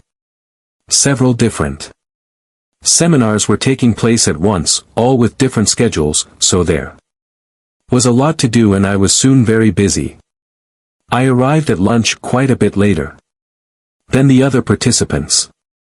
I noticed a man who was sitting alone, still eating, and sat down with him. As I sat down I began to tell him about a funny incident that had occurred earlier in the day. I broke off abruptly. When I saw the man's reaction, he was staring at me with an expression of extreme disapproval. I felt like an insect under his gaze. I could have let it go right there and eaten my lunch in silence, but I wasn't just the MC, I was going to be performing later that evening. And I thought it would be a bad idea for me to let any of the audience members turn against me this early in the day. I realized that I had committed a cardinal sin by not paying attention to who was actually sitting at that table, not proper attention. I had just gone ahead and started talking about myself without bothering to find out whom I was talking to. Now that I took a look at the man, I could see that he had all the classic attributes of kinesthesia. He was powerfully built, wearing a flannel shirt, and even had a beard. The fact that he was sitting and eating on his own supported my observation, because I estimated that it was because he ate slower than the others, at the pace of a kinesthetic. And there I had been, rushing in to try to interest him in an extremely visual anecdote. It wasn't any real surprise that things had gone wrong. So I sat there eating my food for a few minutes, while I began establishing rapport by following his body language and tempo, which was, predictably enough, much slower than mine. When I noticed that the lowered, contracted eyebrows he had displayed when he stared at me had gone away, I asked him a few control questions to see if he really was kinesthetic, while my voice followed the tempo of his movements. I asked if he was enjoying his food and what he thought about the conference. After that, I repeated the same story again. But this time I made an effort to use a different range of words when I told it and to accentuate the elements I suspected he would find the most important. I no longer described the beautiful curve an object had followed as it sailed through the air. On the other hand, I put great weight on how it felt when the object made impact with the back of my head. Yes, I know, it shouldn't make any difference, according to the research we discussed earlier. But I did it anyway. This time the story was a success. By the end of our lunch, we were getting on very well. This must have looked very odd to anyone looking on, because superficially there was no great difference. The first time I told him something, I was met with an angry glare. A short while later I repeated the same thing and was rewarded with approval instead. I had used my knowledge of rapport, sensory impressions, and subtle expressions of emotion to change an uncomfortable situation into a good relationship, in just a few seconds. I just stopped thinking about myself and paid attention to the other guy for a while. It's never too late to establish some rapport, not even when things have started off on the wrong foot. This was fortunate, because it turned out that the man I had met was the managing director of the company that had hired me for the day. How did it go again? If I am the same as you, you will understand and like me. If you like me, you will want to agree with me. 7. Be a human lie detector. Contradictory signs and what they mean. In which you learn to recognize signs of pressure in people, and a student gives us the finger. In this chapter and in the next, I want to discuss two special cases of practical wordless communication. There are some unconscious signs that we only display in certain situations. For instance, Chapter 8 will be about attraction. You'll be amazed at what your unconscious mind gets up to when it believes it has found a suitable match for your genes, i.e., an interesting hottie. But before then, we'll take a look at a different interesting topic, the changes that can be seen in our wordless communication when we try to lie to someone. As a mind reader, it is important, naturally, to be able to tell when somebody is lying to you. You've already learned to identify a certain kind of false sign, since you learned to tell a faked facial expression from a genuine one. However, as you'll see, when it comes to lies, we've barely scratched the surface. The easiest way for us to lie is with our words, since that is what we've been practicing all of our lives. We are a little less good at lying with our facial expressions, although we've had a bit of practice in this area, too. The thing we're the worst at is lying with our bodies. Most of us probably haven't even thought of the fact that our bodies actually speak a lot. So, it's ironic that we pay the most attention to what somebody is saying to us, and give that person's facial expression less weight. If we suspect that somebody might be lying to us, we will concentrate even more on what is being said, when we ought to be doing the opposite. If we want to know what somebody is really telling us, we should care less about the words that are spoken and more about whatever he is expressing with the rest of his body and with his tone of voice. But can you actually tell when somebody's lying? Yes. And no. We can detect certain signs that are displayed for a certain kind of lie, which involves a certain level of emotional stress. So what we will usually see is that somebody is stressed or nervous, rather than that he is lying per se. But sometimes these signs are all we need to deduce that somebody is telling untruths. There are also some signs that only appear when somebody is lying. The trick is finding them. Some people are very good at telling when somebody is trying to fool them with a lie, and others never learn to do it. And, of course, some people are born liars and don't show any leakage at all. The best ones tend to be psychopaths, while others can't even lie about how many donuts they've eaten without giving themselves away. We're all different, but most of us display several of these signs, and most of us can improve our skills at identifying them. What is a lie? The art of lie detection fascinates many people, especially those of us that work in the police, military, and courts. Since the classic lie detector machine, the polygraph, is often unreliable, people conducting research into lies, one of whom is Paul Ekman, mentioned earlier, have spent a lot of effort on identifying the signs that could reveal a lie. They've made some good progress. But what do we really mean when we use the word lie? Most of us lie all the time, in the sense that what we say doesn't accurately represent the true state of affairs. Our social rules presuppose a large number of trivial lies. If we're asked, "How are you doing?" we'll often answer, "Fine, thanks, and you," even when we feel anything but fine. We know that the person who asked the question isn't actually interested in a detailed description of our state and is simply using it as a phrase of greeting. In some situations, we're expected to lie and display something other than our true feelings.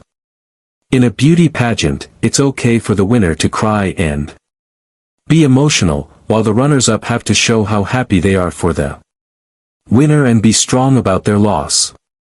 If they would all show how they really felt, we'd probably get to see the finalists in tears and the winner shrieking with laughter and happiness. To hide your emotions, or to pretend to feel something other than what you really do feel, is another form of lying. Of course, we're not interested in these kinds of permissible lies. The kind of lies that interest us occur when somebody lies in a context that isn't socially or culturally permitted and when the motive for lying is personal gain. This also means that the lie has to be a conscious one, so the liar has to know that what she is saying doesn't correctly describe reality. Remember, a lie can be a claim, but it can also be a matter of which emotions we display or don't. If I tell you I won a tennis match that I actually lost, I'm lying to you. But if I display happiness in my actions and with my facial expression when I am really sad, I'm lying, too. When somebody lies, there's always a reward and/or a punishment involved, which is the reason for the lie. You lie to get a reward you wouldn't get otherwise, or to avoid a punishment you're about to be given.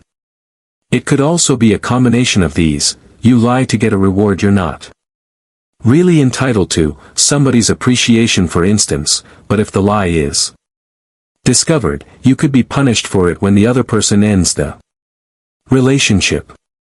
Contradictory signs.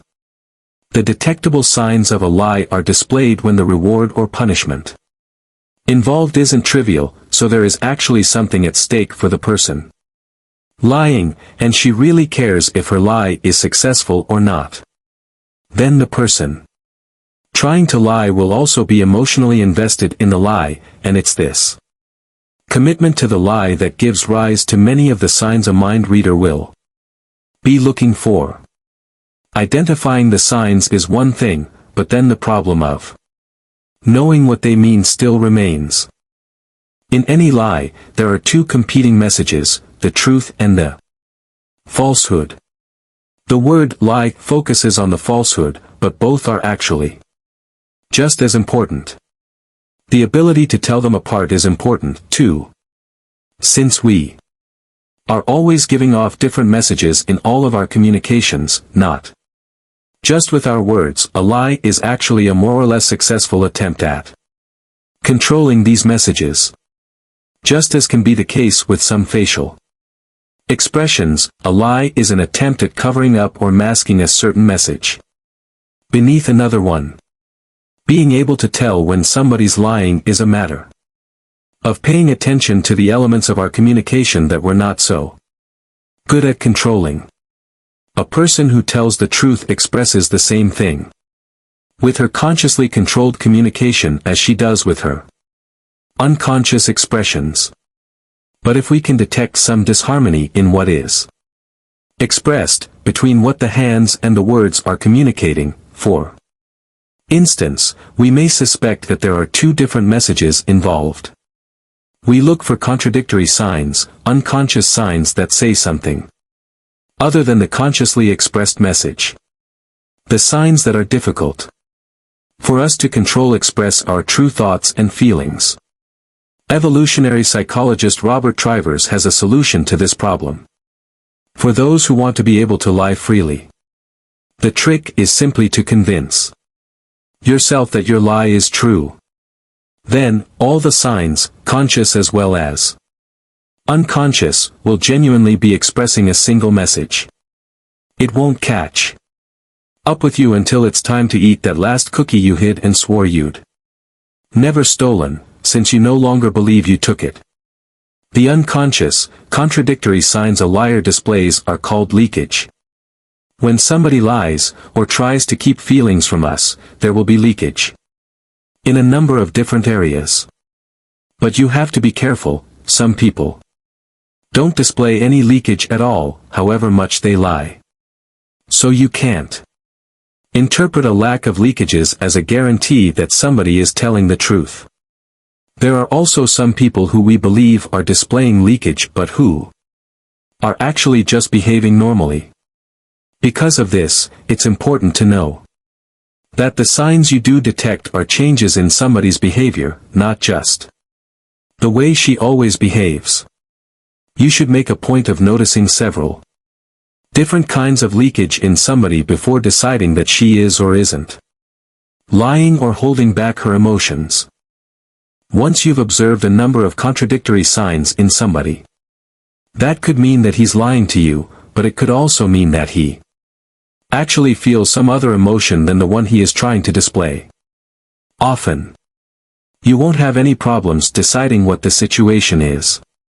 The context in which the signs are observed make it clear to you. You should also remember that even though you've noticed several of these signs, you don't necessarily know what caused them. As you will soon see, they can be caused by completely different things other than the fact that the person is lying. You might see lots of leakage in somebody, but they could be due to something he just thought of that has nothing to do with your conversation.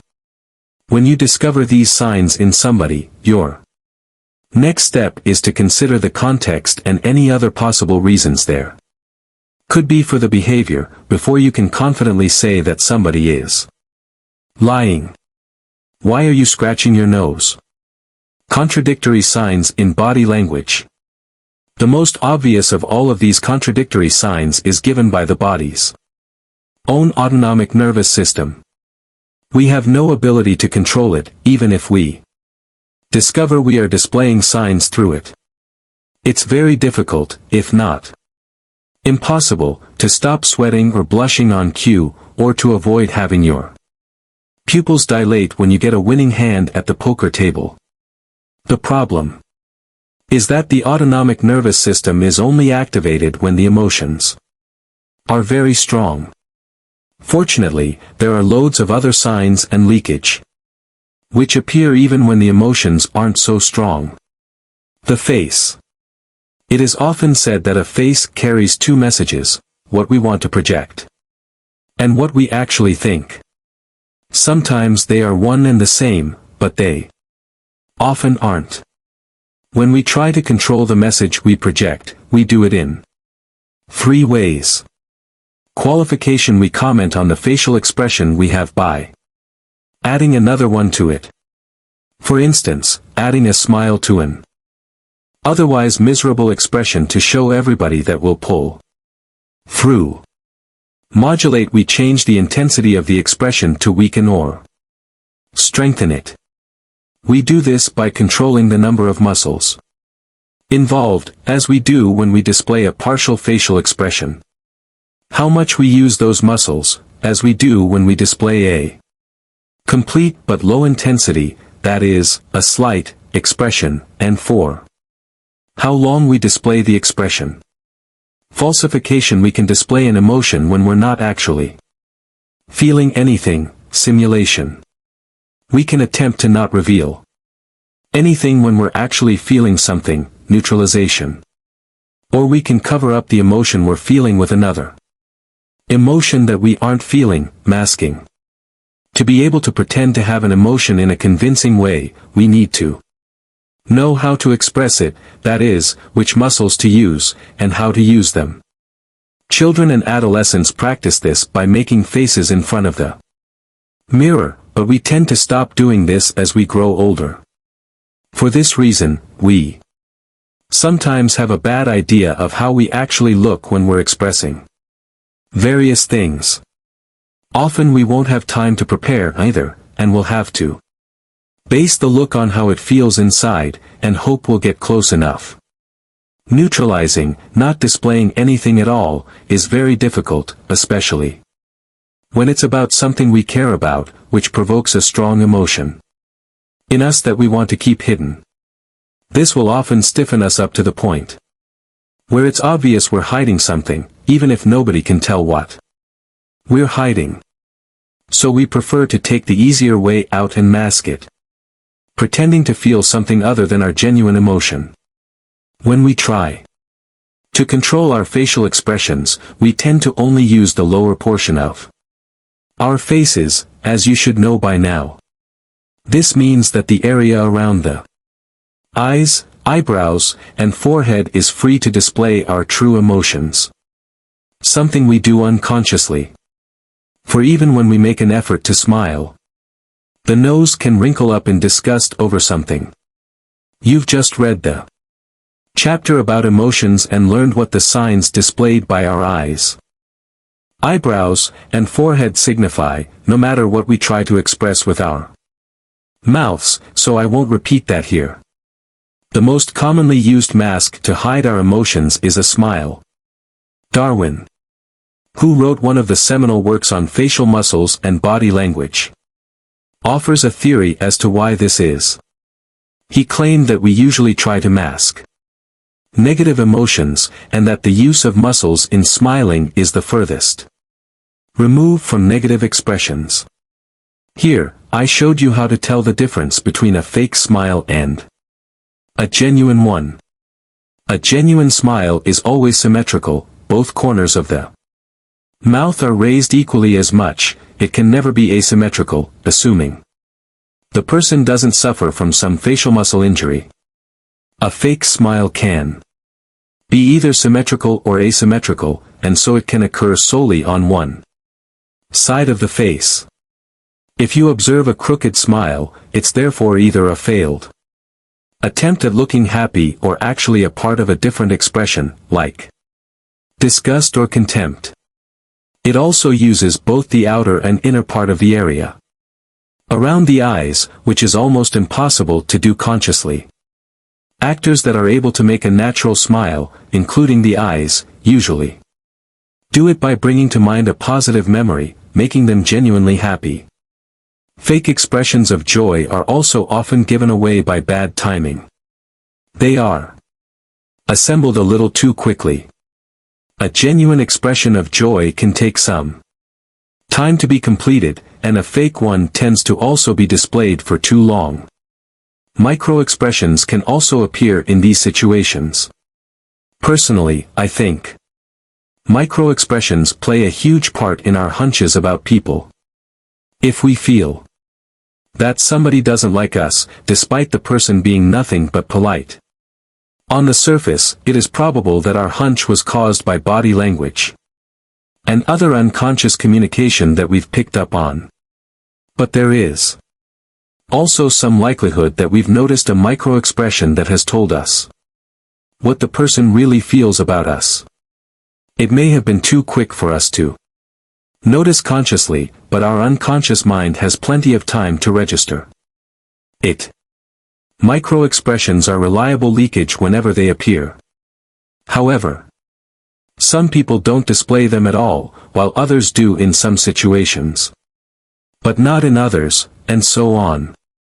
Not seeing any micro-expressions in somebody is no guarantee that she isn't trying to suppress an emotion, if that's what you suspect.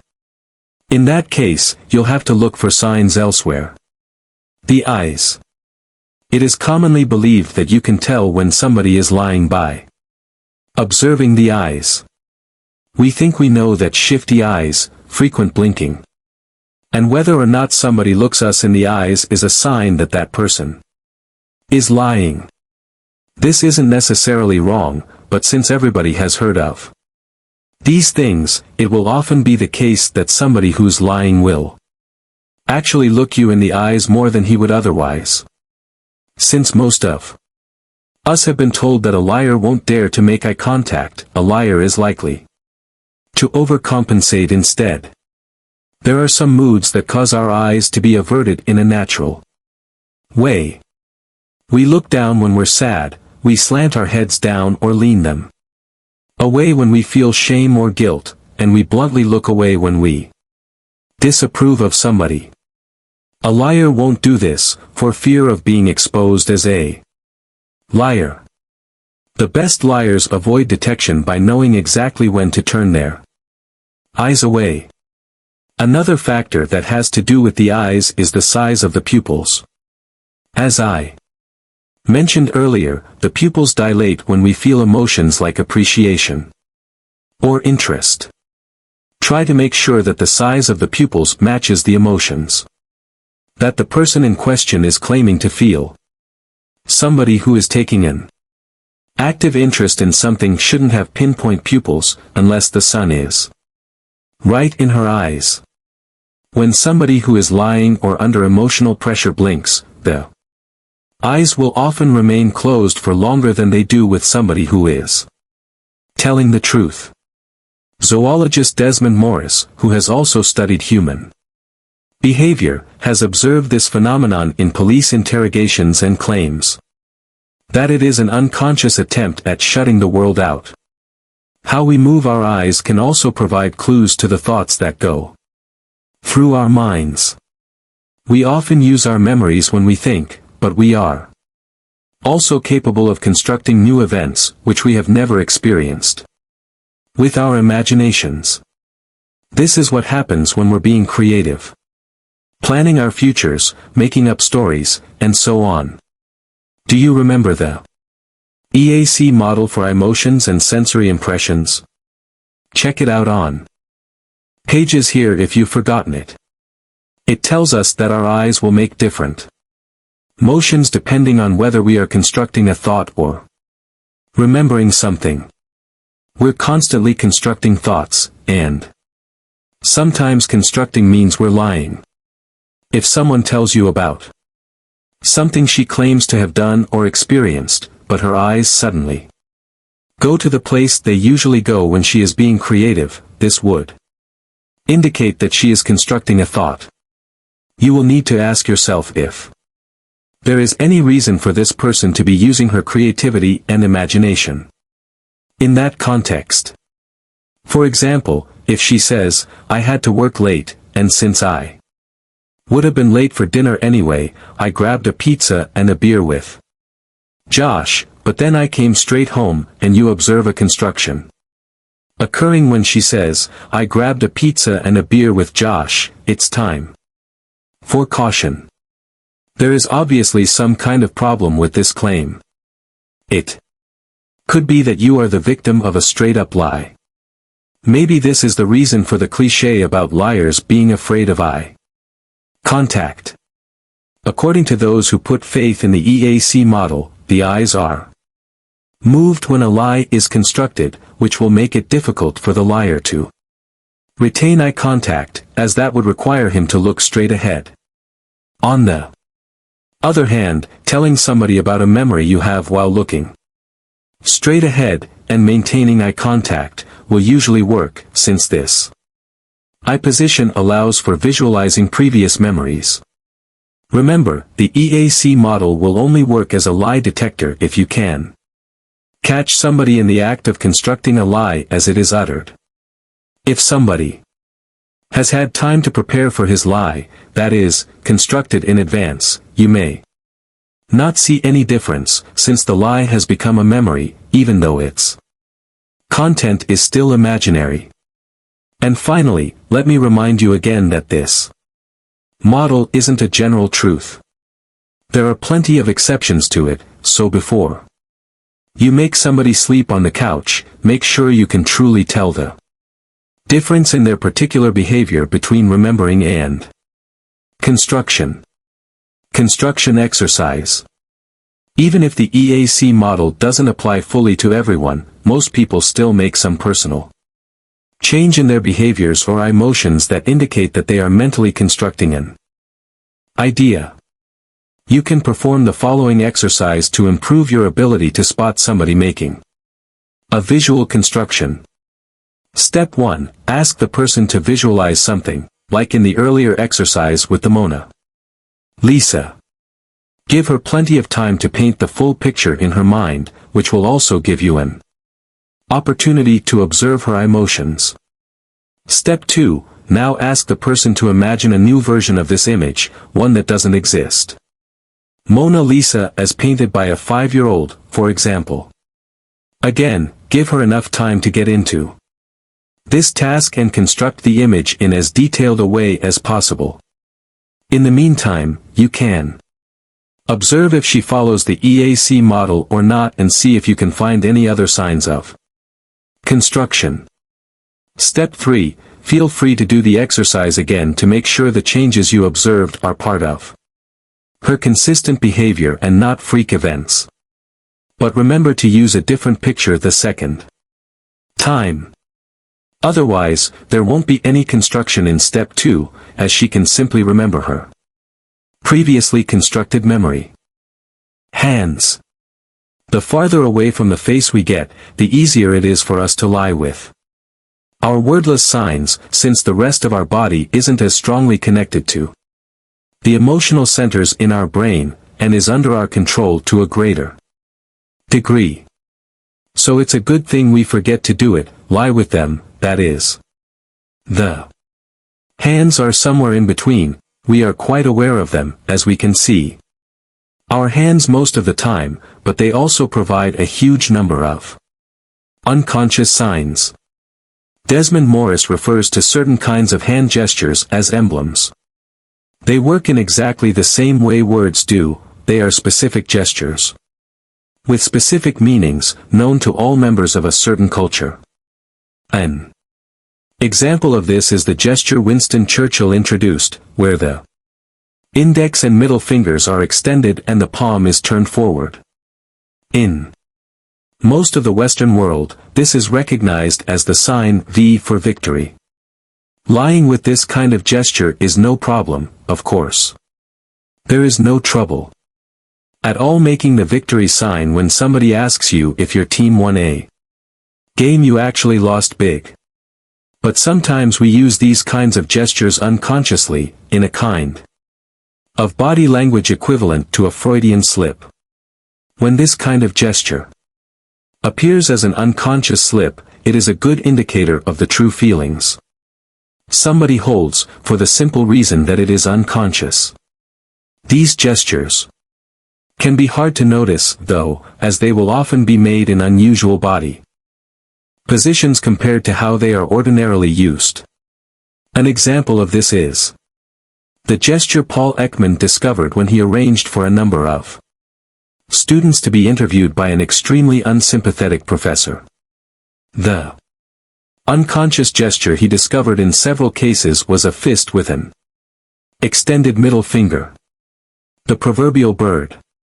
But instead of being a conscious action with a raised fist, the hand was rested on the knee, with the finger pointing to the floor. There was no doubt that this was a sign of strong dislike, despite the fact that the person who made the gesture was completely unaware of having made it. Another common unconscious gesture is the shrug, which we make consciously to show that we don't know, have an opinion about, or care about something. But instead of pulling up your shoulders, raising your hands, and turning the palms out at chest level, like you would ordinarily do, the unconscious shrug is made with straight arms that hang down.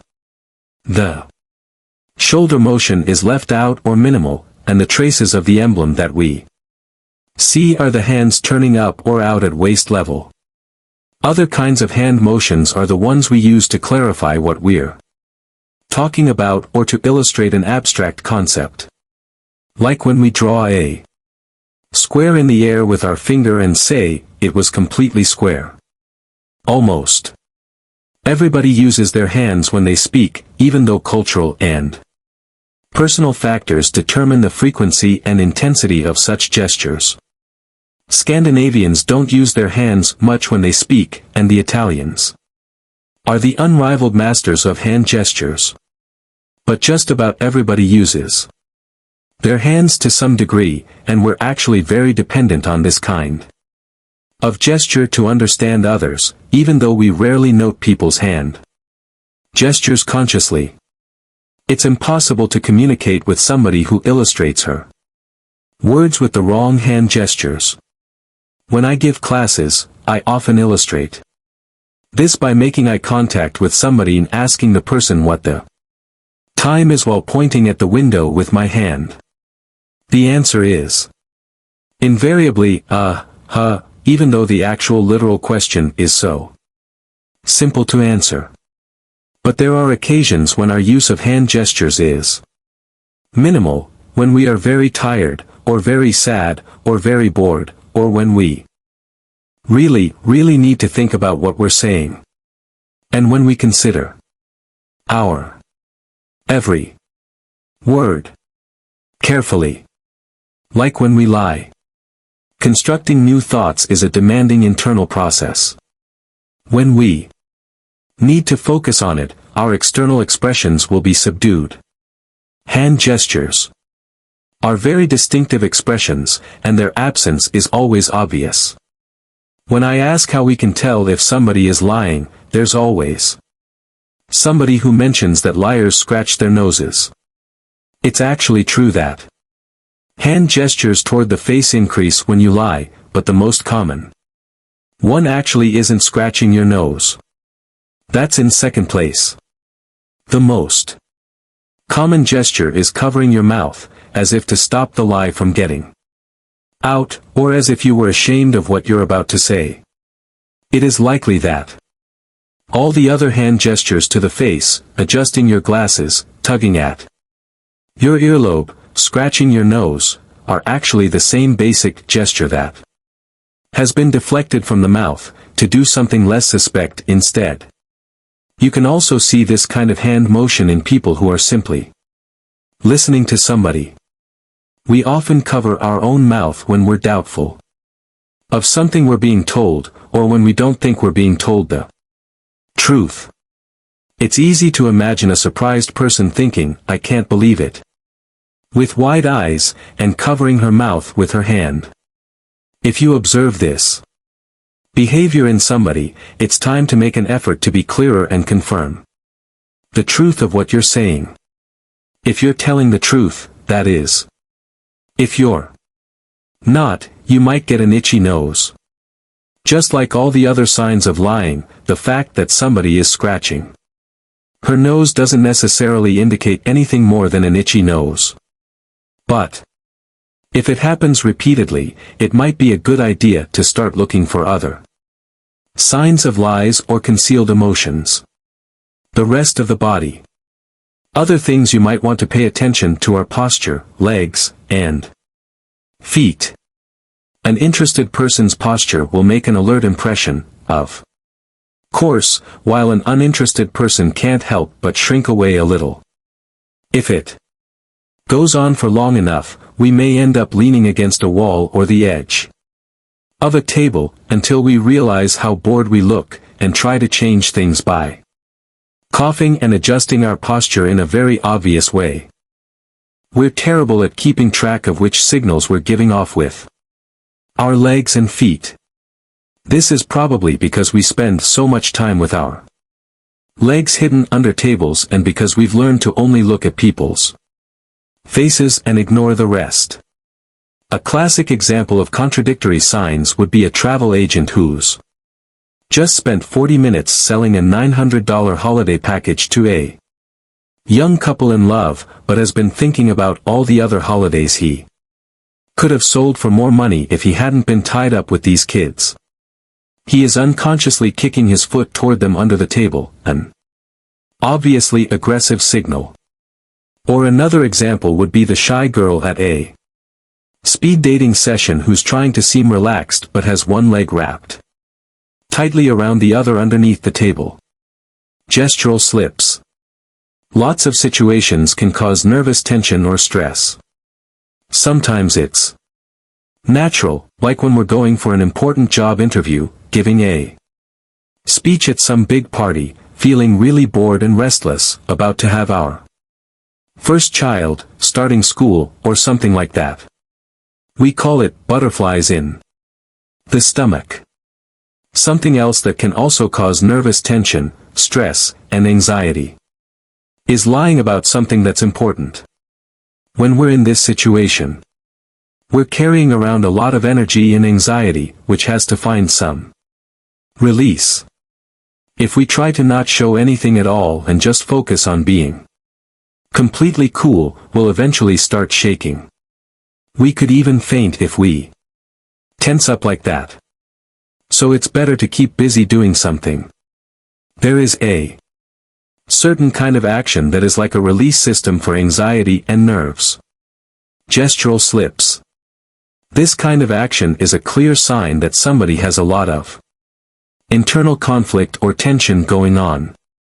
Gestural slips are small, repetitive, and meaningless actions. For example, constantly clicking a ballpoint pen, tearing paper into small pieces, or tapping your fingers. Some research indicates that we have a great need to keep our hands constantly occupied.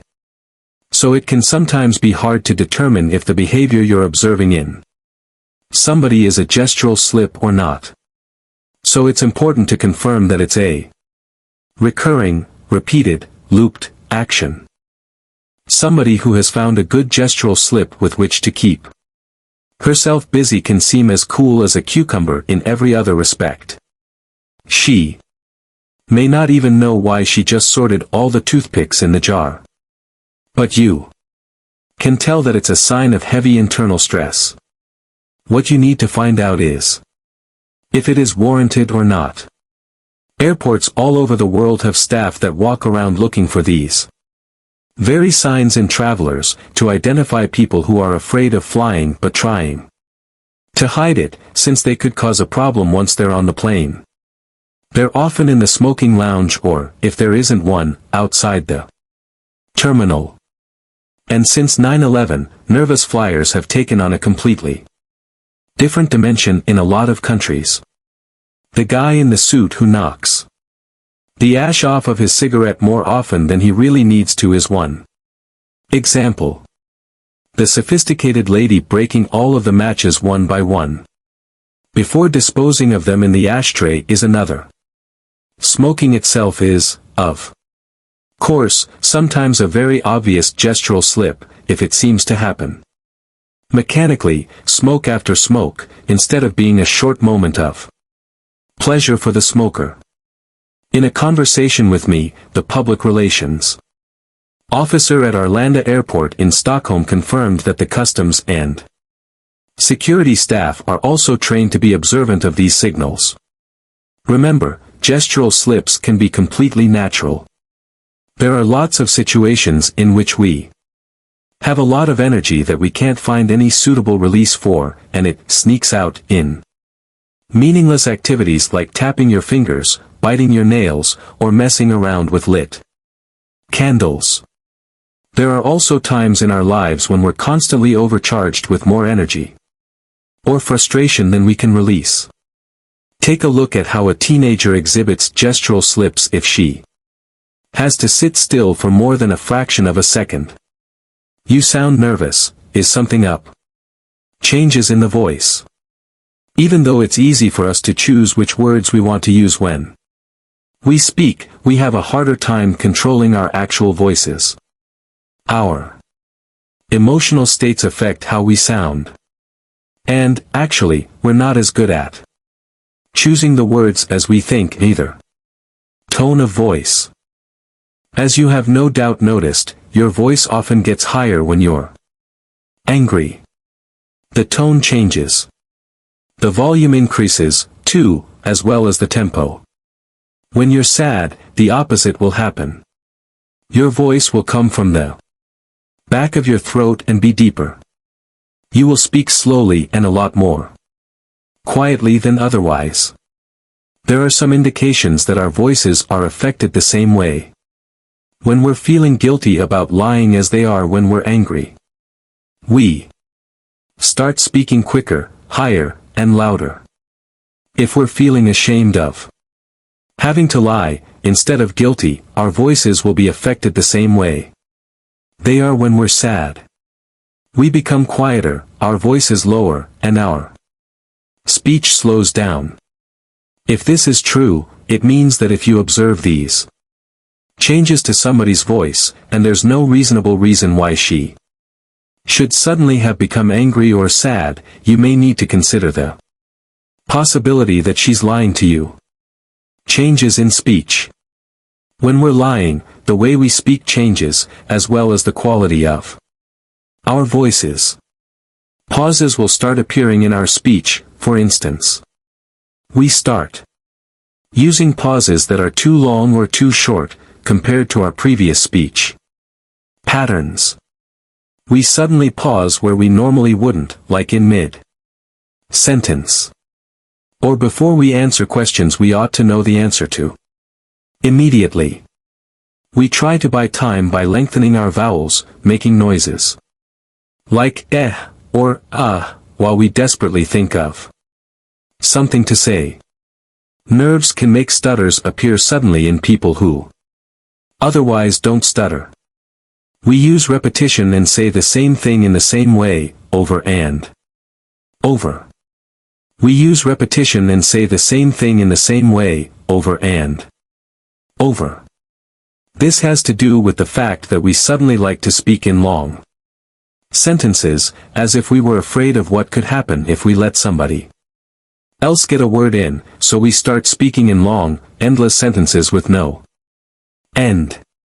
An easy way to do that is to use repetition, because that way you can keep going on forever, saying the same thing over and over again without anybody else getting a word in.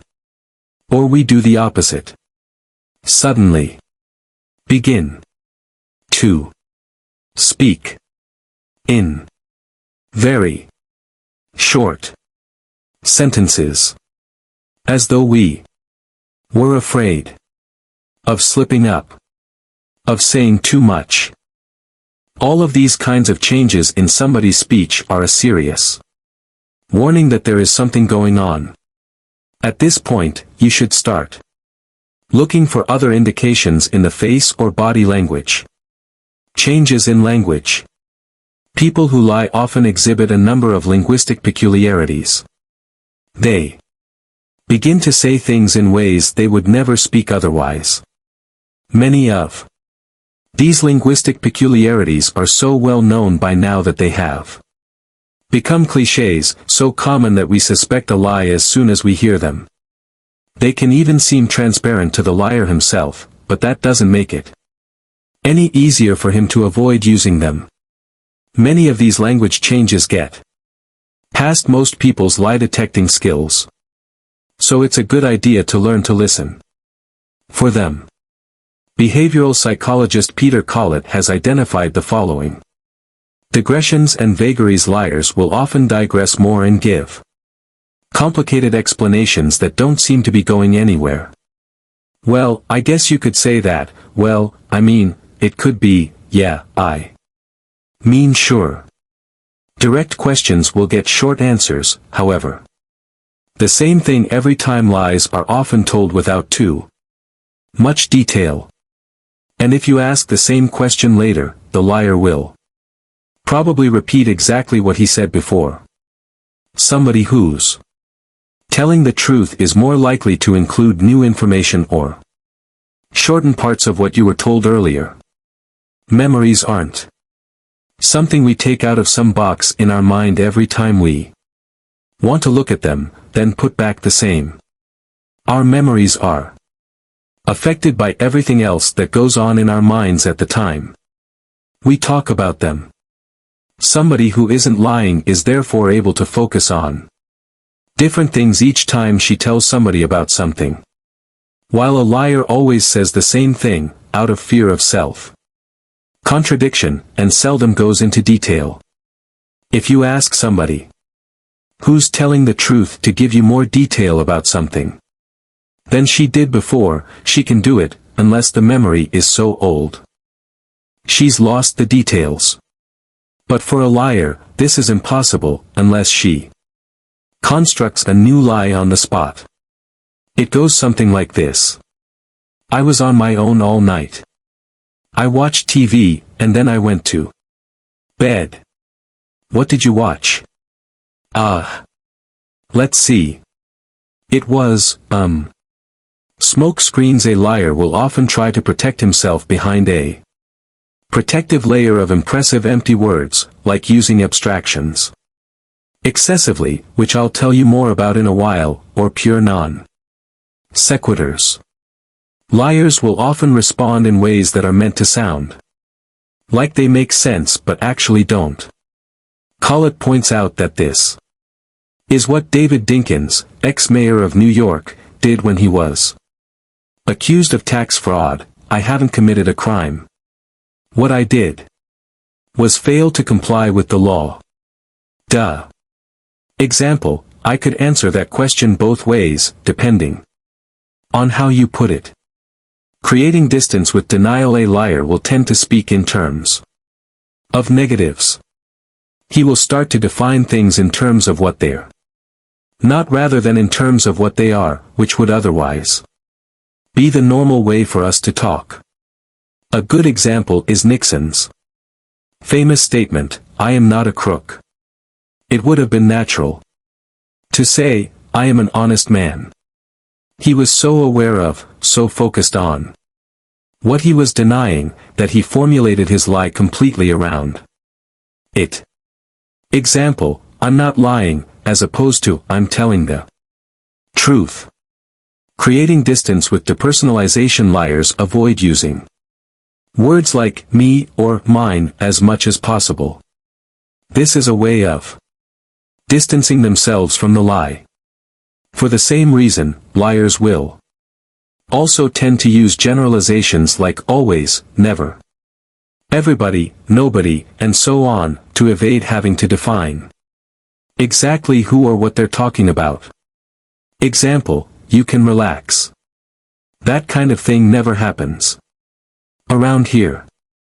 Creating distance using past tense. Another way of distancing oneself from whatever one is lying about is to relocate the lie to another time and express the content of the lie in the past tense rather than the present tense. An example of this is the common answer to the question, what are you doing? A liar would answer, I wasn't doing anything, as opposed to, I'm not doing anything. Expressing reservations. A lot of bad lies in movies begin with the words, listen, I know you won't believe this, but, or I know this sounds strange, but, a liar who realizes she is straining credulity will often use these kinds of reservations. In this way, she confirms any suspicions the other person may have, but simultaneously explains that they are unnecessary. The problem is that this is such a common way of shielding a lie. The simple fact that somebody expresses reservations about what she's about to say will often make us doubt whatever she then proceeds to say. The funniest kind of reservation is when we actually tell the person it's a lie straight out, without even knowing it. Example, I tell you, it was unreal. Let me tell you what happened. Linguistic sophistication. It's a little strange, but people who are lying will often use stricter forms of speech than they otherwise would. Many will often suddenly begin to follow rules of grammar and pronunciation that they otherwise don't obey, and will leave out favorite slang expressions and informal abbreviations. Collett claims that this is because these people are tense and so behave in a more formal fashion. I think it may also have to do with the fact that they unconsciously want to emphasize what they are saying and get it all as right as they can. This is really about the content of the lie, but it spills over into how they deliver the lie. The lack of truth in the lie is overcompensated for by being on their best behavior in the linguistic sense. If we secretly don't care about something either way, but want to pretend we care, we won't settle. For a simple, no, that doesn't sound good, we would rather use something like, I feel that would be both regrettable and inappropriate. Drawing your words out a lie takes time to formulate. Hence all of the vocal changes are used, like pauses, stutters, drawn out vowels, and so on. This can also cause the lie to be told at a slower tempo than at which the liar would usually speak, at least initially. Yeah, theits liaithirike thithias, sorry, why is liikike. Theiis, note the distancing in the change between is and was. A word of caution. Be careful about your conclusions. Before I end this chapter, I'd like to repeat some important things that a mind reader needs to think about when trying to tell if people are lying, or trying to hide their true emotions. Remember, spotting one of these signs isn't enough. All a sign means is that you should keep a lookout for more of them. The signs also have to be changes in somebody's behavior. If they were there to begin with, you can't determine if they are caused by the person lying or if they're just part of her natural behavior. You should also remember that the signs you will be spotting won't tell you if it is a spoken lie or a case of repressed emotions. You will need the context to determine that. Just as with masked emotions, these signs can also be caused by something that has nothing to do with the context you're involved in. If you were talking to that businessman who was afraid of flying, you'd be making a mistake if you assumed his displays of gestural slips were a sign that he was lying to you, unless you were talking about flying, of course. If you're picking up clear signs that something isn't right, proceed with caution. Give the other person an opportunity to change or add to her statement. Don't say, "Ha, caught you lying." Instead, say something like, "I feel like there's something else you're feeling about all this. Something you haven't told me." Or, "Would you mind clarifying what you've been saying? Maybe there's something you'd like to explain differently, to help me understand better." Remember your opinion Aikido. If you confront a suspected liar directly and accuse her of lying, you will most likely get nothing back but resistance and denial. Show some understanding, establish some rapport. Find out what's really going on. And finally, if you're not sure, you should always presume the person is being truthful. It's obviously not very constructive to go around suspecting everyone of lying to you. The things you've just learned are good skills to have, but you'll have a nicer life if you assume you won't need to use them. And something that can make life very, very nice is to find a nice person to share some of it, life, that is, with. Which we actually do. All the time. Unfortunately, we are often so bad at consciously reading signs of interest from other people, and they are no better, that we keep missing each other all the time. The next chapter will help you change that.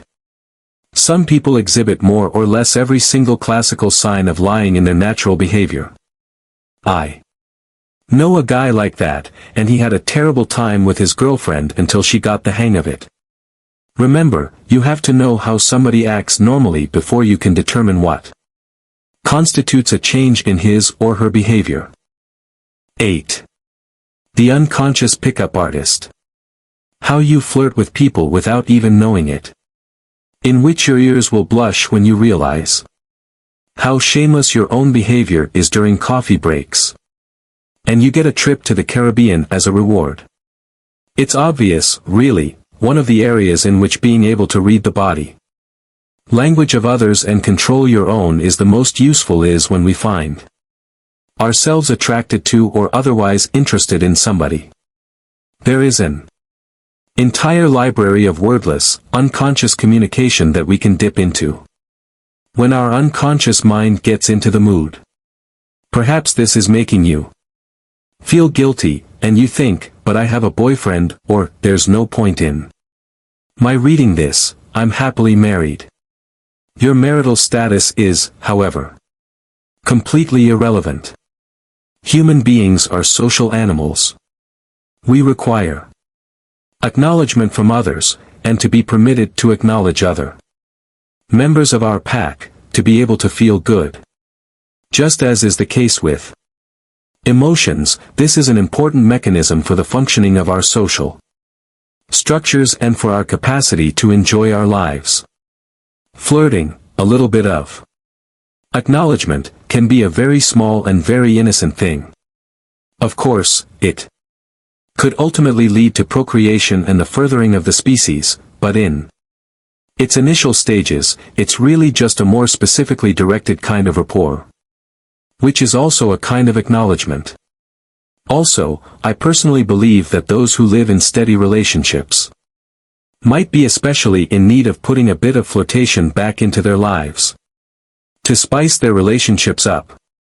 And besides, even if you don't have any desire to flirt with anyone but your partner, it might be nice to get a boost of confidence from knowing that somebody is interested in you, just by looking at him or her.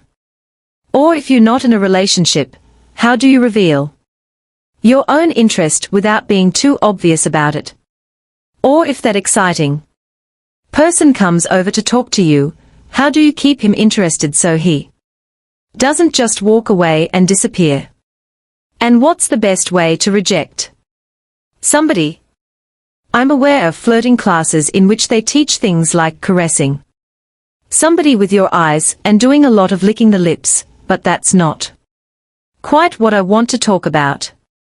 This is, rather, about all the things we actually already do, unconsciously and wordlessly. Let's have a look at how we go about it. Rapport and eye contact 1. Imagine you're in some kind of social space. There are lots of other people there. Maybe it's a Christmas party at work, a movie premiere, or a wedding. It could also be a waiting room at a train station, an area where you are picking your kids up at daycare, or in the lunchroom at work. Imagine that you're there with some friends and talking to them. Suddenly, your unconscious mind sees somebody a few feet away to your right.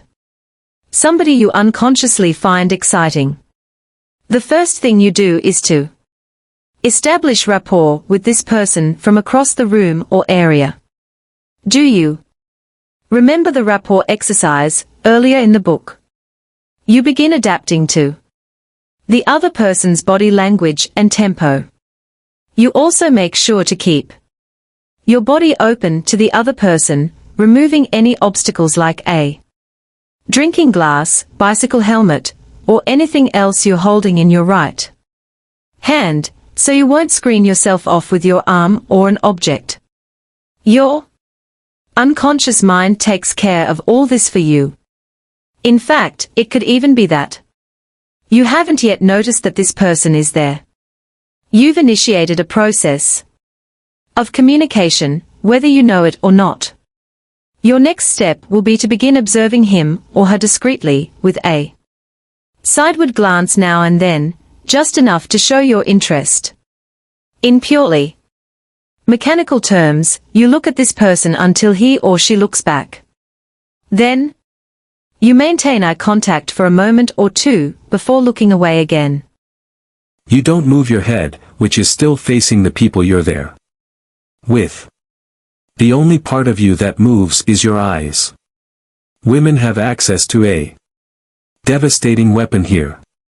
Women often, when they first start to look away, again after having made eye contact, look down at the ground for a brief moment. This is what the expression, furtive glance, really refers to. Flirting exercise. If you're a woman, try this simple test. Imagine there is an attractive person at the other end of the room. Look at this person out of the corner of your eye, and then look away by moving your eyes to the other side. Look at the person again.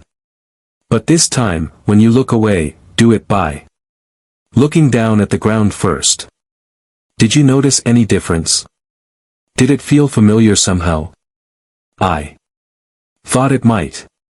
Looking down is an invitation. It's a sign of submission and says, I'm harmless, or even, I can/want to be conquered. I am well aware of how reactionary a statement like that might seem in our contemporary, #MeToo world. But unfortunately for our rational, enlightened minds, our unconscious flirtations often stem from a very primal programming from before we were human beings, and a lot of the time it revolves around the female submission to the male. It may not be particularly politically correct or even tasteful when it comes to gender equality, but it's how these things work. It's been this way since the dawn of time, and we're far from the only creatures that behave this way. Most of the animal kingdoms' mating rituals involve elements of female submission, and the human mating dance is no exception to this rule. Otherwise, men might simply never have the courage to approach women at all. Showing off your plumage. Now, let's go back to that room you were in. When you have unconsciously confirmed that the other person is watching you, you show off your beautiful plumage like a peacock. Or, rather, you do the human equivalent. You start trying to improve your looks for him or her. You adjust your clothing, hair, and jewelry. Your posture will become more alert and your back will straighten out. If you're a man, you will, at least in theory, show off your muscular chest to show what an alpha male you are. And if you're a woman, you will present your assets in the best way you know how. To put it briefly, no matter who you are, you will start showing what you've got. And if you're a woman, messing around with your hair or your earrings is a combined dual display. Just like other animals do to display submission. You expose your most sensitive body parts, your wrists. You also display your palms, which demonstrates that you aren't holding any rocks or other implements that you could use to knock the head in of any man who approaches you. Showing an empty hand is a very old and primitive way of displaying friendly intentions. Chimpanzees that are fighting do the same thing to show that they don't want to fight anymore.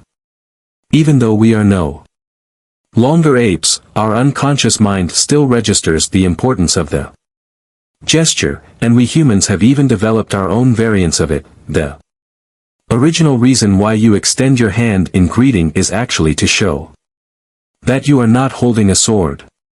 The challenge. Now, it's time for the actual checkout. You show your interest by examining the person, which is done by squinting a little, tilting your head. You're checking him or her out. This is pretty much all we men have in our arsenals. If nothing has happened yet, we have to make a conscious decision to approach the person we've been unconsciously checking out. Women still have another weapon at their disposal. It is as devastatingly simple as it is devastatingly deadly. Again, if you're a woman and can try this out while you're reading this, do it. You'll know exactly what I'm talking about. Here's the position: head and eyes go into checkout position. As mentioned, squint and slant your head. Then place one hand on your hip, which you raise a little. That's it. Now, as a woman, you're no longer being submissive, you're posing a real challenge. What this pose says is, I'm curious about you, but I wonder if you've got the guts to walk over here. It doesn't get any more direct than that. Remember, these are still unconscious techniques you're using. So, Without knowing that you've done anything to encourage it, suddenly that person is standing there, right in front of you, wanting to talk to you. And you have no clue how it happened. You are also quite likely to be asked if you know each other, since you seem so familiar to him or her. Do you know whom you remind that person of? Himself or herself, of course. Because you've been standing there following the person's body language. Your position signals trust and interest.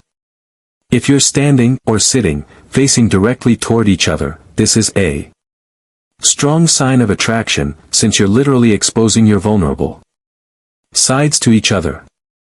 Usually, we stand at a 45-degree angle to each other when we speak, because facing each other directly is simply too intimate. Any animal knows the sides are the better protected parts of our bodies, thanks to our rib cages. Also, by standing at an angle, the body presents a smaller target area to any threats. To face each other directly, you either have to trust each other greatly, probably because you know each other well, or else doing so is a sign of attraction. For the same reason, it can be threatening if somebody approaches you from straight ahead. If you stand too close or tower over somebody, you will be perceived as intrusive and aggressive rather than humble and vulnerable. If you turn straight towards somebody who isn't comfortable with it, the discomfort will often be expressed by that person touching his neck, collar, or necklace. It's a sign telling you to either back off physically or change the subject of conversation. You're either standing too close or talking about something that makes him uncomfortable. Now that you're standing there, facing each other and talking, the technique of flirting takes on more nuance. You can use this opportunity to pay attention to the other person's unconscious behavior. Are the pupils dilated and signaling interest?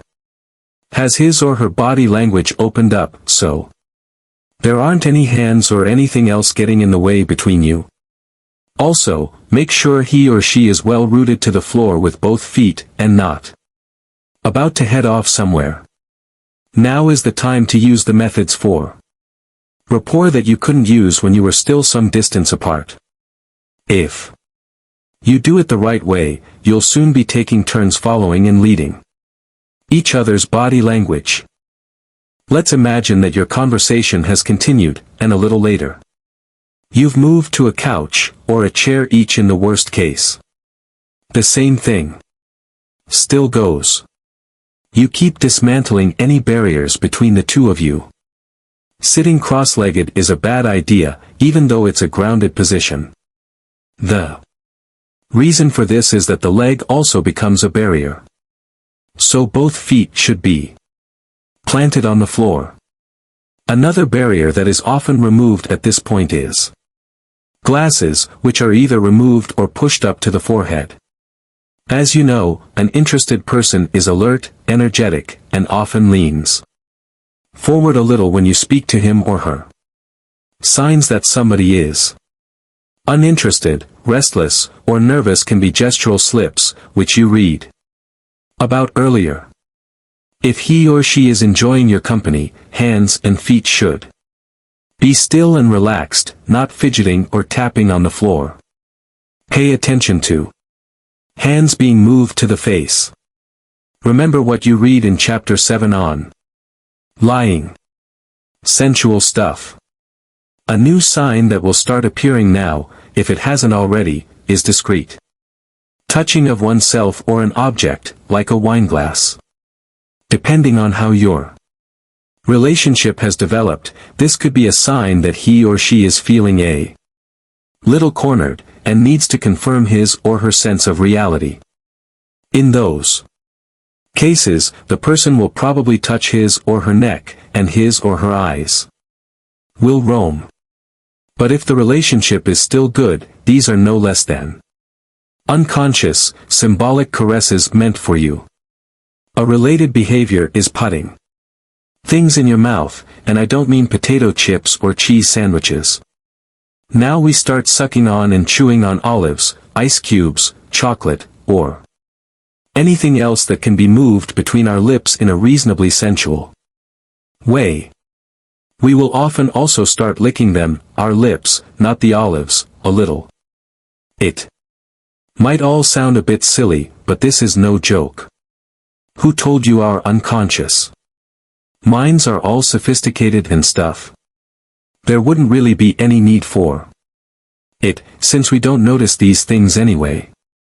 Watching somebody we're attracted to eating or drinking is almost an unbearable turn-on for our unconscious minds.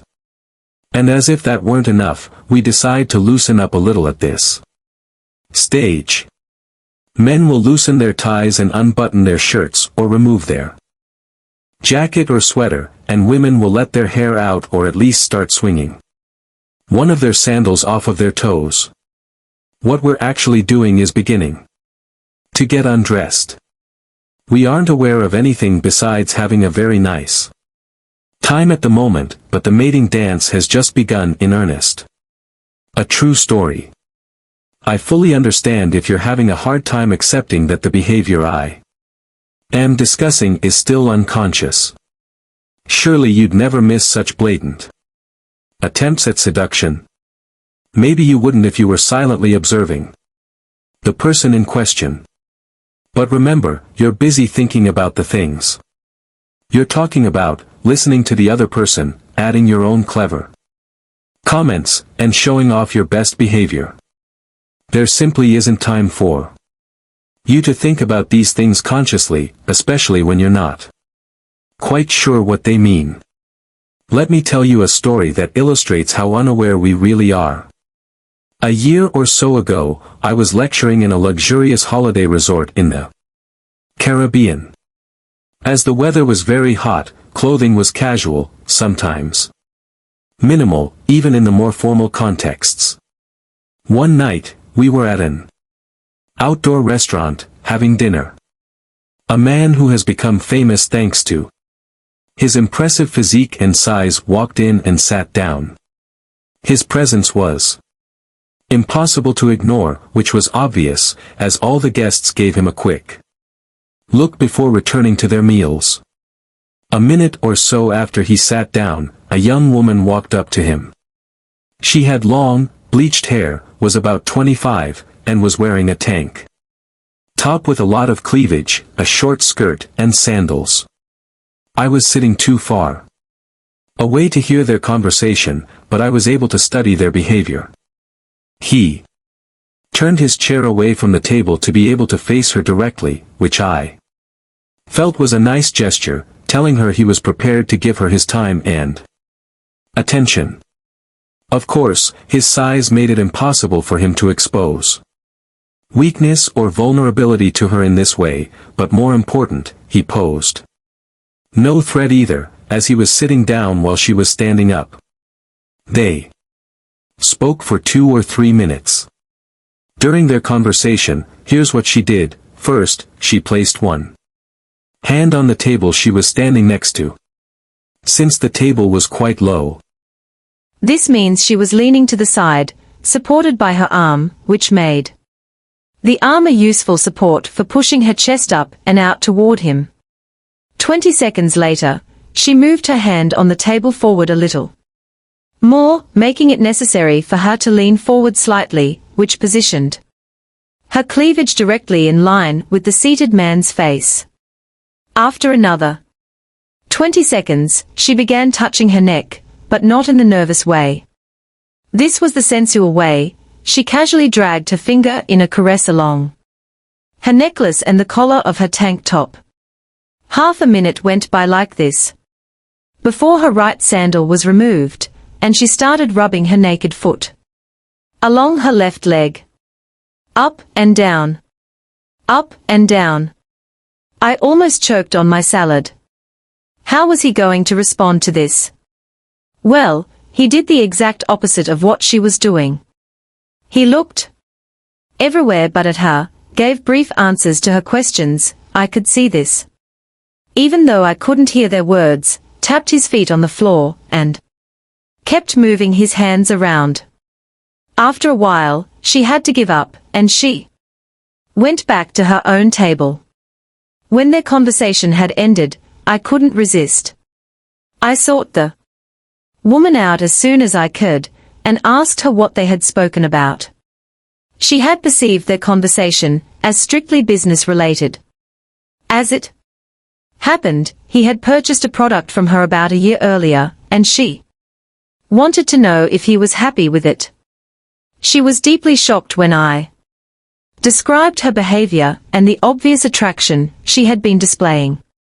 She claimed that she had no memory at all of doing all the things I mentioned, and was quite concerned that she might have made an unprofessional impression. I believed her. I also had a quick talk with the man. I began by saying that I understood that this must happen to him all the time, and that it must be bothersome for him. He responded by admitting that this was true, but he told me he made an effort to give everybody the time they needed and to be nice and polite to everybody. When I described the behavior he had just displayed, he was as upset as the woman had been just before. He was worried he might have made a disrespectful or unsympathetic impression, and asked me if I thought he should apologize to her. I told him he probably didn't need to, since neither one of them had been aware of their own behavior, let alone the others. They were both textbook examples of everything you've been reading about here, and they really had no clue about it. At least not consciously. If I had asked their unconscious minds, I would almost certainly have had completely different answers. But they were both consciously convinced that what happened was that they had a brief, business-related conversation. Keep that in mind if you feel nervous about following somebody's body language. You can get away with a lot more than you might think. When interest wanes. Back to you and the couch, or chairs.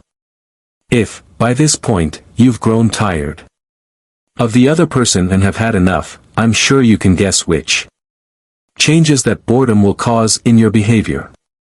You simply start making bad rapport.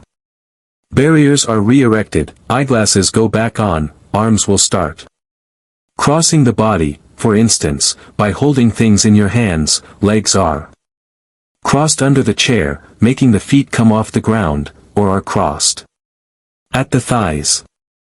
The body tenses up. Eye contact is broken. Something a lot of people do is to suddenly seem more interested in flicking invisible dust away, or rubbing imaginary stains out of their clothes. Pretty soon the other person will get up and tell you she has just seen somebody she needs to talk to, excuse herself, and leave. When you return to your friends, and they ask you where you've been, you tell them you've spoken to somebody you didn't know for a while. That's it.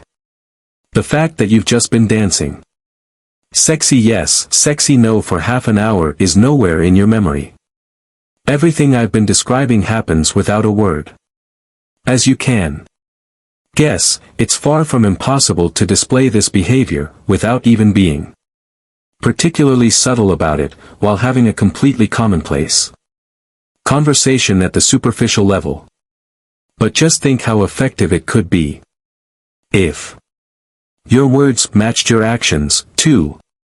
You can make yourself dangerously irresistible by practicing your rapport and wordless communication. In the earlier example, I have described a set of behaviors that can all be displayed, one after the other, in a single encounter, but of course this could go on for longer, or even just include a single sign or so each time. Like with two co-workers at the office, everybody just knows there's something going on, no matter how they deny it themselves, despite their every meeting at the copying machine being a cornucopia of exposed wrists. Moistening of lips, moistening, not licking, and facing each other directly. This can go on forever, and if nothing else happens, it's very likely that it will. Human beings are social animals. We require acknowledgement from others and to be permitted to acknowledge other members of our pack, to be able to feel good. It doesn't have to be more than that, unless you want it to. Of course. Up until this point, everything in this book has been about learning to observe the unconscious signs other people display, and learning about your own signs. You've been able to use this knowledge in various ways, but the basic premise has always been the same. Now we're ready for a new approach. In the next 2 chapters, you will learn techniques for real influence. The influence you can achieve by leading somebody into rapport, for example, is of a rather passive kind. In the next chapter, we're going to touch on actively influencing the opinions, ideas, and emotions of others. All things a good mind reader needs to be able to do. Many of these techniques, like hidden commands from chapter 9, or anchors from chapter 10, can be used to improve other people's situations. Some of the other techniques are included to help you protect yourself, as you are under a constant barrage of sophisticated tricks that people play on you to get at your thoughts, usually for commercial or political ends. Our behavior. Sometimes we don't need more than a friendly hello and a smile to influence somebody else to give us a friendly greeting in return. Other times, it's a lot more complicated. I think you've also started to realize that since we do this all the time, whether we want to or not, there's only one way to make sure you're not influencing or manipulating somebody in a bad way. You need to know what it is you're doing so you can decide when to not do it or choose to do it differently. The techniques that you've learned so far have mainly allowed you to identify the emotional states of others, giving you clues to how they feel and what they're thinking. As you've seen, these techniques can also be used to influence the mental processes of others, causing a change of mood in somebody by influencing the person's body language, establishing good relationships in meetings, or making somebody like you. But considered as techniques of influence, they are quite passive, as I've mentioned. Now I want to teach you more active techniques of influence. But I also want you to remember something. Our goal is, still, to influence others in ways that help them achieve insight and emotional states they may have had a hard time reaching on their own. We're always looking to help people achieve their absolute best and most useful state of mind. And that is all we should be looking to do, because influence is a double-edged sword. All of the techniques I am teaching you now, to enable you to help people, can also be used to destroy people completely. And this is an absolute no-no. If I find out you're using these things in the wrong way, I'll come after you with a big stick. I'm serious. As Spider-Man's Uncle Ben put it, with great power comes great responsibility. Subtle proposals. Suggestions to our unconscious minds. To use suggestion means to plant opinions, images, and thoughts in other people's minds without them being conscious of it. They believe that the new idea comes from them, whereas in fact they've had their perception of reality manipulated by someone else. The media in general, and advertisers in particular, use this technique a great deal. The editors of a large daily newspaper were well aware of these methods when they used the slogan, "Who formed your opinions?" in their advertising for several years. You could say that a suggestion is a proposal to our unconscious. Usually, proposals are made to our conscious minds, and we reflect upon and make up our minds about them once we have heard them. Often this is a question of behaving in a particular way or agreeing with some opinion or other. The reason why it's so much more efficient to propose things directly to our unconscious minds instead is that our unconscious minds don't Analyze what's being said in the same way our conscious minds do. If someone makes a proposal to our conscious minds, we filter the information, we analyze the content of the proposal and then make up our minds about it. Either we agree with the proposal, I definitely want to go and eat with her, or we reject it, no, I'm not hungry, or we request more information before deciding. It depends on whether it's going to be sausages again. But a suggestion to our unconscious mind bypasses our conscious, analytical filters. As a result, we don't need to decide what we think about what's being said. Our unconscious mind interprets it all as objective truth. If someone says to us, oranges are tasty, we can consciously decide whether we agree or not. But if the same thing is provided as a suggestion to our unconscious mind, we will accept it as fact. As true. Oranges are tasty. As well as having the media and advertisers bombard us with suggestions, we also use suggestions in our daily communication with one another. We are constantly making suggestions with our body language, as we saw in Chapter 8 on flirting. But suggestions hidden within our language can also be extremely effective, and we're going to take a closer look at them now.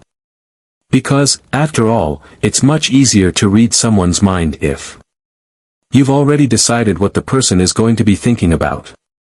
Our unconscious mind doesn't filter and doesn't make judgments.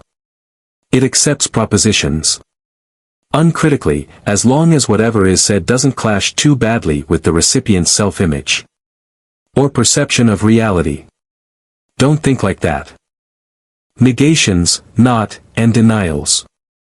A very common method for planting new ideas in someone is to claim that something isn't the case. Before we can not do something, we have to be able to imagine what it is that we are going to put after the word not. Don't think of a blue polar bear. In order to understand that sentence, you have to be sure that you understand what a blue polar bear means, in order to apply the abstract concept of not. And by then it's already too late. You've already thought of a blue polar bear. If you see a newspaper headline that says, Ryan Reynolds denies romantic involvement with Emma Stone, you can't understand it without first understanding the concept Emma Stone, romantic involvement. Ryan Reynolds, and then afterward adding the fact that this isn't the case. Even though this headline hasn't taught you anything new about the world, your mind still contains a new thought that wasn't there before. And as anyone who has, or has had, small children will know, the word not pales into insignificance pretty quickly compared to the rest of what's being said. Ryan Reynolds. Who would have guessed? Negations are abstractions. This has to do with the fact that abstract concepts like not are the last things we learn when we are small. Because they are abstract and have no counterparts in the real world, unlike polar bears and Ryan Reynolds. Although I'm not entirely sure about Reynolds, they are difficult to remember. If you tell your child not to lean back on his chair, you're simultaneously planting the idea of leaning back on the chair. It's easy to conjure up an image of leaning back on a chair. The word not is a purely intellectual concept, which we have to remember to apply to the image, and that's difficult. Every time you tell your child not to lean back on the chair, you strengthen the image of leaning back on it. Eventually, it will be enough for the child to see the actual chair in order for the thought of leaning back on it to awaken in him, in spite of the fact that all you did was to ask him not to. Here are some more examples of how you can confuse people completely. I don't want to make you lose count. You're not drinking anymore, are you? Stop hitting your little brother. Organizational consultant Jerry Richardson suggests a triple whammy. Don't worry, it's not hard to find. You can't miss it. Do you see what images or thoughts these sentences are planting in people's minds? It's true of all suggestions that the more someone is exposed to them, the stronger they will be. If you have had a drinking problem, and someone asks you once if you're still not drinking, there won't usually be a problem. But if the question is asked enough times, as formulated earlier, it will strengthen the mental image of drinking until your problem could easily be reawakened. This is also the reason why children, when they are learning to ride a bike and how not to ride into things, behave like guided missiles. They are concentrating so hard on not riding into the old lady, not riding into the old lady, not riding into the old lady, that it becomes the only course of action open to them. Or, as I once did myself, driving a snow scooter into the only tree trunk within miles. A tree trunk that was 6 whole yards away from the scooter trail. The tree trunk that I was so very consciously trying not to drive into. All kinds of people, from professional golfers to successful entrepreneurs, can tell you that if you concentrate on avoiding obstacles, instead of concentrating on your goals, then you'll run straight into the obstacles. Now you know why. Don't think of a blue polar bear. A bad word. I actually think that the word not ought to be banished from our language, because it is impossible to not do something. You are always doing something. Try telling a child not to do what he is doing. Compare that to telling the child what you want him to do instead, and notice the difference it makes. Adults function in precisely the same way. An action, like a thought, is energy in motion. It's impossible to stop energy once it's in motion. The only thing you can do is change it into something else. It's practically impossible to stop what you're doing and not do something or not think something. All you can do is divert the energy and think about something else instead.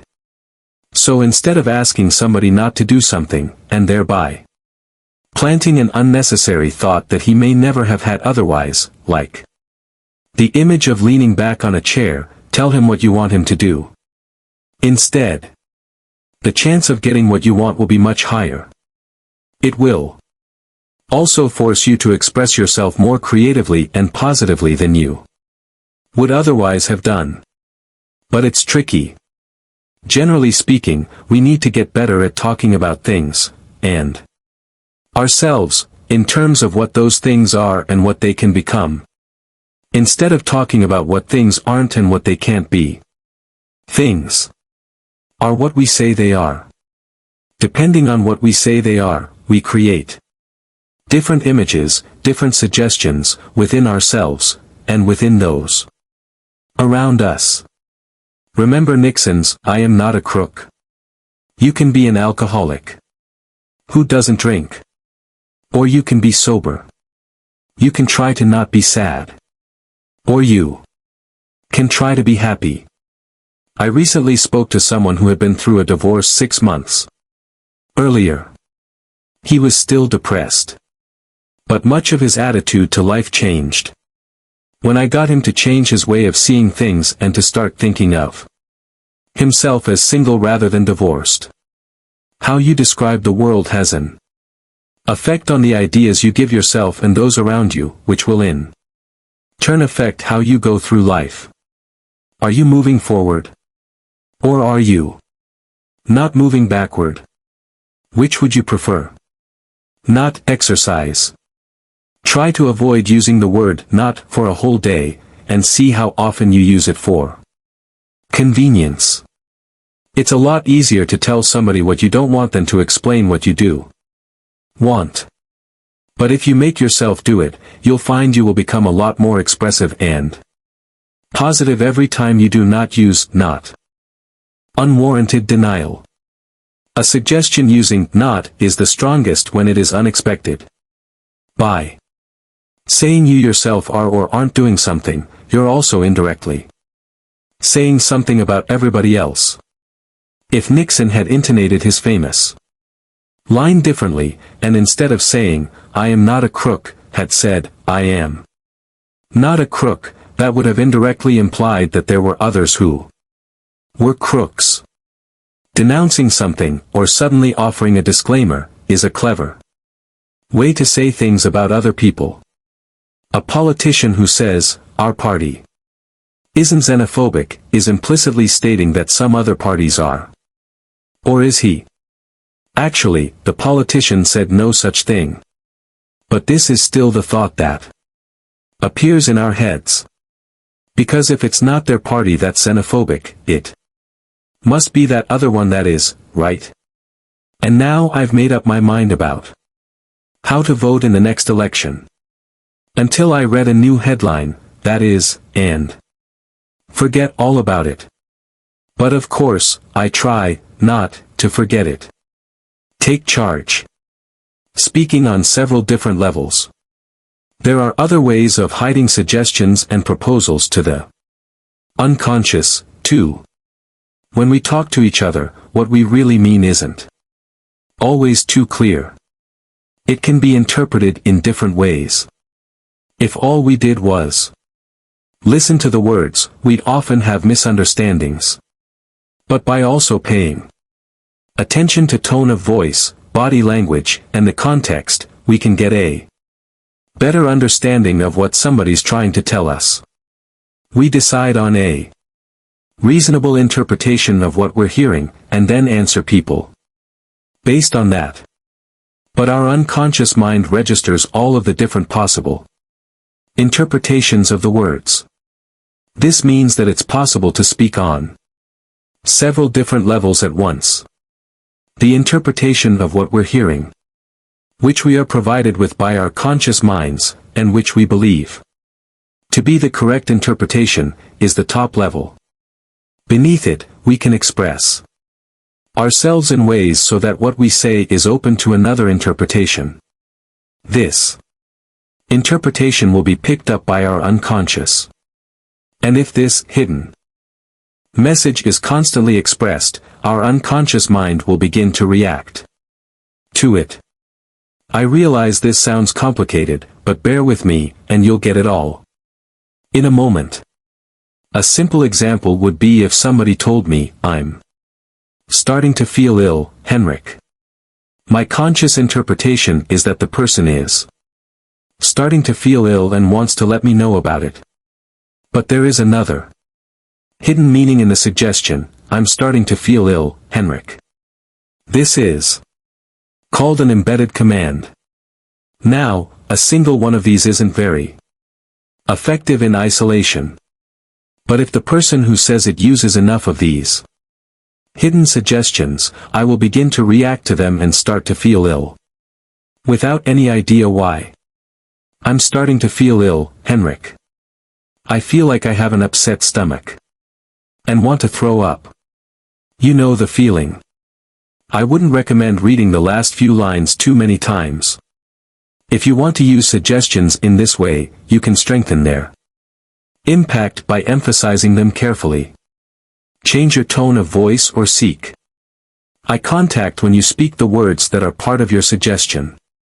Do it exactly the same way for each suggestion. All you need for the unconscious mind of the person you're trying to influence to get the idea is to treat the things you say with a slightly lower voice as though they're special. The earlier examples of negations, using not, also contain these hidden commands: lose count, you're drinking, that you can emphasize using your tone of voice. If you're starting to think this all seems like some kind of hypnosis, you're not far off the mark. This isn't hypnosis, but hypnosis exploits the way we understand speech. Hidden commands are part of hypnotic speech. In hypnotherapy, as in many other forms of therapy, the fact that we have several levels of understanding is used to great advantage. Using Suggestion: you can give therapeutic suggestions to the clients. Unconscious, without being noticed. The father of modern hypnosis, Milton H. Erickson, whom I have mentioned several times, was unrivaled when it came to communicating on two levels at the same time like this. Unintended suggestions. You should always be on the lookout for hidden suggestions from other people, whether they are presented as regular proposals or as statements, including the word not. Lots of people use negative suggestions all the time without being aware of it. In this way, they unknowingly cause a lot of anxiety. Avoid these kinds of people whenever possible. Even if you should discover the suggestions, it may be difficult to avoid being influenced by them. You could also try responding with a rephrasing of what was just said, but with a positive suggestion instead. If somebody is spreading bad vibes around, in the worst case, you can always use opinion Aikido to establish rapport first. I understand exactly how you feel. I would feel the same way if I were you. Then, once you can tell that the person is listening to you, you give him or her positive suggestions, which are subtly emphasized with tone of voice. An eye contact, in combination with an actual proposal for creative action. I've noticed that I feel much better, since I said to myself, hey you. Take a vacation. Turn people's own weapons against them. Any word can be a suggestion. Any word or expression is a potential suggestion, since our unconscious mind scans all possible interpretations and makes all available associations from all of the different messages we are exposed to every day. The next time you listen to a radio commercial or watch a commercial on TV, try listening to the different words and phrases used in it. If the commercial is any good, every word will have been carefully selected, with a certain effect that it is intended to have on you. Hidden suggestions can awaken associations you weren't expecting at all. If you use them in the right way, you can connect almost any associations you like to pretty much any product. Today, the act of eating ice cream as a symbol for sex is a cliché of advertising. But, apart from in the purely Freudian sense, the relationship between ice cream and sex was a chance creation. Somebody at an ad agency had to have decided to connect ice cream to sexual suggestions. Probably urged on by some motivation analyst like Ernest Dichter or Louis Chaskin, who had figured out that it ought to work. It worked so well that everybody else has been doing it ever since. But it could just as well have been about something completely different. In advertisements, both on TV and on radio, specific words are used to put you in a specific mental or emotional state. This state is then associated with the product or the company's logo. Words like warm, soft, clean, powerful, and bigger put you in a completely different state and experience than words like tense, worried, afraid, and weak. The best way to make somebody feel something, then, is to talk about it. I don't know about you, but right now I have a bit of an itch in my throat. How about your throat? Isn't it a little itchy, too, when you think about it? I thought it might be. Or how about the ad I saw at a newsstand in an airport, which read "Do you remember how thirsty you get on an airplane?" Coincidentally, this offer was given at the same time as the new security measures for flights were applied, the ones that mean you can't bring a bottle of water onto the plane, unless you buy it after the security checkpoint. More precisely, at this newsstand. Any word, expression, emotion, or image that you use when you're speaking to somebody will lead her into specific emotional states and experiences, in the same way that your wordless communication does. So, make sure the place where you're leading her is where you want her to go, and not somewhere else. Attention exercise. 1. Find 10 ordinary sentences that contain hidden suggestions, like not statements, repetition of value terms, or hidden commands. Think about the things you hear yourself and others say. 2. Choose a newspaper, and try to find hidden suggestions, like not statements, repeated value terms, or hidden commands. Begin by looking at one of the editorials. Then see how many you can find in an article that is supposed to be reporting the news objectively. I'm not the one who said it. Suggestion through implication. An effective way of using linguistic suggestions is to hide them between the words, as insinuations or implications, rather than stating them directly. As you'll see, this works very well, and we usually don't have any idea what's going on when we hear these things, either. Leaving information out. When we talk to each other, we often take a lot of linguistic shortcuts. We assume the person we are speaking to has the same understanding and definitions we have, and that the words mean the same to both of us. Therefore, we don't need to explain what we mean by every single word we use. This is a good thing, because talking the long way would be very bothersome. We routinely leave out a whole load of information that we take for granted when we talk to each other. Often, this won't be a problem. It was pitch dark out will tend to be understood in more or less the same way, since people's concepts of pitch dark won't vary too much. Value statements are a lot more troublesome. The Oscars gala dinner was quite nice. How nice is quite nice to you, as opposed to me? Sometimes, we leave too much information out, or it turns out the person we are talking to understands certain things in a different way than we do. That's when misunderstandings happen. We can also consciously leave information out, on the notion that you know what I'm talking about. Or, and as usual, he gave me that look, you know. The truth is, I might not know at all. I might just think I know. Then we'd be thinking about two different things, both convinced the one we are thinking of is the real intended meaning. Using comparisons without reference. A good example of leaving information out is the wording on the packaging of frozen food in our supermarkets. I have some frozen salmon in my microwave right now. The box says now, we use our own stock in the sauce, which makes it taste better and gives it more depth. A while back, it seemed like there was some rule for manufacturers that they had to write things like the following on their boxes and bottles. New better recipe. New sauce for better taste. New improved formula. Now even whiter.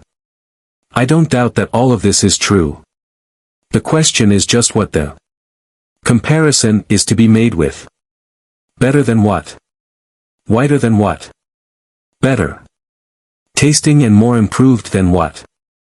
All of these statements are comparisons, but they leave out the thing that the comparison is made to. Our minds like things to make sense and love to see connections between things, to the point that we will create them if they don't exist. When we read phrases like the ones I just mentioned, we unconsciously fill in the blanks ourselves. We're so used to doing it that we automatically believe we know what the comparison is made with, and fill in our own interpretation, convinced it is the only right one. New sauce with more flavor. They must mean more flavor than before, right? But the truth is there is a multitude of different, just as plausible interpretations, more flavor, than our other products, more flavor. Than our competitors' products, more flavor, than before, but still pretty bland, and so on. Some interpretations will seem more plausible than others. More flavor than cucumber may seem like a less plausible Interpretation to some, but how do we know that's not the intended meaning? Different people will make different interpretations. The only thing they will have in common is that they will all choose an interpretation they believe in and that they believe to be the only plausible interpretation. We will also prefer the interpretation that has the most personal relevance to us, as it will be the first one we'll think of. By consciously leaving information out in this way, you can make the recipients of the message fill it in with meaning themselves. In other words, by not really saying anything, you can make someone experience something that is both true and personally relevant to that person. This is a very clever way of establishing a personal relationship to the reader. You also make it the recipient's job to come up with good stuff that's true about the product. You don't even need to say anything. By leaving information out, or by expressing yourself in ambiguous ways, you can make the recipient fill in the content, which guarantees that he or she will find it both true and personal. A copywriter I spoke to told me he loved using this particular gambit to get the reader emotionally involved. We think they know by speaking of somebody in general terms, so that the person has to fill in the blanks herself. You can also give an impression of knowing more about him or her than you actually do. A good example of this is the interrogation method, which was used in China during the 1950s. When somebody was arrested, she was basically told only that, "We know it all. You may as well confess." Then the poor prisoner was simply left in her cell for a few days to try to figure out what they actually meant. At last, after enough thinking, everybody always came up with something they'd done that they felt had to be the crime they were suspected of. The problem was that each confession was met with the statement that even if what she had confessed to was a serious crime, it wasn't the crime she was suspected of. Back to the cell, or back to some more creative interrogation methods, until the poor victim had confessed every act in her entire life as a potential crime toward the government. This method can also be used to win people's trust. Express yourself about something in personal terms, but be ambiguous enough that the listener has to fill in all of the blanks herself. While you're reading this, make a tight fist with one of your hands. Done it yet? Good. Keep it like that for a few seconds. A few more. Now, begin to open your hand, very slowly. Right about now you should have a rather odd sensation in your hand, right? Good. To be completely honest, I have no idea how your hand felt. It might have felt tingly, or itchy, or sweaty, or you may have felt that your hand was unusually warm. Or it could have been something else entirely.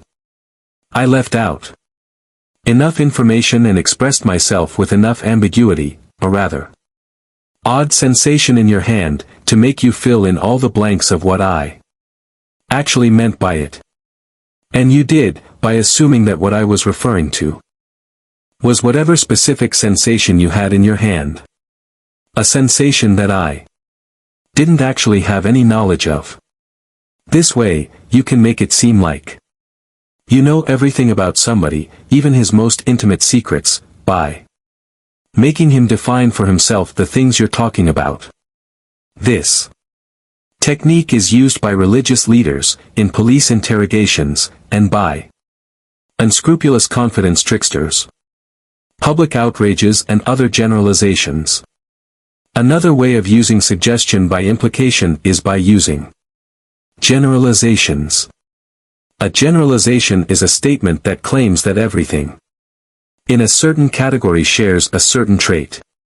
If you say that all Scots are misers, you've made a broad generalization about everybody who lives in Scotland.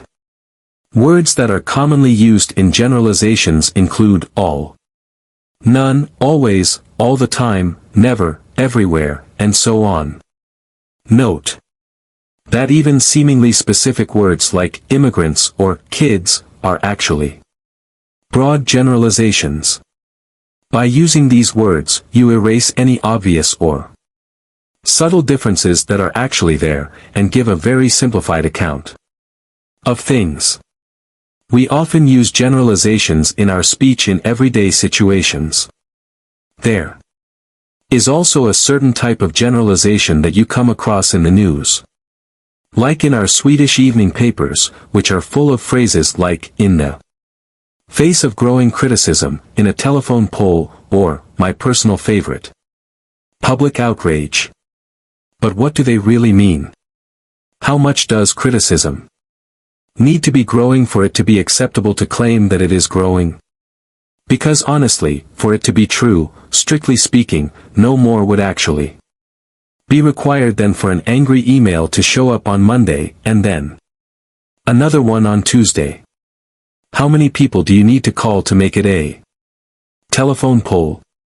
222. You might think I'm exaggerating, but I'm not.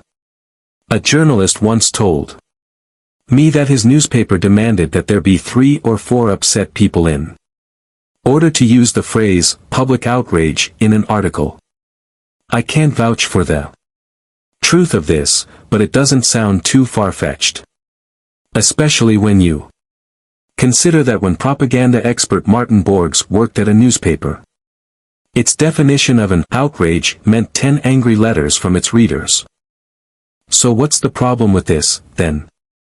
Well, by using these kinds of words, we make it sound as though there is a consensus out there, when this could actually be untrue. We don't react consciously to these words, in fact. We almost don't even hear them. But they still leave us with a feeling that this is something people seem to have a certain opinion about. Maybe even most people, seeing as it's an outrage and everything. In this way, you can create a public opinion out of nothing. We don't want people to think we're stupid, so to play it safe, we tend to think the same as everybody else does. And if it's true, as the paper says, that something is facing growing criticism, maybe I should consider taking a stand against that thing the people seem so upset about, right? This is a good way of influencing public opinion and making people think what you want them to, by using generalizations that imply that most people are already feeling this way, when there's actually only a handful, perhaps no more than 10, people involved. Watch out for abstractions. The last method for hiding suggestions in implications is a variation of the vacuous rhetoric I mentioned in the section on lying. By expressing yourself in an extremely specific way, but simultaneously avoiding defining the words and terms you use, you can make it sound like you're supporting or even proving a claim, without actually having provided any real information at all. An example of this is the business manager under pressure who said, the first thing we need to do is discuss this new difficult situation we're in, as it affects important elements in our continuous process of growth. Sounds good enough, I guess. But he never told everybody what that situation was, or why it was so difficult, and I doubt anybody really felt particularly illuminated. Besides, what are those supposedly important elements he was talking about? What process, and how long has it been going on for, anyway? Journalists are familiar with this trick of using excessive abstraction, and if they're any good, they have very little patience for this kind of thing. Media coaches will often warn their clients that they can only get away with 3 consecutive uses of excessive abstraction before losing credibility. The hard part is to discover it at all as a listener. It sounds good, often very good, even. But in writing, it will often look absurd. Your one big suggestion. In fact, it's not just your words that suggest things to others. Your entire presence, what you're wearing, how you move, and how you sound are all important, too. The whole idea of leading somebody into rapport can be considered a giving of suggestions that the other person follows. Martin Borges, in his book Propaganda, gives an example of how he used his own body for suggestion to influence a decision when he wanted to be discharged from the hospital a day early. The problem was that this was a Sunday, when nobody is usually discharged. The first step was to ask the nurse to tell the doctor I wanted to see him. Before the doctor arrived, I freshened myself up, took off the huge hospital shirt, took a shower, put some jeans and a sweater on, tidied the room, and put everything in its right place. Packed my stuff in bags, and left them in a visible spot on the floor. Then, I sat down in the chair to type on my computer, instead of lying in bed watching TV. The unstated implication couldn't have been clearer. The doctor wasn't meeting a sick, weak man, but a healthy man with good, strong energy levels. Martin was discharged the very same day. Think about your body language, the way you speak, your clothes, and the way you act. What suggestions are you giving people about yourself? And what suggestions would you like to be giving them?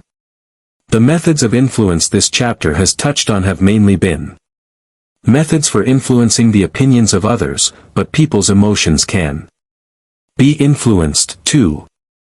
The next chapter will teach you how to use anchors, which allow you to activate the desired emotions in yourself and in others with speed and great precision. Remember the things you've already learned about how our actions are controlled by our emotions, and you'll realize the power this kind of influence has. But remember, you have to give up all your ambitions of world domination and planting Manchurian candidates before I'll allow you to read on. 10. Hall anchors. How to plant and trigger emotional states in which you will get in touch with your own feelings and those of others, dodge a hug, and lose your fear of sharks. As you know, you can influence the emotional states of others by means of rapport and suggestion. However, the results will often be a little imprecise. E.g., how do you lead someone toward excited and confident as opposed to happy and creative, and you might have a hard time achieving strong emotional reactions. There is a more effective way of influencing emotions, which allows you to trigger any emotion you like in anybody you like, whenever you like, and this more effective way is the use of anchors. Anchors equals imprints. There's actually no real difference between an anchor and an imprint, which is what Pavlov was making when he got his dogs to produce saliva when he rang a bell. The difference is that we're imprinting people, not dogs, and the things we're imprinting are emotional states, not drooling.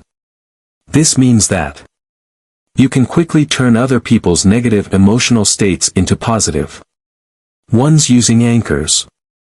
Since any emotion can be anchored, you will be able to produce emotions like an inclination to buy something, to worship, or to exhibit nervous tension. So don't forget what Spider-Man's Uncle Ben told you. Use your new knowledge responsibly, and only use your powers for good. There are plenty of people who have tried going down the other path, and they'll tell you that whatever goes around comes around. And besides, if you exploit people in this life, you'll spend your next life as a rock. So be good. It's better to give the people you meet something special to remember than to help them get even more neurotic. You're already full of anchors. I've said it before, and I'll say it again, nothing in this book is really news to you. This is true of anchors as well. You use them all the time already. We have lots of experiences as we go through our lives. Many of these Experiences will also be tied to strong emotional states like joy, love, hate, betrayal, happiness, nervous tension, anger, and so on. When we're reminded of something we've experienced, we remember more than just the event. To some extent, we also start to feel the same as we did at the time. We don't actually even need to remember the event, we can bring back the emotions from events we've even forgotten. That's why we can see somebody from afar and instinctively feel dislike for her. It's not until afterward that we realize she resembles somebody who used to bully us at school, or that she was wearing the same type of sweater our childhood enemy used to wear. The thing that triggers one of these emotional reactions to a memory, in this case a certain look or item of clothing, is known as an anchor. It's a situation, object, or experience that we unconsciously associate with a certain emotion. Its appearance, like the sweater, plays some role in the specific memory with which the emotion is associated. Makes sense? We come across anchors all the time, like when we hear a song we know and have the same emotions we did when we heard it the first time. Hey! They're playing our song. Devo. Remember. Or like going through albums full of old photos, awakening memories and the emotions that go with them. And let's not forget movie soundtracks. In many films, the music is used as an anchor to get the audience into the right emotional state. Two of the best examples of this are Fritz Lang's M and Steven Spielberg's Jaws. In M, the killer whistled in the Hall of the Mountain King by Grieg every time he appeared. In the end, just hearing the whistling was enough to make the audience understand that the killer was approaching, without him having to appear on screen. This trick may have given people the shivers in 1931, but audiences are a little more sophisticated these days. Right? 44 years later, Spielberg used the famous theme from Jaws in exactly the same way Lang did, to indicate that the shark was approaching. I know several people who saw Jaws when they were around the age of 12, who still experience a significantly elevated pulse, sweating, anxiety, and nervous twitches every time I sneak up behind them to hum. Dum dum. Dum dum dum dum dum dum dum. DUHM. How's that for an anchor? Places can make for strong anchors. A friend of mine figured this out on her own recently.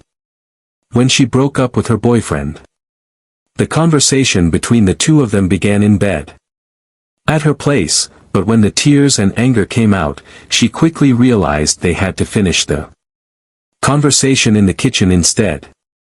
As she explained it to me, otherwise all of those horrible, sad emotions would have stayed there in my bed. They would have come back every time I went to bed to go to sleep, and of course I didn't want that. Fortunately, she realized her bed was turning into a powerful negative anchor before it was too late. But as luck would have it, we're not always this perceptive. The strongest anchors are often the sensory impressions that we give the least thought to, tastes and smells. One of the most famous examples of an anchor in human culture is the one described by author Marcel Proust in his novel In Search of Lost Time, wherein the main character eats a little cake. He has just dunked in his cup of tea, and suddenly remembers his entire childhood. And suddenly the memory returns. The taste was that of the little crumb of Madeleine which on Sunday mornings at Combray, when I went to say good day to her in her bedroom, my Aunt Leonie used to give me, dipping it first in her own cup of real or of lime flower tea. But when from a long distant past nothing subsists, after the people are dead, after the things are broken and scattered, still alone, the smell and taste of things remain. And once I had Recognize the taste of the crumb of Madeline soaked in her decoction of lime flowers which my aunt used to give me. Immediately the old grey house upon the street, where her room was, rose up like the scenery of a theatre, and the whole of Cambrai, and of its surroundings, taking their proper shapes and growing solid, sprang into being, town and gardens alike, from my cup of tea. Anchors on cue. The anchors we are interested in here are not of the kind Proust was talking about. The kind we are dealing with are anchors that can provoke different emotional states in people. Of course, it would be very useful if we could know exactly which anchors lie hidden in the unconscious minds of ourselves and others, so we could simply trigger them at will. Feeling a little drained? Trigger your energy anchor, and boom. Just like that. You've turned yourself into the Energizer Bunny. In this way, we could influence ourselves and others to always feel as happy as possible, and to always be in a creative, exciting state of mind. But since the anchors are hidden in the unconscious mind, it's very hard to know what they are. This might make it sound like it's time to give up, but that would be premature. You see, we can easily create new anchors, in ourselves as well as in others. And we're always doing it anyway, so we might as well learn to do it effectively.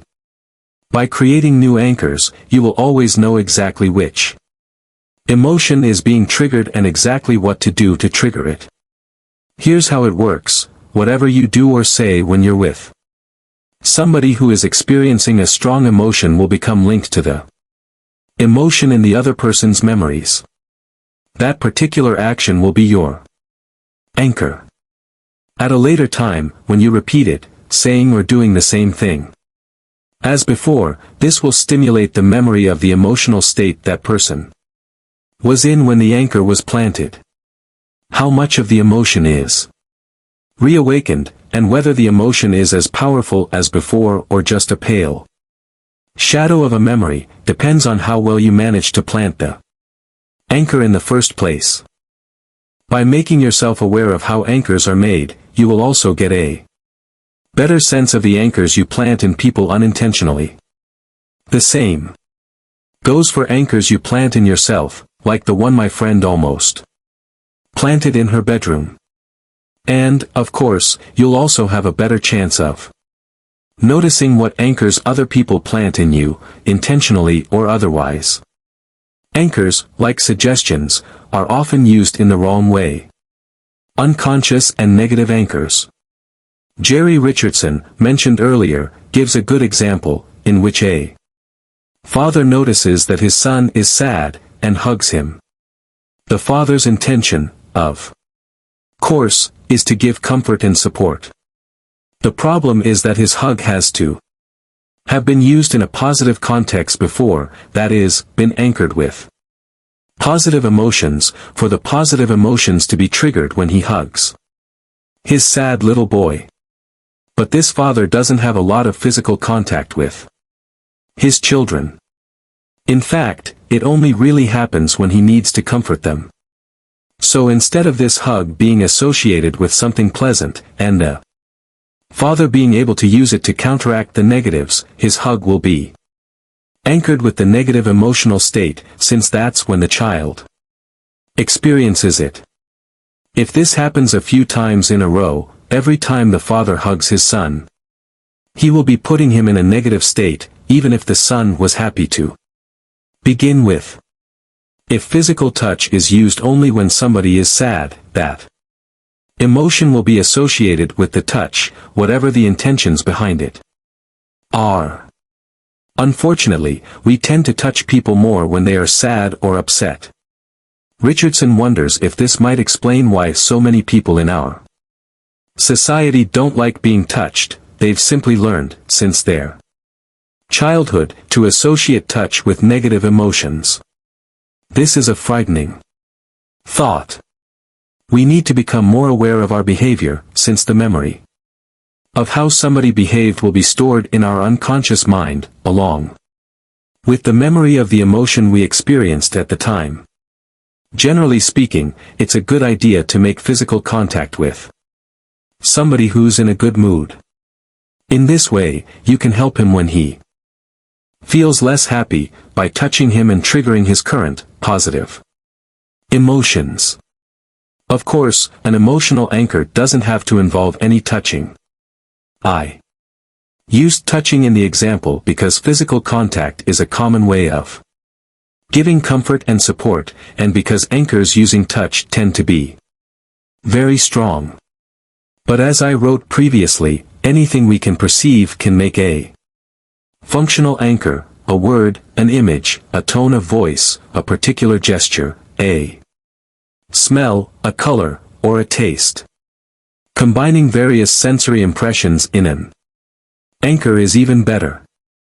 Instead of just saying a word, you do it with a specific tone of voice while making a gesture with one hand and touching her arm with the other hand. The more sensory impressions you can include in the anchor, the clearer and stronger it will be, altering other people's mental states. You know that the mood you're in, and whatever is going through your head at the moment, has a great effect on how you perceive the things you're told, and whether you'll find a particular idea wonderful or terrible. If you have an idea or a proposition you'd like somebody to listen to, and preferably agree to, you need her to be in as receptive an emotional state as possible. If she isn't, and you don't have the tools to alter her emotional state, you could end up in trouble. Establishing rapport is the most important tool for this. But even if you get her to like you and want to be open to your ideas, she might still be sad or upset about something you can't do anything about. It could be something that has nothing to do with your relationship to her, maybe something to do with her private affairs. Even though her intentions are good, the emotions she's carrying around will still affect her attitude to your idea, even if the reason for her state has nothing to do with you. By using a positive anchor, you can alter her emotional state to make it more suitable for your meeting, at least temporarily. You can also use an anchor to strengthen somebody's emotional response to a certain suggestion. Like the car salesman who asks his customer, "How do you feel about making a deal right away?" and then simultaneously triggers an anchor to make his customer experience strong feelings of joy. Anchors work because of the way we associate things that happen inside our minds, how we feel or what we're thinking, to events in the world outside us. It doesn't matter if the two are directly connected or not. This is how anchors are created, but it's also one of the reasons why knowing how to use them is so important. If you meet somebody who is in a negative state, and you don't know how to get him out of it, you run the risk of having your entire meeting become an anchor for his negative emotional state. Then, every time he meets you or hears of you, he will feel slightly uncomfortable or unhappy, and he won't understand why. That's not quite the feeling you want other people to have for you, is it? It can actually have a devastating effect, both on your private life and on your career. Fortunately, the opposite is true as well, if you're good at awakening positive, great emotions in other people, by using the skills you've learned from this book, you will make yourself into an anchor for these emotions. If the anchor is strong enough, all that will be required to trigger these positive emotions, or whatever the emotions you've planted are, is for somebody to mention you by name. As I said earlier, you can plant anchors in yourself, too. This is a good way to give yourself a well-needed boost of any emotion you need. You could make yourself confident before a situation that would otherwise make you nervous, happy when you're down, or energetic and determined when you're feeling lazy, and so on. You can also combine several different emotions into a single anchor. I Have an anchor for myself that triggers a mixed emotion with elements of joy, pride, curiosity, some butterflies in the stomach, and a healthy dose of self-confidence. The effect is almost intoxicating.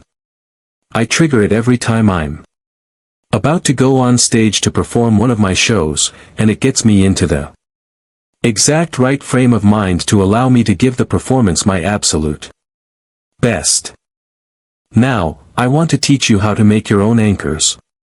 I suggest you don't just read this. Try it out for yourself at once. That's the only way to make yourself understand how simple it actually is and how well it works. It may sound like magic, but it's really no more mystical than the effect on Pavlov's pooches. The fact is, it's the exact same thing, just more fun and a lot quicker. It's that human touch. How to plant an anchor. Exactly what you should do, gesture, word, touch, or something else. Depends on what you'd like to use and what the situation allows for. As I wrote earlier, touch is a strong anchor for most people, but some situations don't allow for any touch beyond the initial handshake. Perhaps you're simply too far from the other person to be able to touch him or her in a natural way. In situations like this you should get good results if you use a clear, accentuated gesture and say something. The gesture should be something you don't normally do, like clapping your hands, a quick drum roll using your fingers, slapping your forehead, or a very distinctive facial expression. What makes using a word so useful is that you can hide the word in your speech when you want to trigger the anchor. In fact, the word you use to trigger the anchor doesn't even have to be the same word that you use to plant the anchor, as long as it sounds very similar and you intonate it the same way. An example of how words can be used along with body language to make an anchor. To establish the anchor, you make a specific gesture or touch while saying, at the golf course, for example, what a great swing. Emphasize the word great. To trigger the anchor at a later time, such as in a meeting, you make the same gesture or touch, while saying, I'm convinced this will be a great solution for you. How do you feel about it? Intonate. Great, the same way you did when you planted the anchor. An example of the use of similar words. Planting the anchor, good job. Triggering the anchor, we should go. In both cases, good/should are intonated the same way and spoken at the same moment as any gesture or touch you're using. Do you remember the car salesman? What he does, by saying something like, I'm sure this will be a good solution for you. How do you feel about it? Or a more direct version, let's make a deal. Good, while tapping you lightly on your shoulder, is to make you feel something similar to the feeling you got when he planted the word good along with a tap to the shoulder. He did this while telling you an amusing anecdote, and you never noticed a thing. Now that you're back in that emotional state again, you have an easier time understanding all of the benefits of making a deal right away. In the same way, you can use anchors yourself to associate positive emotions with your suggestions and ideas. Of course, these should be emotions your suggestion awakens in you, as well. You should never trigger emotional states that aren't justified in other people. If you want to see examples of industries that have developed great expertise in this area, have a look at TV and newspaper advertising. Ads are also a good way to practice identifying anchors that we don't think about, but ones that affect most of us. You'll notice that the ads use more than just suggestion. They will also often exploit cultural and social triggers, like symbols, colors, and sounds, to awaken specific emotional states in you, in an attempt to associate the emotions you're feeling with the product the company sells. The anchor for the emotional state is the product itself. It might not sound too devious to make people feel happy when they see the Coca-Cola logo. But you can just as well imprint an inclination to buy that is triggered every time somebody sees the latest Nike sneakers. Look at the advertisements. It's quite obvious there are some people out there who've never even heard of Spider-Man's uncle. The Pavlovian bells, the Pavlovian bells. Finding the right moment. The easiest way to plant an anchor in somebody is to wait until he or she is in the emotional state you're after. Let's say it's joy. When you notice something happening that makes him or her a lot happier than usual for a moment, like a good laugh at the movies or a hole-in-one on the golf course. You plant the anchor, just when you believe the emotion to be at its strongest. It's important that you try to plant the anchor as the emotion is growing, or peaking. You don't want an anchor that's associated with an ebbing emotion. When using this method, the problem is that waiting for the person to have the emotion that you want to make an anchor for can be very time-consuming. Besides, you run the risk of acting a bit like a stalker. The person in question will start wondering about your constant presence, and there is a limit to how much you can follow somebody around before you get tagged with a restraining order. But using natural emotional states is still a great method for planting improvised anchors. Make a habit of always making an anchor when you notice that somebody is very happy. Why not? If the emotion is there anyway, even if you hadn't planned it, you never know when it will come in handy later on. So am I actually saying that you should be planting anchors in everybody you meet, the moment they have a strong, positive emotion? You bet I am. There's nothing to it. Once you've tried it a few times, you'll begin to do it automatically, with hardly any effort at all on your part. But what if you don't feel like waiting for somebody to end up in the emotional state you want to anchor? Then you have to make sure to trigger that state in her yourself. As you recall from Chapter 5, emotions can be triggered in a number of different ways. Anchoring just happens to be less detectable and quicker than most of the other methods. The other methods will often awaken emotions by using associations of thoughts. Anchors and imprints function more like physical reflexes. But if you want to anchor joy in somebody, why not tell a good joke? Plant your anchor while they're heaving with laughter. Or maybe you want to provoke a sense of going for it or belonging. Then start talking about it, and make her recall a time when she felt that particular emotion. Make sure you're using the right sensory words to establish strong associations as you lead her into her memory. Make sure she's having the emotion again. You might say something like, you know how you sometimes have an idea that you just know you have to realize, or when you see something you just have to own at any cost? Know what I mean? When that feeling fills you completely, and you can't stop thinking that you simply must have this thing, or do this thing. Do you remember the feeling? Use your perception to determine when the emotion is at its strongest. It won't be hard to see, as you already know what the physical signs of involvement and interest are: clear eyes, dilated pupils, changes in the skin, tone in the face as blood circulation increases, and so on. Plant the anchor at the moment when the emotion seems to be at its peak.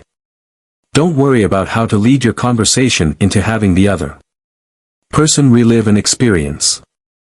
It's a common way of talking to people, and we use it all the time. Do you remember? Is a completely ordinary expression to use in any conversation. In everyday speech, we're constantly triggering emotional associations in each other. You can explain to the person that you want to make sure he or she knows that the feeling is the result of your desire to have him or her understand your own feelings concerning the issue at hand, whatever it may be. Do you remember the feeling? Can you feel it right now? That's the exact way I feel about this. You can also use phrases such as the following. What's your favorite thing about? Can you remember the last time you felt? Imagine that you. As the last phrase implies, you don't necessarily have to be awakening an actual memory in the person you're talking to.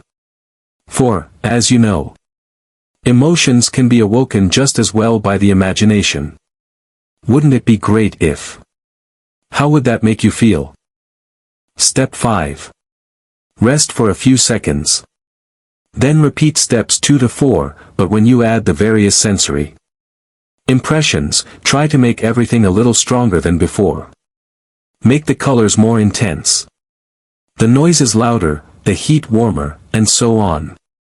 This way, you will also strengthen the related emotion.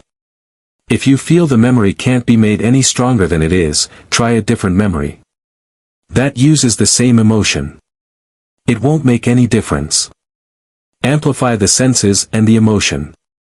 Each time, and anchor in the same way as before. Step 6. Perform step 5 3 or 4 times, planting your anchor in the same place each time. If you've done it the right way, by now you should have created a very strong anchor in your own mind. Step 7. Now it's time to try it out. First, get some rest. Go someplace else, so you're not in the same place where you did the exercise. Once you feel relaxed, trigger the anchor, by clenching your fist in the same way, for example. If the anchor was planted properly, you will be filled with the emotion immediately. On cue. You can't avoid it, you've just given yourself a physical reflex. It's an incredible sensation. If the emotion is weak or doesn't appear, you've either timed the anchor incorrectly or you didn't manage to feel the emotion properly when you made the anchor. In which case, all you need to do is try again.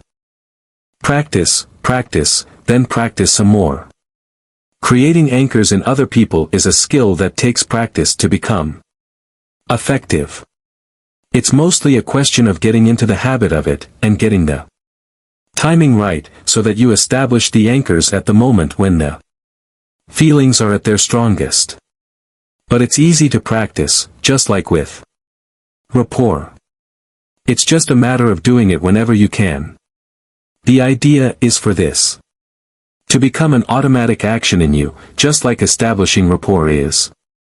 And actually, it really is an automatic action. The only thing you're adding is the ability to choose to establish positive anchors and not negative ones, and also to be able to control what the actual anchor is to be. Planting anchors should be fun and simple. There's no reason to use lots of different anchors for different people. Use standard anchors, and always use the same one for joy, or determination, for example. This way you won't have to remember any more than necessary. You should make a habit of using your joy anchor, a certain touch, combined with a certain word, spoken a certain way, the moment somebody is very happy, no matter who it is. You will soon have put the same joy anchor in most of the people around you, and since you've been using the same one, you'll always know how to trigger it.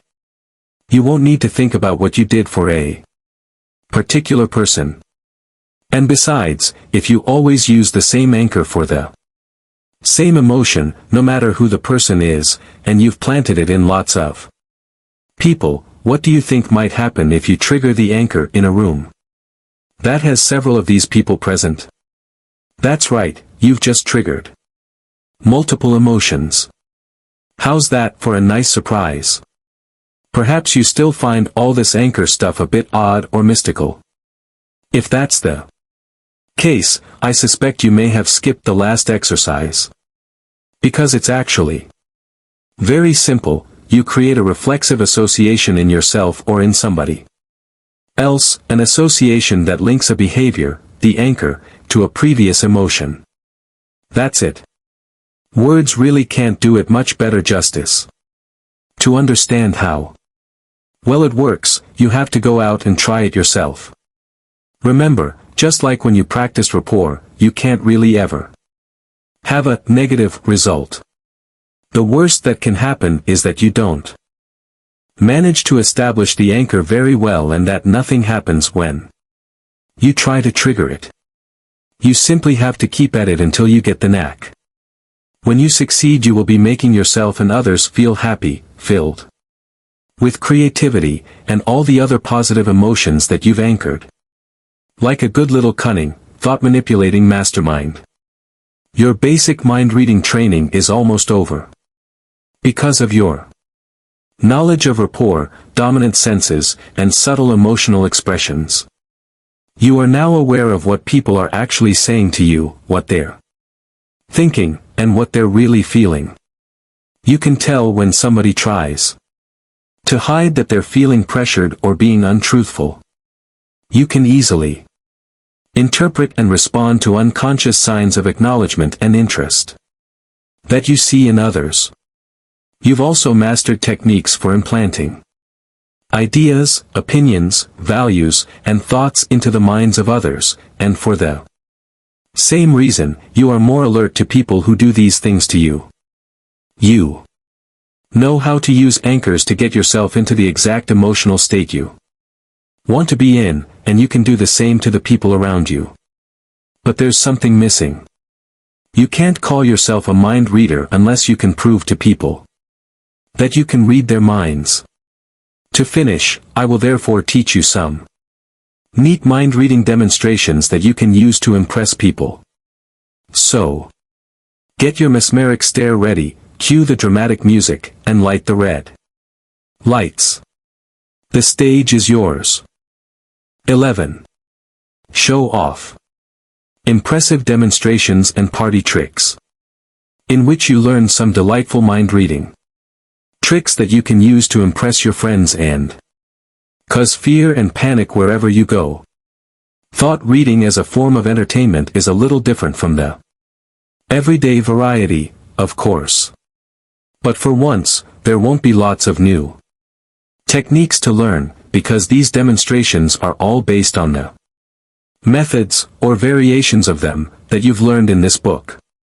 The only difference is that we present them differently than before, and to far more spectacular results. Just as with everything else, these tricks will take practice to give good results. Don't expect to manage all the demonstrations perfectly the first time you try them. There's no such thing as a free lunch. But with some patience, you won't have any trouble mastering them.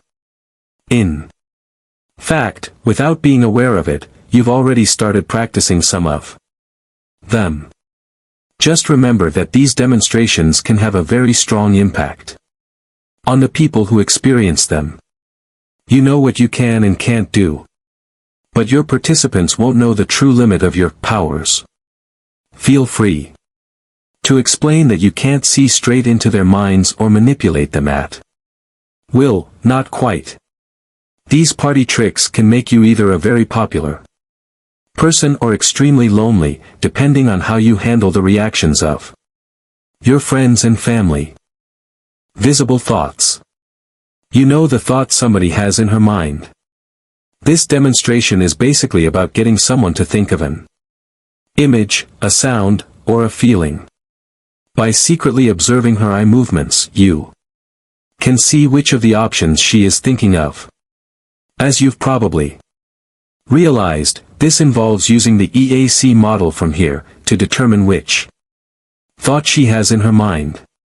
We needn't concern ourselves with whether the model is scientifically valid or not. For this trick to work, it is enough that you know what to look for. It's a really simple trick, but it can have quite a Shocking impact on the person you perform it for. The following example is not intended to be repeated word for word. I've written it to allow me to explain the different stages of the demonstration in a clear way. When you've understood the principle, it's up to you to pick suitable themes or thoughts to use. But for the time being, let's imagine that you're in some social situation where there are several other people around. Just one would be enough, of course, but there's no harm in having an audience.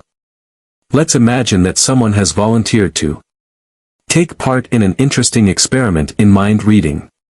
You start out like this. We're going to conduct an experiment in mind reading. Thoughts are obviously very personal things, so we'll stick to thoughts that we'll create now, together. That way I'm certain not to uncover any private thoughts that you've been having. Just relax and follow my instructions. Are you ready? Then let's begin. Here comes the first thought. I want you to visualize your living room as clearly as you can. Do it now. Visualize the room. Try to include as many details as you can, furniture, pictures, build up an image of the whole room. Here, check for definite eye movements, for instance up and to the left. Any sign will work, as long as it is clear and consistent. Good. Now you can erase that image. Instead, I want you to imagine the chorus of your favorite song. Take your time. I want you to really hear the music or the tune playing in your head. Now check for a clear and different sign for sound, for instance, the eyes to one side, and perhaps even the head to one side. If you don't get a good reading for sound, perhaps because your participant isn't very tonal, just continue with a kinesthetic question as though nothing happened. Remember, your volunteer and the people watching you have no idea where this is going. Let the music fade now. The last thing I want you to think about is how it feels to take a shower. Feel the nice warm water spraying over your body, feel the slippery floor or the bathtub under your feet. Now that you have noted eye signs for at least 2 of the 3 senses, you can ask her to go through the sensory experiences once more if you like, to make sure that her eye movements are consistent. If you don't seem to get the same readings in the control round, tell her that it's important that she see the room clearly, and feel the water against her skin, or whatever you've chosen, so that she doesn't suddenly change her sensory experience of the different impressions you have given her. But if you have picked up some good, clear eye movements, you can proceed. Okay, now you've got some randomly selected, but quite different thoughts in your mind. Next, I want you to think of one of these, the living room or the shower. Or one of the 3, if you got good readings for all 3. Don't tell me which one you've chosen, think about one of those 2. If it's the room, you can see it clearly in front of you again, and if it's the shower, you can feel the warm water on your skin again. Now, all you need to do is pay attention to which way her eyes move, since that reveals what she's thinking of. Tell her what thought she is concentrating on. Prepare for screams. Let her try a few more times, and freak her out every time by always being able to read her mind. Remember, throughout the demonstration, what's going on will be very obvious to you, but believe me, it won't be to anyone else. No one knows where you're headed when you ask about the different sensory experiences. And any onlookers will merely be watching an interesting process. Your volunteer won't know that she is moving her eyes, just as you probably weren't before we discussed the EAC model. When we think, we are focused internally, and have no idea of what our bodies are doing. We know Still less of what we're doing with our faces, which, of course, we can't even see. The previous example involving rooms and showers would probably be a little strange if you tried to replicate it word for word. I just used it to demonstrate the principle. Because your choice is entirely free, as far as the different impressions are concerned, you can make the mind reading as personal and intimate as you like. The trick is just to divide the impressions into visual, sound, and sensual/physical sensations. One example for very good friends might be, in somewhat truncated form. I want you to see your current boyfriend clearly in front of you. Now I want you to hear the voice of your last boyfriend as he speaks to you. And now I want you to remember what it was like when you hugged your very first boyfriend. Now I want you to think of the one of these three men that you love the most, just as you did a moment ago, but don't say anything. The possibilities are endless. The important thing here is for you to understand the principle. After that, you're only limited by your imagination as to the sorts of thoughts you choose to use. In many situations it's probably best to use impersonal thoughts, of objects or music. But if you think the situation and the company are right for it, you can use something like the last example to make the whole experience a lot more entertaining. Let your volunteer choose the thought she has the most emotional involvement in. The thought that means the most to her, what she most wants to do, what she's the most afraid of, and so on. The good thing here is that you don't actually need to know the contents of the thoughts. You don't need to know what her favorite song is or what her boyfriend looks like in order for this to work. You just need to pay attention to how the eyes are moving. What makes this demonstration so effective is that your volunteer can think about things that are never revealed to you, yet you can still tell her what she's thinking about. A bird in hand. You know which hand an object has been concealed in. This demonstration involves you repeatedly guessing which hand somebody has hidden a small object in. I will give you 3 different ways of doing this. I suggest you do this in sequence, and use a new method each time you repeat the demonstration. The more times you can repeat this, the more impressive it gets, since you do have a 50% chance of getting the first attempt right after all. If you do it 3 times, 1 incorrect guess won't hurt you too much either. After all, this mind-reading stuff is difficult.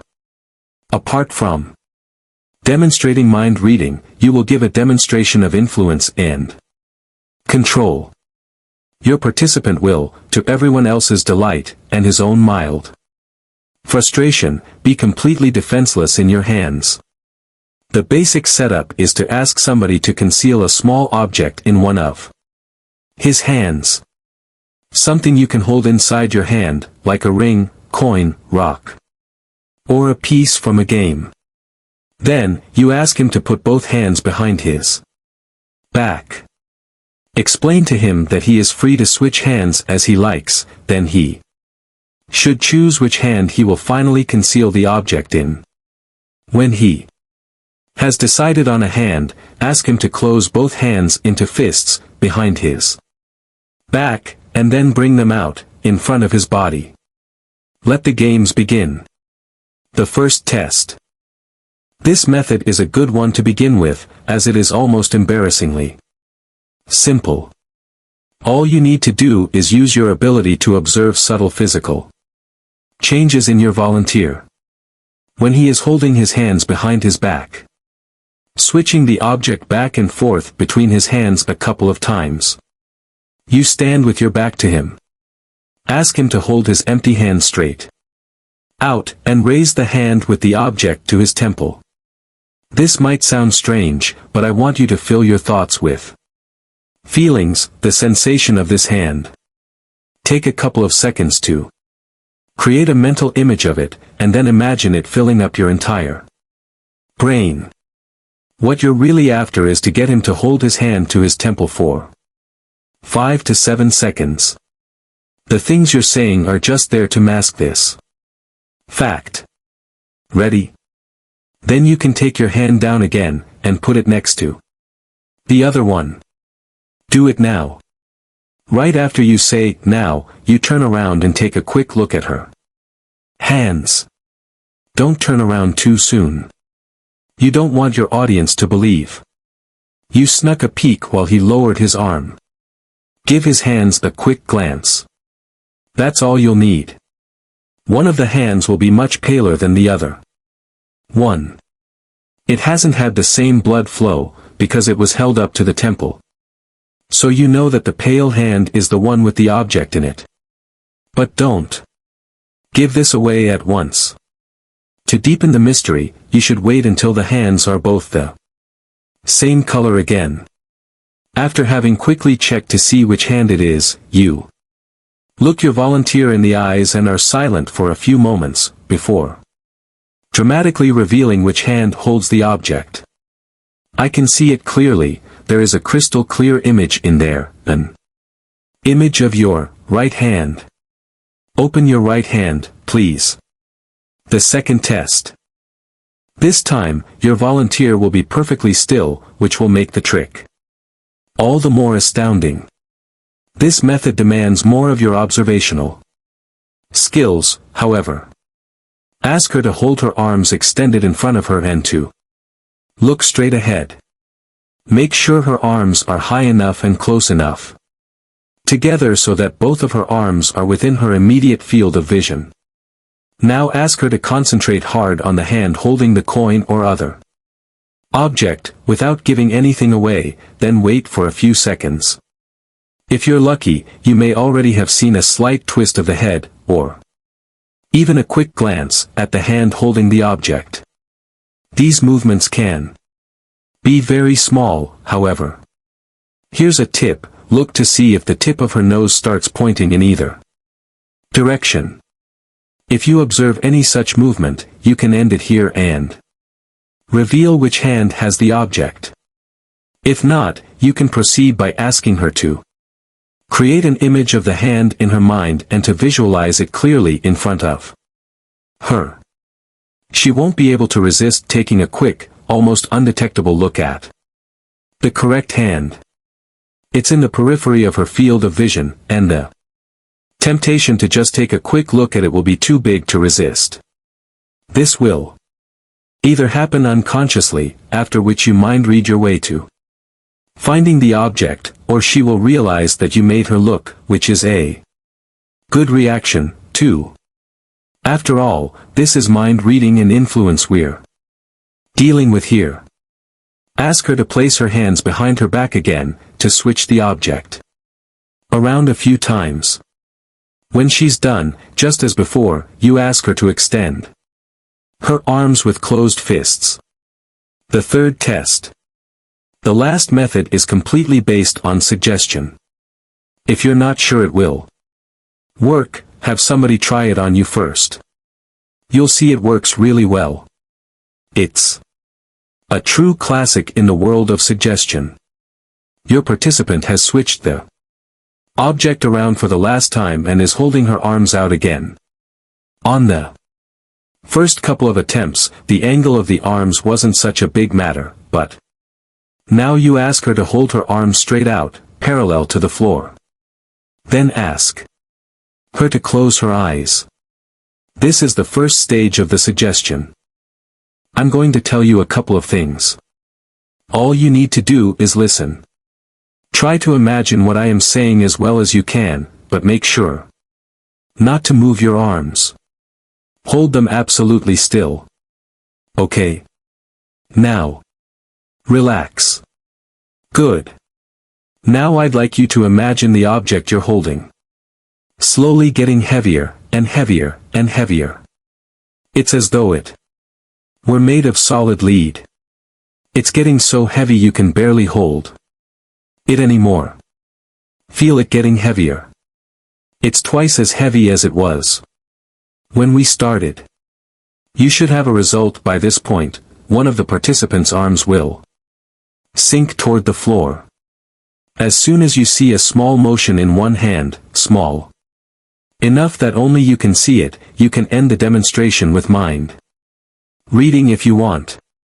Why not just open your right hand and let that awful heavy object fall out? The spectators, who will have been a few feet away, will swear the hand never moved. But if this is your last demonstration, you might as well make it a really powerful one, and continue with the next step. Now I'd like you to imagine that there is a string tied to your other arm. At the other end of that string, there is a helium balloon. It's a big balloon, and it's making your hand feel so light, so light. It doesn't weigh a thing, it wants to fly. The balloon is trying to lift you toward the ceiling, but you're held in place by the lump of lead in your other hand, which just keeps getting heavier. In fact, by now you're actually holding a whole bucket of those heavy lumps of lead. Keep making one hand heavier and the other one lighter. In the end, the participant will be standing there with her arms wide apart, one pointed down and the other one pointed up, like a big letter, K. How far apart the arms go will vary from person to person, but it is very rare for the difference to be too small to notice. Keep your eyes closed for a while longer. Have you felt your arms move at all? The answer will be no. If there are other people present, ask them to state out loud which hand they believe the object is hidden in. The spectators won't have any trouble knowing which hand it is, of course. Keep your eyes closed, and stand still. You don't want her hands to start moving too early. Is it true that the object is in your right hand? Since you haven't moved your arms, all our spectators must be mind readers, too. Right? Open your eyes. Your participant will be very surprised to see her arms point in two completely different directions, instead of straight ahead. Take a bow, and don't forget to tell the audience to give your participant a hand, too. Back and forth. A classic of the supernatural with a natural explanation. I had to think long and hard before deciding to include this section here. I was afraid it would be dismissed as nonsense, destroy the book's credibility, and make people throw it out of the nearest open window. But I figured that if you're still reading this, you have the knowledge you need to be capable of realizing that it's no stranger than anything else, and it works by the same principles as everything else in this book. I'm talking about pendulums. Yep, pendulums. Those patchouli-scented hippie crystals on a string that people with henna-dyed hair claim can reveal your future fortunes. Pendulums. But actually, pendulums work according to the psychophysiological principle that says that all of our thoughts have some effect on our bodies. Before you dismiss this as utter nonsense, I'd like you to please at least try this out empirically, and get an understanding for what it is you're dismissing. If you don't, you're just being superstitious. I understand if you're experiencing doubts and feeling very skeptical right now. But please trust me. Convince yourself. Get a piece of string, about 8 inches long, and tie a ring or something similar to one end of the string. It should be an object of some weight, at least. If the object is too light, the pendulum won't work as well. Then draw a circle, about 6 inches across, on a sheet of paper. Draw a vertical line through the middle of the circle, and write, yes, next to the line. Then draw a horizontal line through the circle, and write, no, next to it. Or use the circle printed below. Hold the loose end of the string between your thumb and index finger.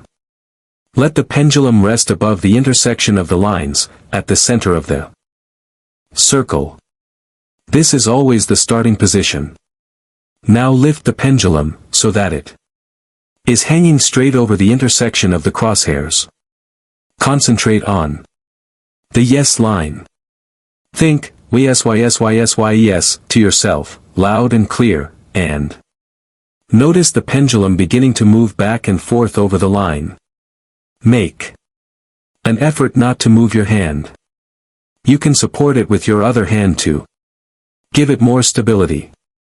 As you have noticed, it doesn't make any difference. The pendulum will keep moving back and forth along that line. Now switch to the no line, instead. Concentrate and think, no. Without any conscious action on your part, the pendulum will suddenly change direction. Now, it will follow the no line instead. Make sure you're still, keeping your hand still.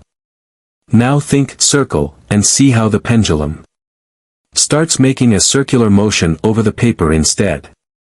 Alternate between yes, and no, and circle a few times, until you're convinced.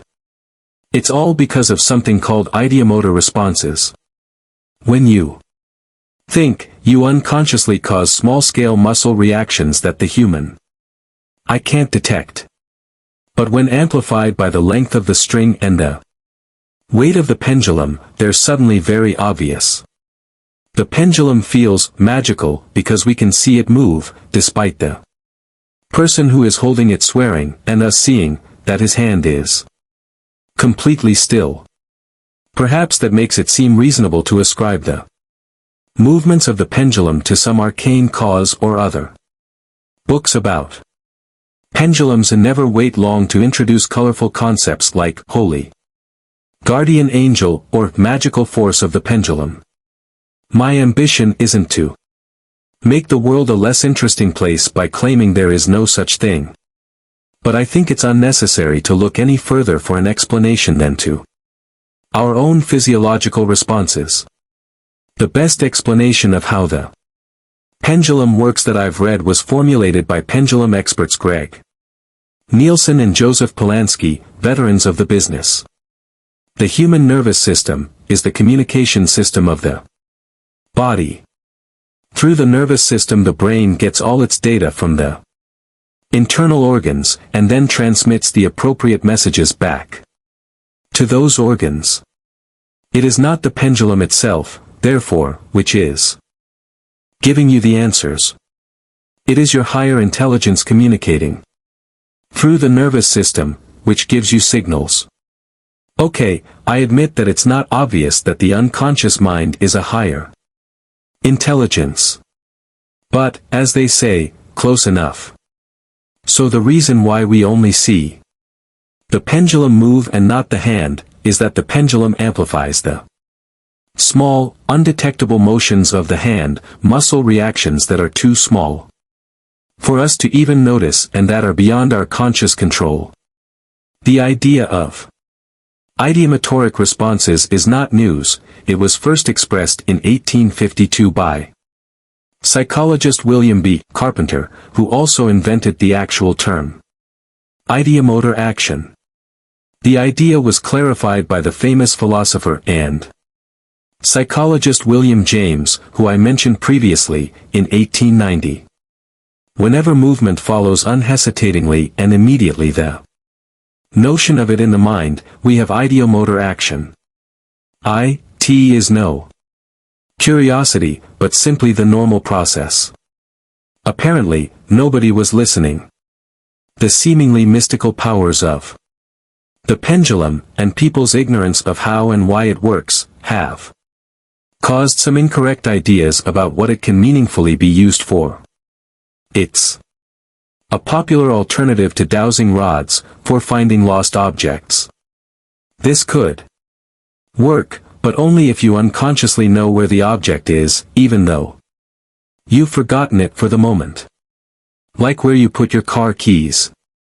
But holding one over a map to try to find missing people, which has both been suggested and done, just doesn't make sense. If it should actually work, That would only indicate that the person holding the pendulum actually did have information about the missing person's whereabouts. And if that's the case, you're probably in bad company. And now that you know the pendulum doesn't need to interact with the spirit world, or with ley lines, to work, and that it's really no more mysterious than any other bodily reaction you have when you think of something, you can go pick this book up from the lawn outside of your window.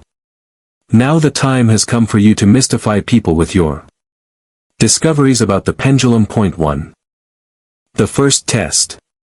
Instruct your participant how to hold the pendulum, and explain about the starting position at the crosshairs inside the circle.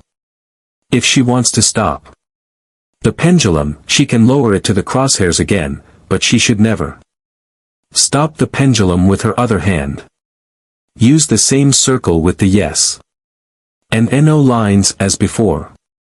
When you're experimenting with pendulums, a circular motion means doubt, or that there will be no answer given.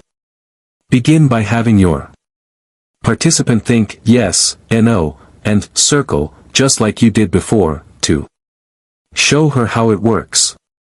This will also give you an opportunity to determine how large this person's reactions are, and how long it takes for the pendulum to change direction. Be careful to explain to the participant that she shouldn't move her hand at all. In the first test, you choose a question that is answered with a number that your participant knows the answer to, but not you. For example, how many cups of coffee did you drink today? How many guys did you chat up last night at the bar? Ask her to lift the pendulum from the circle, hold it still, and say, 10. You should begin with a guaranteed no.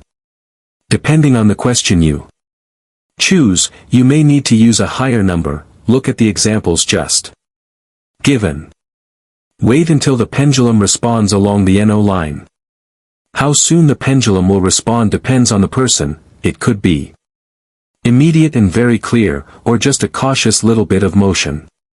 Once you have the first NO, continue to count down, while keeping your eyes on the pendulum. Pause at each number, to give the pendulum a chance to change directions. 9, 8, 7, 6, 5, 4, 3, 2, 1, 0.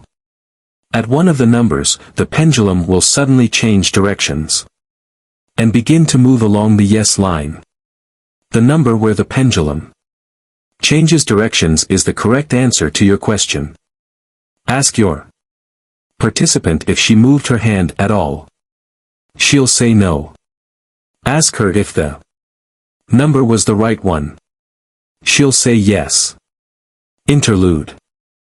Feel free to explain how the pendulum works after you've performed the first test. Explain that it is controlled by tiny muscular activities we are unaware of, that our nervous system controls them, and that the pendulum amplifies them. The other experiment will only be all the more interesting, especially for your test subject, if everybody understands the mechanisms involved. The pendulum as a lie detector. Use the pendulum as a lie detector. This is simply a visual example of unconscious contradictory signs, like you read about in Chapter 7 on lying. Your participant will try to say one thing with his words, but his body will signal something else, and the pendulum will amplify it.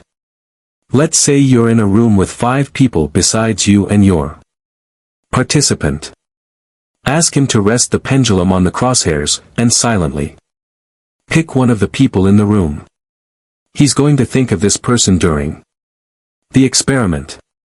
Explain that you're going to speak the names of everybody who is present, one after the other. For each person, you will ask if this is the person your participant is thinking of. He is to answer no every time, even when it's the right person. When you're sure he's chosen somebody, and that he's understood the instructions, you ask him to pick the pendulum up. Just as in the previous experiment, you will begin with a certain outcome, to make sure he's playing along. Mention somebody who isn't present, and ask if that is the person he picked. Wait for the NO from the pendulum. If you're working with somebody who only gives small responses, you can, if you need to, ask about another person who isn't present. Once you have a good, clear response, you continue with the 5 people in the room. Is it Harry? Is it Ron? And so on. Your test subject is supposed to answer NO to each question, but one of the questions, is it Hermione, will make the pendulum swing over to yes, irrespective of what the test person herself is claiming. The pendulum will reveal his lie without fail. For this reason, you should make sure the lie concerns a trivial matter, so there aren't any bad feelings afterward, when everybody has left the party because of the 2 people arguing in the kitchen, and you end up renting a bad movie with Ben Stiller in it and consuming an entire bag of potato chips and a huge bottle of Coke. I hope you will be brave enough to try out these demonstrations or experiments. Most of them are easier to perform than you think. All they require is that you use the skills you've already been practicing, for you to have faith in yourself, and, perhaps at first, no matter whether you're a woman or a man, you will need some massive cojones. 12. Mind reading. Some final thoughts about what you've learned. In which you find you're a qualified mind reader. The author tells you of his disappointments concerning the future, and our journey comes to an end. We've finally reached the end. If you've actually done all the exercises and mastered each section of the book before moving on, it has most likely taken you several months to get here. If, instead, you've done what I tend to do and just read the book from beginning to end without stopping for the exercises, that's okay, too. One of the great things about books is you can skip from page to page as it suits you. The exercises and methods aren't going anywhere. It doesn't matter if you've already begun training your mind-reading abilities or are about to begin doing so. In either case, I hope I have convinced you of one thing: this is mind reading. Mind reading is no myth. It just happens to be a little different than what most people imagine. Reading is, per definition, something we do with our eyes, even though some can read with their fingertips. Then we have to be able to see the thing we're reading. And what we can see is the ways our thought processes affect our bodies and our behavior. Since Descartes was wrong, what we see is actually also an integrated part of the thought process in question, which also allows us to deduce the rest with relative ease. I am sometimes asked what will happen when everybody knows how to do this. Of course, it would be weird if everybody went around consciously analyzing each other all the time. Hey there, nice to meet you. Do you want to follow my body language first, or shall I start? But as I've told you over and over, your learning is not complete until you're doing all these things unconsciously again. And once we've all learned these techniques, what then? Well, I guess we'll be better people for the simple reason that we are paying attention to each other instead of to ourselves. We'll move through our lives with fewer frictions and have more fun. There will still be differences of opinion, but actual conflicts will often be solved in their early stages, in pleasant and respectful meetings. We will probably prevent a war or two from ever being started. On the other hand, I think that in the future we will all wear silver leotards and live in colonies on Mars. I have recently begun to wonder if perhaps those magazines I read when I was young were full of lies. I guess the problem is that this will never happen, though. There will always be people who don't want to be in rapport with others, and who are fully content to struggle through life using concealed suppression techniques. Fortunately, we can resist them and manage without them, once we understand what we're really thinking of and expressing when we communicate with each other. With the toolbox you have been given, you can know a whole lot about somebody you've never met before within a few seconds. You will know which sensory impressions she uses to understand the world. That means you will know which kinds of experiences are significant to her. You will be able to draw conclusions about her probable interests or occupation. When you notice the things that happen in her face, you'll see what her emotions are or how her emotional state is changing. When her thinking changes, you will notice it immediately, through changes you observe in her body language and facial expressions. If there is a negative change in her emotional state, you can deflect it with no more than a word. Probably before she's even aware of what is about to happen. You can immediately detect any dishonesty or lies. You smile to yourself about how her colleague is attracted to her, but neither one of them seems to notice it. Within a few seconds, you know more about how she functions and how she thinks than many of her friends do. If that's not mind reading, I'm not sure what is. Since you're paying attention to how she uses her body language and her voice when she's communicating, you're one of the few people who actually understand exactly what she's trying to say. You make sure to also use the same body language and voice and all of the information you already have about her to make your relationship one of crystal clear communication. You are ready to create an exciting, creative atmosphere in which to talk about your ideas, and you like each other's company. Voila! I told you this would come in handy. Henrik Fexeus. Notes. Note 1. 1. To be precise, the voice is described as intraverbal communication, in contrast to body language, which is nonverbal.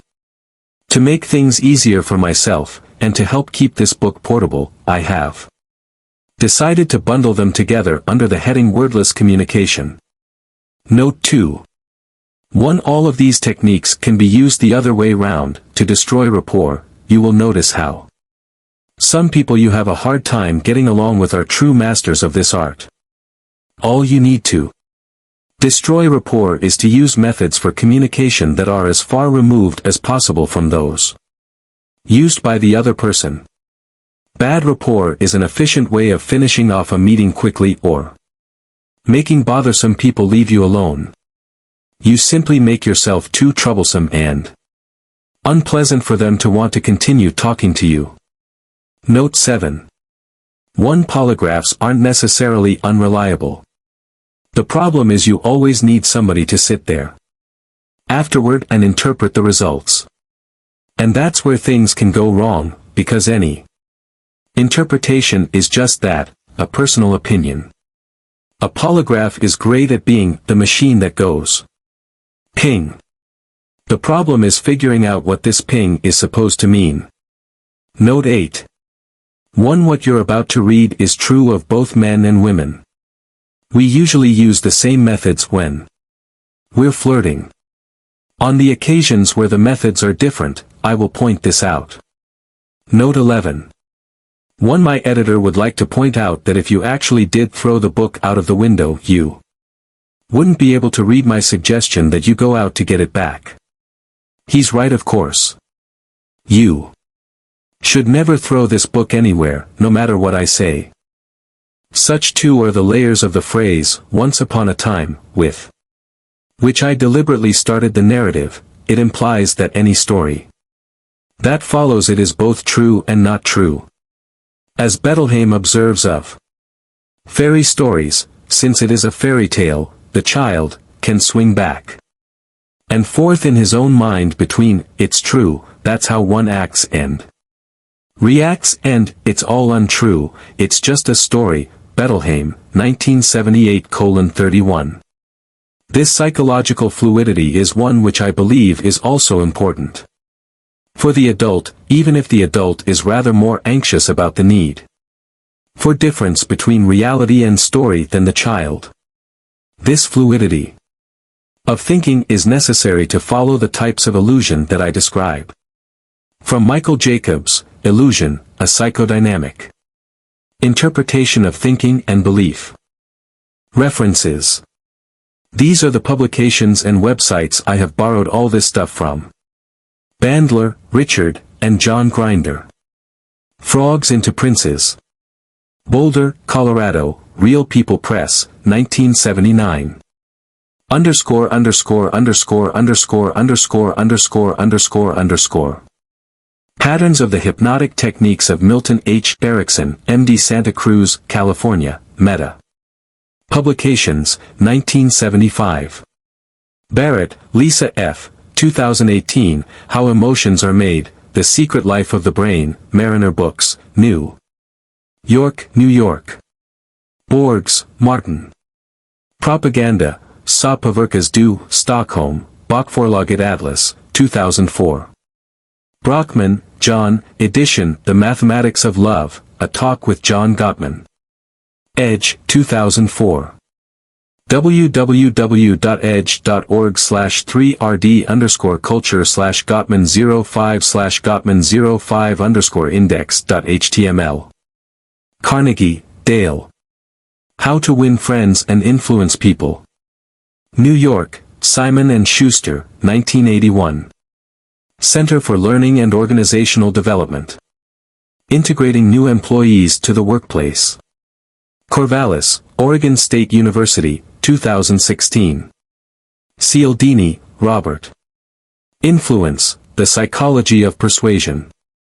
New York, Quill, 1993. Collett, Peter. The Book of Tells. London, Bantam Books, 2003. Damasio, Antonio. Descartes Error, Emotion, Reason, and the Human Brain. New York, G. P. Putnam Sons, 1994. Darwin, Charles. The Expression of the Emotions in Man and Animals. London, John Murray. 1872. Available online at http://darwin. online.org.uk/editorial introductions/Freeman_the expression of the emotions.html. Ekman, Paul. Emotions Revealed. London, Orion Books, 2004. __________________. Telling Lies. New York, W. W. Norton, 2001. Ekman, Paul, and Wallace V. Friesen. Unmasking the Face. Maller, M.A., 2003. Ekman, Paul, and Erica Rosenberg. What the Face Reveals. 2nd edition. New York, Oxford University Press, 2005. Fleming, Charles. Insurers employ voice analysis software to help detect fraud. Wall Street Journal, 2004. www.wsj.com/articles/SB108474429424412744. Gilovich, Thomas, V. H. Medvec, and Kenneth Savitsk. The Spotlight Effect in Social Judgment, an egocentric bias in estimates of the salience of one's own actions and appearance. Journal of Personality and Social Psychology 78, 211-222, 2000. Goleman, Daniel. Emotional Intelligence. New York, Bantam Books, 1995. Gottman, John, Robert Levinson, and Erica Wooden. Facial Expressions During Marital Conflict. Journal of Family Communication 1, 35-57, 2001. Gottman, John, and Nan Silver. The 7 Principles for Making Marriage Work. New York. Crown, 1999. Guerrero, Laura K., Joseph A. DeVito, and Michael L. Hecht, eds. The Nonverbal Communication. Reader, Classic and Contemporary Readings. Long Grove, Illinois, Waveland Press, 1999. Heap, Michael, Edition Hypnosis, Current Clinical, Experimental and Forensic Practices. London. Croomhelm, 1988. Harling, Ian, and Martin Neerup. Equilibrium. Denmark, Spellbound Publishing, unpublished. Hess, Eckhard. The Role of Pupil Size in Communication. Scientific American 233, 110-119. November 1975. Hogan, Kevin. NLPI Accessing Cues, Uncovering the Myth. Journal of Hypnotism. September 1999. Jacobs, Michael. Illusion, A Psychodynamic Interpretation of Thinking and Belief. London, Were. Publishers, 2000. James, William. The Principles of Psychology. Volumes 1 and 2. New York, Dover Publications, 1950. Johnson, R. Colin. Lie detector glasses offer peek at future of security. EE Times, 2004. www.eetimes.com/document.asp?doc_ID =1148140140. Lewis, Byron, and Frank Puslik. Magic of NLP Demystified, A Pragmatic Guide to Communication and Change. Portland, Oregon, Metamorphosis Press, 1990. McGill, Ormond. The Encyclopedia of Genuine Stage Hypnotism. Hollywood, CA, Newcastle. Publishing, 1947. Morabian, Albert.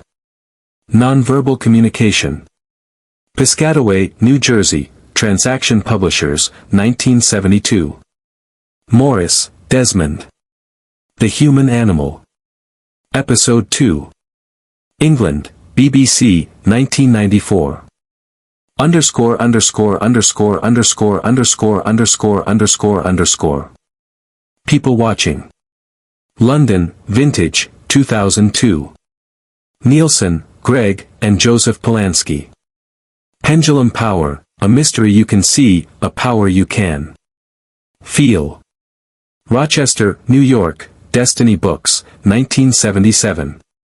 Oatley, Keith, and Jennifer M. Jenkins, eds Understanding Emotions, Oxford, UK, Blackwell. Publishers, 1996. O'Connor, Joseph, and John Seymour. Introducing NLP. London, Mandala, 1990. Packard, Vance. The People Shapers. New York, Bantam Books, 1977. Proust, Marcel. Remembrance of Things Past, Volume 1, Swan's Way. 1922, available online at www.gutenberg.org/7178/7178-h/7178-h.htm. Ramachandran, V.S., and Sandra Blakesley. Phantoms in the Brain. New York, Quill, 1999. Richardson, Jerry. The Magic of Rapport. Santa Cruz, California, Meta Publications, 2000. Rosen, Sydney, edition. My Voice Will Go With You, The Teaching Tales of Milton H. Erickson. New York, W. W. Norton, 1982. Sargant, William. Battle for the Mind. New York, Doubleday, 1957. Schnoebelen, Tyler. The Social Meaning of Tempo. San Francisco, Spain, self-published, 2009. Shakespeare. William. Julius. Caesar. Available. http://www.gutenberg.org/cache/epub/1785/pg1785-images.html. Online. __________________ Othello. Available online at www.gutenberg.org/cache/epub/2267/pg2267-images.html. Steele, R. Don. Body Language Secrets, A Guide During Courtship and Dating. Whittier, California. Steel Balls Press, 1999. Fry, Aldert. Detecting Lies and Deceit, Pitfalls and Opportunities. 2nd edition, West Sussex, UK, John Wiley & Sons, 2008. Walters, Stan. Principles of Kinesic Interview and Interrogation. 2nd edition, Boca Raton, Florida, CRC Press, 2003. Wazowski, Patrick, and Kasia Wazowski. Dilated Pupils and Causes Why Pupils Dilate, video. 2013, available as course material at centerforbodilengage.com. Wilson, Timothy D. Strangers to Ourselves, Discovering the Adaptive Unconscious. Cambridge. M.A., Harvard University Press, 2002. Wynne, Denise. The Manipulated Mind. London, Octagon Press, 1983. Zimbardo, Philip, and Ebby Ebbesen. Influencing Attitudes and Changing Behavior. New York. Addison Wesley, 1970. Zucker, Elena. Creating Rapport. Boston, Course Technology, 2005.